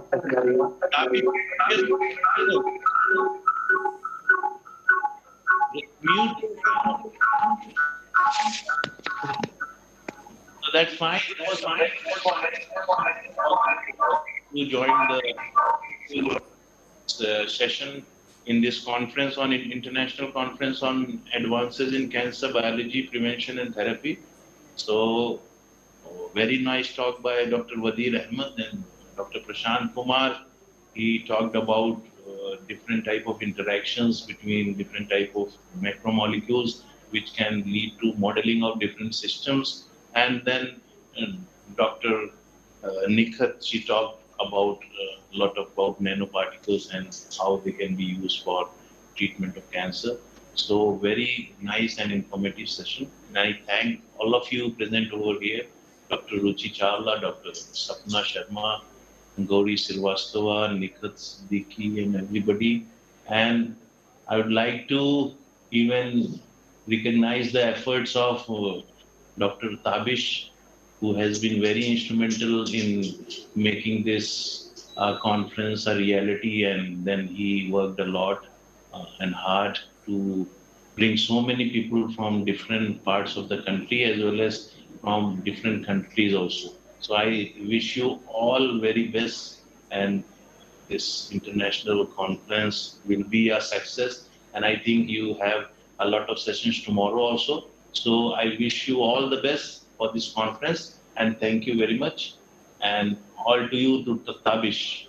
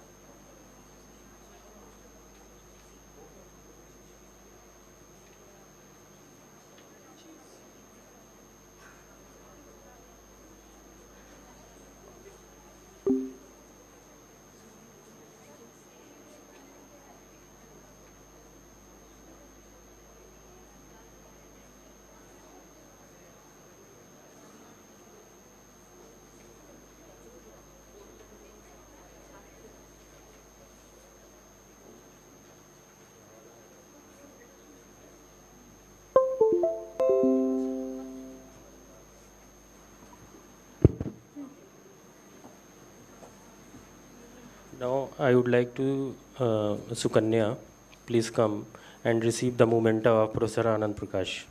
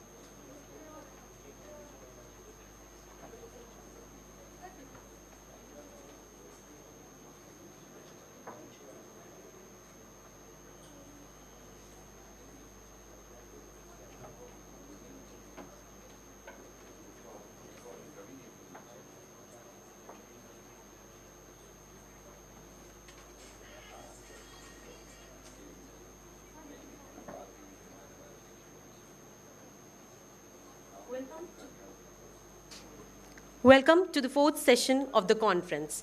In this session, our chairperson is Professor Sudhir Mehrotra and co-chairperson is Dr. Alvia Farooqui. Now, I would like to introduce our chairperson, Professor Sudhir Mehrotra. Professor Sudhir Mehrotra is currently working as a professor in Biochemistry Department at Lucknow University. He has completed his PhD from Kanpur University in 1992. He has published various articles in reputed journals. He has addressed various seminars and talks. His key teaching areas and specialization includes environmental biochemistry, immunology, pharmaceutical chemistry, and intellectual property rights.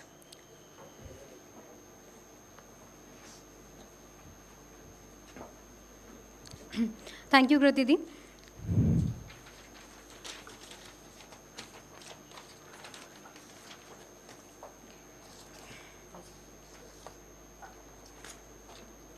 So I would like to introduce our co-chairperson, that is Dr. Albina Farooqui ma'am. She is currently working as an associate professor and head of department of bioengineering at Integral University. She has completed her PhD in stress biochemistry from Integral University itself. Her area of specialization include cyanobacterial biotechnology, stress physiology, and biochemistry. She is the member of various esteemed professional bodies. Now, I would like to call Sudhir sir to present memento to Alvina ma'am.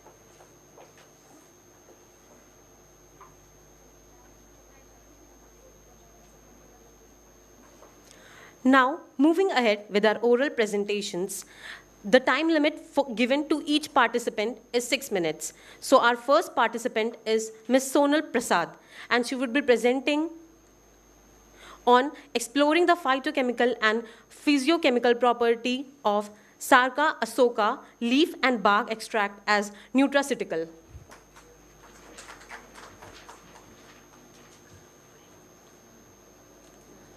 Hello, good afternoon, my dear friends. Good afternoon, sir. Good afternoon, ma'am, and all my dear colleagues, my students. My topic for presentation is exploring the phytochemical and physicochemical properties of Sarka asoka leaf and bark extract as a nutraceutical. Okay. Thank you. Today, the chronic diseases such as cardiovascular diseases, cancer, and respiratory diseases are being increased due to the upsurge of free radicals, particulate matter pollutants, heavy metals, free radicals, and reactive oxygen species. So all these... Okay. You are from your local...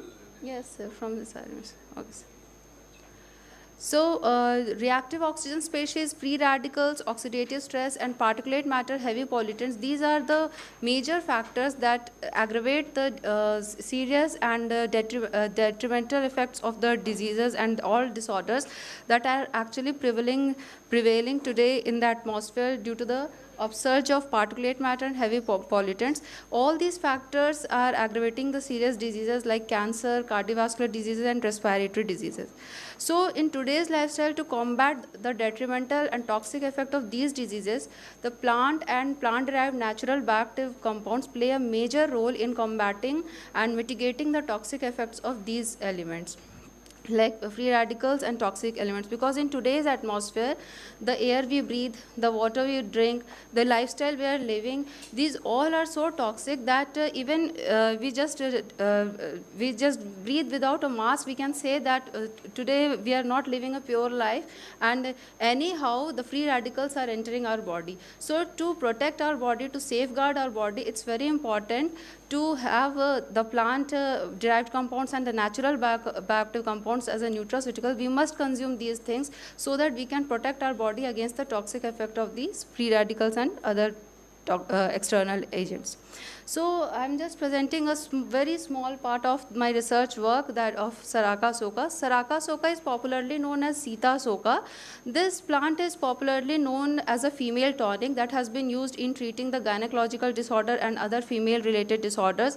So here what this work has been correlated to this conference, that the phytochemical and physicochemical properties have been assessed as a nutraceutical, because Saraka Soka is still, its extracts are in market like Ashoka Rest and many other kind of medicinal supplements in the form of nutraceuticals. So here Saraka Soka has been chosen to assess its physicochemical and phytochemical properties that can justify it as a nutraceutical, preventing the diseases like cancer and other degenerative diseases.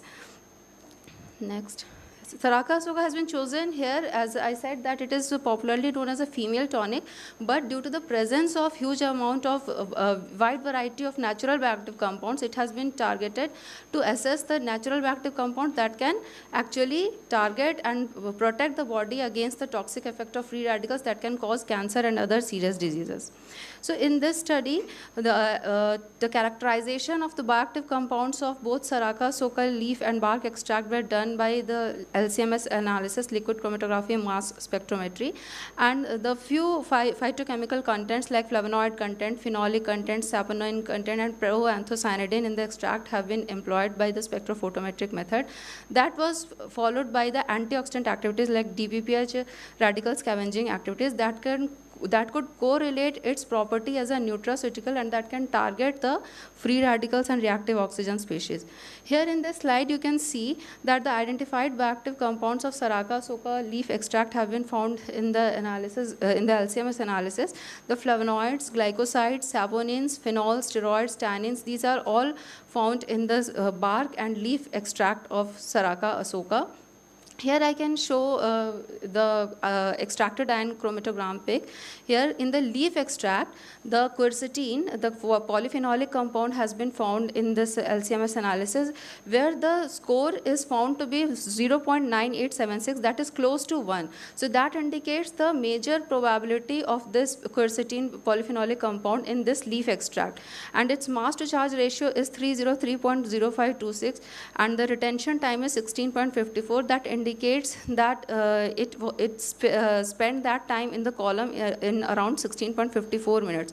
So as I said, that the quercetin, the polyphenolic compound whose score was 0.9876 has the major probability, and it is the rich antioxidant that possesses the anti-inflammatory effects and that helps in reducing the swelling, that can kill the cancer cells that are anti-carcinogenic, that just mitigate the tumor causing cells and control blood sugar, and also they decreases the low density lipoprotein, that is bad cholesterol, and it helps prevent heart disease. It actually increases the HDL, that is the high density lipoprotein, that is also known as good cholesterol, but it decreases the LDL, that is also known as the bad cholesterol. In the next slide you can see in the extracted ion chromatogram pic, the compound, that is acacetin, was found in the category of the proposed compound dihydroxyflavonone, whose score is 0.7713 and that is whose mass to charge ratio is 285.3016 and the retention time was 7.5 minutes. So here it can say that yes, the probability of this compound in the bark extract is more. You can see that.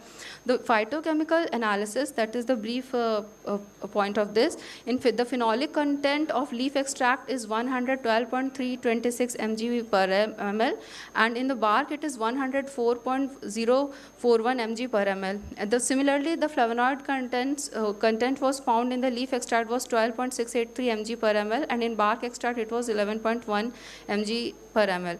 The proanthocyanidin, that is 0.085 mg per ml in leaf extract, and it is 0.069 mg per ml in bark extract.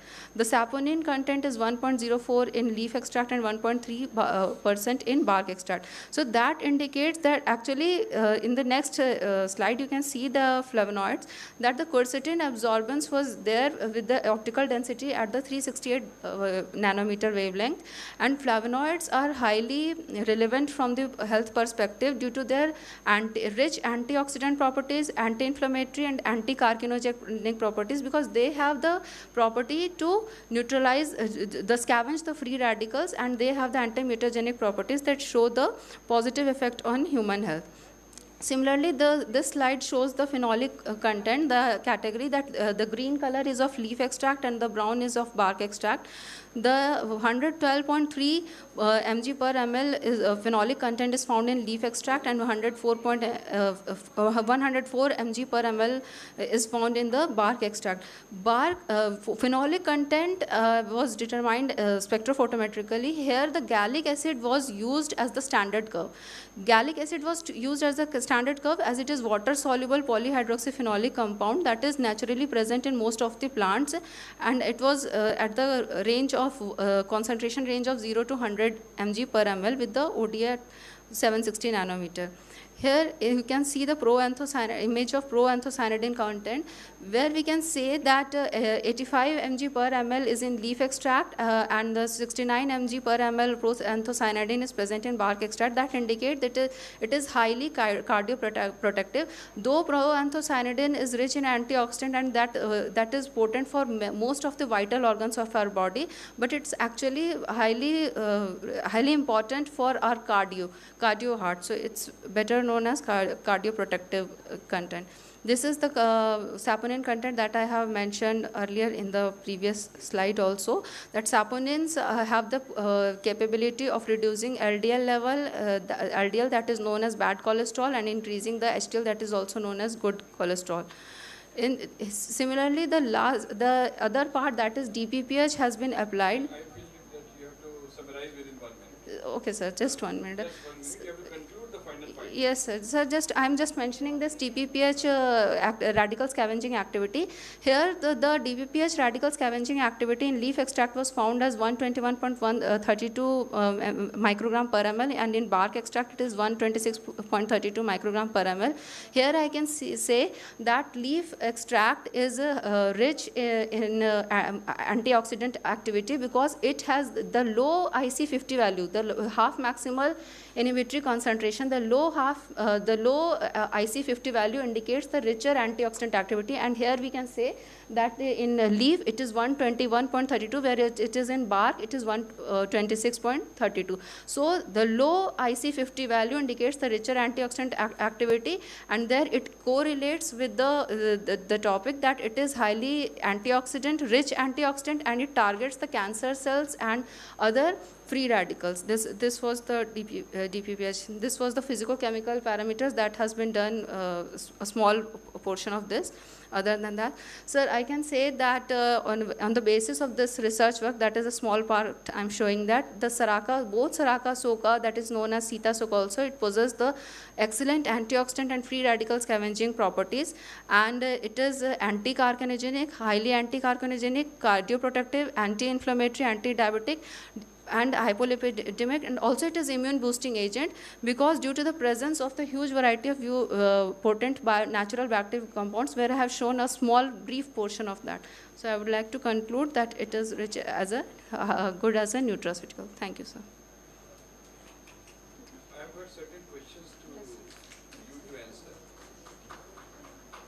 Name a few reactive oxygen species. Reactive oxygen species.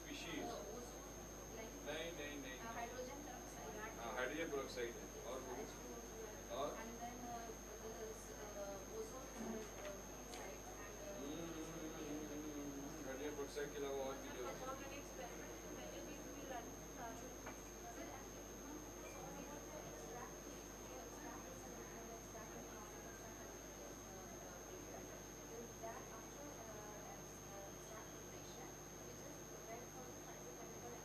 जो मैं तो आपसे theoretically सिर्फ reactive oxygen का नाम Singlet oxygen.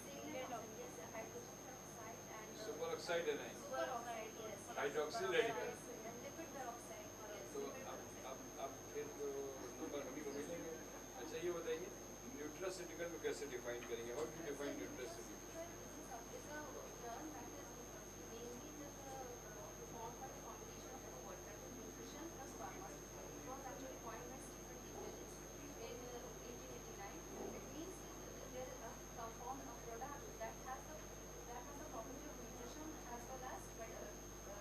Medicinal properties.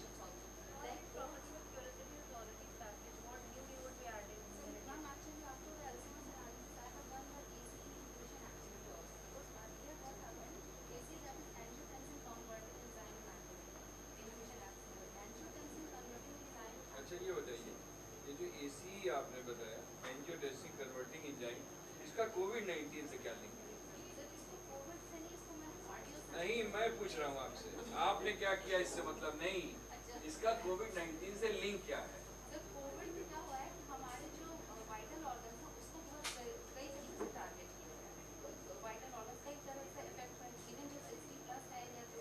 वो सब भूल जाइए मैं सिर्फ ये पूछ रहा हूँ कि एंजियोटेंसिन कन्वर्टिंग एंजाइम का कोविड से लिंक क्या है? वायरस में दो कंपोनेंट्स होते हैं कौन कौन से वायरस में किसी भी वायरस में दो कंपोनेंट्स होते हैं क्या क्या होता है? एक होता है प्रोटीन कोड इसमें लिपिड एनवेलप भी है. कोविड-19 में आरएनए वायरस है डीएनए वायरस है? आरएनए वायरस है. तो सेल के अंदर क्या जाएगा? कोई भी वायरस जब किसी सेल को इन्फेक्ट करता है तो सेल के अंदर क्या जाएगा? वायरस का कौन सा कंपोनेंट जाएगा? जी नहीं उसका आरएनए जाएगा. और ये आरएनए के जो रिसेप्टर्स होते हैं जो है ना टाइप 2 एल्वेलाई सेल्स में वो H2 रिसेप्टर्स होते हैं. यही एंजियोटेंसिन कन्वर्टिंग एंजाइम रिसेप्टर जो हाइपरटेंशन जो ब्लड प्रेशर को मेंटेन करते हैं इसी से स्पाइक ग्लाइकोप्रोटीन फ्यूज करता है. ग्लाइकोप्रोटीन जो स्पाइक प्रोटीन होता है ना वो इसी AC2 रिसेप्टर से बाइंड करता है तब आरएनए अंदर जाता है. वो पोर्ट ऑफ एंट्री होता है.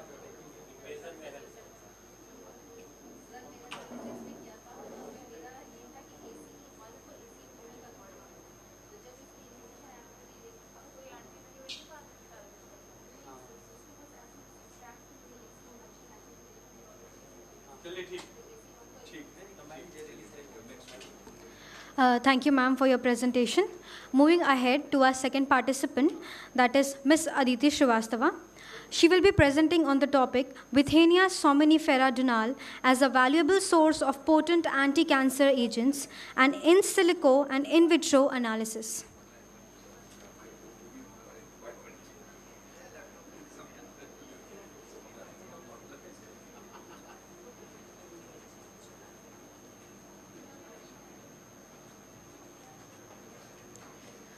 Good afternoon, everyone. My name is Aditi Srivastav, and I am from Department of Biochemistry, Eraz Lucknow Medical College, Lucknow. And my topic of oral presentation is Withenia somnifera as a valuable source of potent anti-cancer agents and in silico and in vitro analysis. As we know, the development of cancer occurs due to persistent, uncontrolled multiplication of tumor cells, which leads to the activation of oncogenes. ये तो सब ठीक है. सुनो ये सब तो cancer के बारे में सुना जा रहा है. तुम अपना जो काम किया है, जो अपना काम किया उसके बारे में बताओ. I have performed. First aim is was to determine the anti-cancer potential of Withenia somnifera and somnifera का हिंदी में नाम क्या है? Ashwagandha. And its phytoconstituent targeting the 8 cytoskeletal proteins, namely actin, coronin, cofilin, gelsolin, vimentin, virulin, thymosin, and azirin, using molecular docking and molecular dynamic simulation. Secondly, we have also evaluated the biological activity and cytotoxicity of methanolic extract of WS, that is against breast cancer cells, MDA, and normal Vero cells. Now, the material methods include, first we have performed determined the anti-cancer potential of WS and its phytoconstituents using in silico approaches.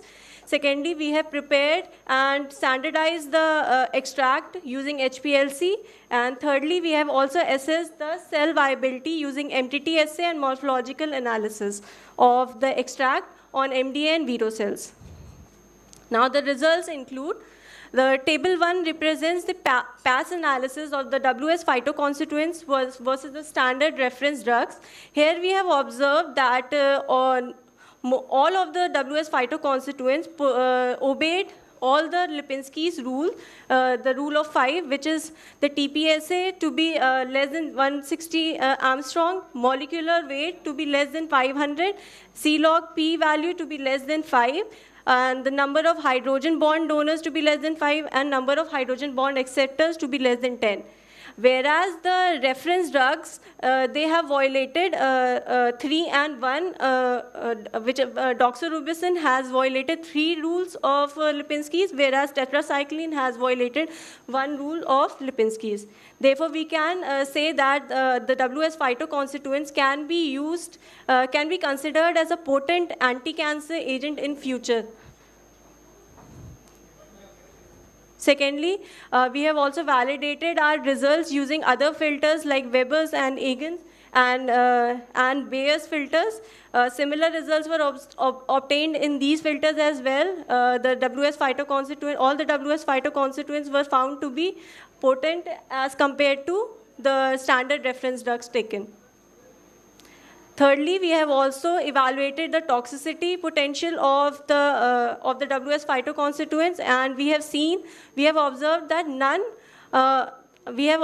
that most of them possess none or low toxicity effect against most of them, whereas doxorubicin and tetracycline was shown to possess high reproductive and irritant effect. Third, these are the best docking results of the WS phytoconstituents against the selected target cytoskeleton proteins, and we have seen that vithanolide A is found to be bind most potent with coronin protein with the binding energy of minus 10.48 kilocal per mole with a KD value of 20.81 nanomoles. And similarly, all the phytoconstituents were found to bind potent with all the cytoskeleton proteins. Thirdly, we have also performed the molecular dynamic simulations. These are the RMSD plots. These RMSD plots values, we can see that most of the complexes of the selected target cytoskeleton proteins and vithanolides were showing equilibrated motion throughout the molecular dynamic simulation run, but most of them were found to, maximum equilibrated motion was seen in third complex and fifth complex. Further, we have also performed the protein ligand contacts wherein the hydrogen bonds, the number of hydrogen bonds denotes the stability of the complex. Therefore, we can see all the complexes are showing maximum number of hydrogen bonds, which are indicated in green. But maximum stability was found in complex 7, wherein maximum number of hydrogen bonds were seen. Thirdly, we have prepared the methanolic extract. First of all, we have acquired the stems from the local market. Then we have performed the taxonomic identification, and then we have performed air-dried the stems, then powdered them and performed the supernatant extraction for 3 consecutive days, then filtered the supernatant and pooled them, and then air-dried them in then dried them in water bath at 50 degrees Celsius, and then we have further performed in vitro analysis. Further, we have performed the HPLC characterization, wherein we have taken the standard vithafirin A and compared it with the WSME extract, and we have found that the retention time of both the standard and WSME extract was found to be similar. Therefore, we have standardized the extract. Further, we have seen the dose-dependent effect. Yes, sir. 1 more minute we conclude. Further, we have also performed the MTT analysis, and we can see lastly, coming to the conclusions itself, we have seen the WSME extract exhibited potent and significant cytotoxicity against MDA cells with an IC50 value of 66.2 microgram per ml. And within the similar range, WSME extract did not exert any significant effect on the normal cells.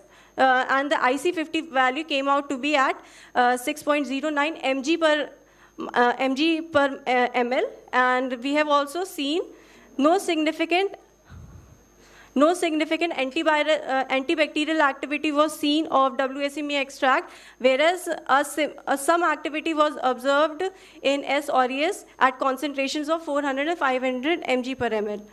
Thirdly, we have also performed the morphological analysis. Here we can see the pictorial presentation where as the dose of WSME increases, the number of live cells decreases, whereas no significant effect was seen on normal cells, which you can see on the other side of the slide. Now, concluding, we can say that it is proposed that the phytoconstituents, namely anaphyrin, scopolectin, bithanolides A, M, P, R, and D, can emerge as potential anti-cancer agents if studied and screened further in vitro and in vivo. Yes, sir. Yes.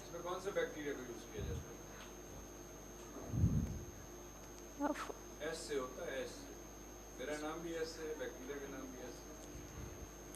Staphylococcus. Salmonella typhimurium. Histidine less mutants use करते हैं। चलो ठीक है।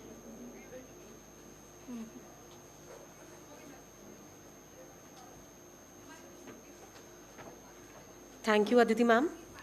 Now, moving on with the last participant for today's session, I would like to call Ms.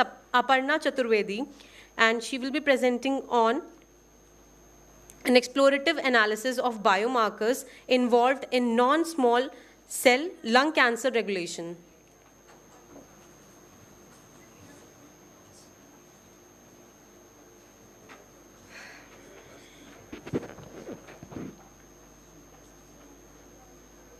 A very warm good evening to all. Myself, Aparna Chaturvedi, PhD scholar at University of Allahabad, working under the guidance of Dr. Anup Som. The topic of my presentation here is an explorative analysis of biomarkers involved in non-small lung cancer regulation. This is a complete bioinformatics computational biology study. And so, first of all, since many of the scientists depicted here today that lung cancer or any of the cancers are not detected in the early stage. So obviously after the primary case, the lung cancer is divided into two stages, the small cell lung cancer and the non-small cell lung cancer. Non-small cell lung cancer is further divided into squamous cell carcinoma and lung adenocarcinoma. As you can see from the picture here, that histologically that both of the classes, the squamous carcinoma and lung adenocarcinomas, are not properly distinguishable. That is why the de facto name given is non-small cell lung cancer. Towards the targeted therapy approach, these are the basic oncogenic drivers. These are the basic genes. Those are targeted. You just forget about this introduction. You have come Okay. to the actual research work which you have Okay. done. So this is the Methodology also you bhul jaiye, just come to your actual work. so this is the methodology of my study.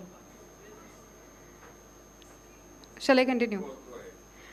Okay. So in this study, we curated more than 3,500 literature. We did intensive literature review, and we collected the experimentally validated data for the direct interaction mechanisms of the proteins and the genes in humans involved in non-small cell lung cancer, and we performed a systems biology analysis on that, as well as high throughput data analysis involving co-expression network approaches. And we looked for the epigenetic mechanisms involved by the non-coding RNAs as well as the protein coding RNAs. So basically, this is the result of our study. This has been uploaded to the Network Data Exchange portal. So when you go to, this is not public yet because we have communicated the paper and it is still ongoing within the communication. So when you hover over any of these nodes, you will get the complete information, because we believe that for any experimental procedure, it is hard to identify genes, which genes to study, as there are many extensive studies going on. So we have tried to narrow down all these studies in a single conceptual platform, and this given through this network, LC network. And as you will hover through every single node in the portal, you will go through all the details, all the references, and all the given information about a particular gene. Further, we did some systems biology analysis on the network, and we looked for the genes. So these are the particular 4 genes, and these have already been established for their role in non-small cell lung cancer. So this basically establishes our authenticity of the curation, the manual curation approach here. So we further performed the analysis for the regulation roles of those genes, for pathway analysis, and what are the biological processes those are affecting. So we looked all of the biological processes, or the cellular compartments, or the pathways, all were involved in cancer and cancer regulation. And further, we did the meta-analysis using co-expression approach, and basically we found mainly 10 genes here. These 10 genes, the microRNAs, the coding RNAs, and interestingly, there was no result for the long non-coding RNA, that is UCA1, that we have expressed in our study. So we have intensively emphasized on that particular UCA1 to be studied by the scientists further for its validation and studies in case of non-small lung cancer. And so basically we have through our literature curation, manual curation approaches, and through co-expression studies, we have identified mainly these genes, and these genes are known to play a role in non-small lung cancer, and they are affecting the non-small lung cancer primarily by UTR binding, and UTR binding further, as we know, in case of epigenetic mechanisms, they influence the post-transcriptional gene silencing, and that is how they are affecting the pathways. And this is the conclusion of our study. We have basically presented mRNA, LNCRNA, microRNA regulatory network describing the epigenetic mechanisms in non-small cell lung cancer. Online, this network is present as LC network. That will be present publicly after our work is published.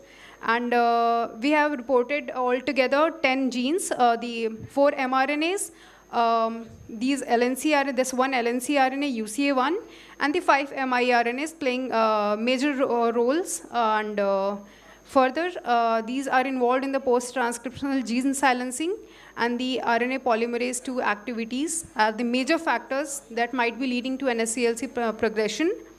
And so we basically conclude here that after the screening of more than 3,500 publications, we got some 345 genes. And out of those 345 genes, we have extracted these 10 genes crucial for non-small cell lung cancer. And further, I would like to acknowledge my guide, Dr. Anup Som, Arindam Ghosh. He's an early age researcher at University of Finland, Kuopio, and UGC CRED for providing on the financial assistance. Thank you, everyone, and thank you all for providing me this opportunity to present my work here. Thank you. Any questions? Questions? Thank you. Thank you, Aparna ma'am. Now, I would like to call Ms. Kiran Tripathi. She will be presenting on Study on DNA Promoter Hypomethylation, Profiles of RAS oncogene isoforms in Subset of Urothelial Carcinoma of Bladder Patients.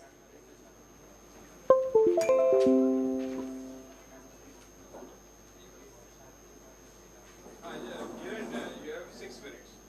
5 minutes for presentation, 1 minute for...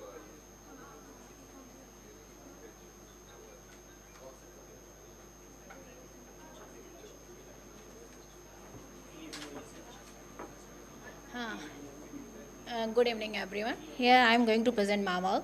Topic of my study is a study of DNA promoter hypomethylation profiles of RAS oncogene isoforms in subset of urothelial carcinoma bladder patients.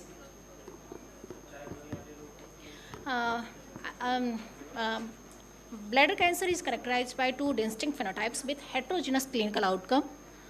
One is NMIBC, that is representing low stage tumor, and it covers 70 to 70%. Come to your point, because this your madam has told in the morning. Okay, sir.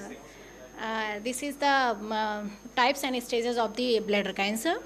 Many risk factors involved in the smoking, genetic, anatomical, hormonal. These factors involved in the cause of the bladder cancer. Accumulation of genetic and epigenetic causes the transformation of normal to cancers. This is the need of the molecular driven screening and its significance due to frequent recurrence of NMIBC and considerable threat of its progression to MIBC. Bladder cancer patients require lifelong monitoring, invasive monitoring and treatment, which make bladder cancer one of the most expensive malignancies to manage. This highlights the need of biomarker-driven screening of patients, which would not be only inexpensive but also be sensitive enough and easy to early detect. This is the methylation profile. This is the methylation profile of promoter region in RAS proto-oncogene. Demethylation at the CpG island present in the 5' regulatory region is suggested to be responsible for the abnormal activation of RAS gene, and it causes by the many factors.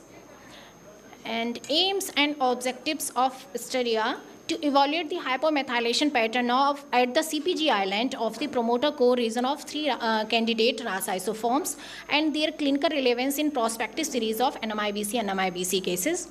To examine the transcriptomic expression of these RAS isoforms and their clinical significance in a given cohort of patient, to understand the relationship of these hypomethylation patterns in the RAS promoter regions with its expression and their clinical impact in UCB. This is the study plan. For this, 87 tissue samples were taken for the study, and these stored at the -80, and methylation study and transcriptomic study was done. This is the primer, were designed with the help of Meth Primer tool, and this is the primer sequence to amplify the exonic region of the RAS isoforms for the real-time quantitative PCR. This is the clinical histopathological profiles of a patient diagnosed with UCB. Many clinical histopathological variables were taken for the study. This is the illustration of RAS promoter region along with the transcription start site.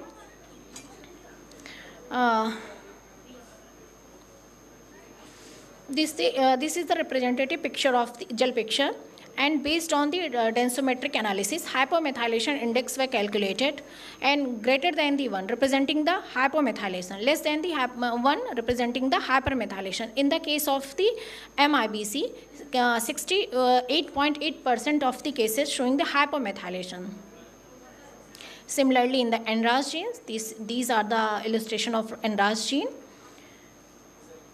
On the basis of this densitometric analysis, in the case of NMIBC, 78.3% of the NMIBC cases showing the hypomethylation. In the MIBC, only 57.7% of the cases showing the hypomethylation. This is the illustration of KRAS promoter region along with the transcription start site. These regions were selected for the study because this is high CpG island rich region.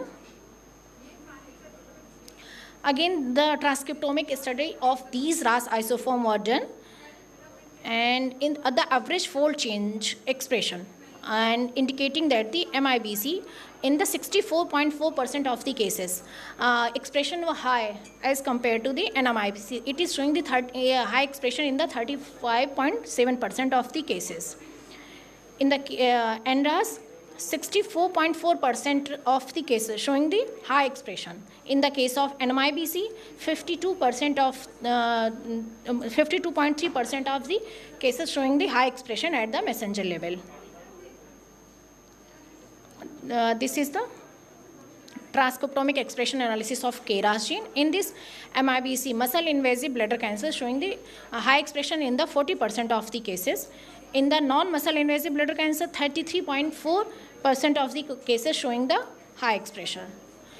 To find out the relevance of the promoter with the expression, correlation analysis was done. In the case of muscle invasive, it is showing the significant correlation with the transcriptomic expression. In the muscle invasive, it is showing the significant association with the in case of N and KRAS, but not in HRAS. So discussion and conclusion of the studies: observed high value of hypermethylation index of NRAS in NMIBC compared to MIBC indicate in an early event in tumorigenesis. High frequency of HRAS and KRAS hypermethylation in MIBC compared to NMIBC tissue suggestive of its occurrence as a late event in bladder tumorigenesis. Statistical association of NRAS and HRAS promoter hypomethylation with smoking, tobacco chewing status of NMIBC patients, identify it as risk factor and explain its possible contribution towards the altered epigenetic of RAS gene isoform during the early development of bladder tumor. Overexpression of RAS isoform at masses level in MIBC emphasize their role in late bladder tumorigenesis. Correlation studies demonstrate promoter hypomethylation of N and KRAS could be potential confounder of their increased expression in NMIBC. Biological significance of the simultaneous presence of high expression and promoter hypomethylation of RAS isoforms in muscle invasive tumor is difficult to resolve from the present study. There could be a possible involvement of defect other than the hypomethylation in the given cohort of patients. This work published in the Molecular Biology Reports in 2021.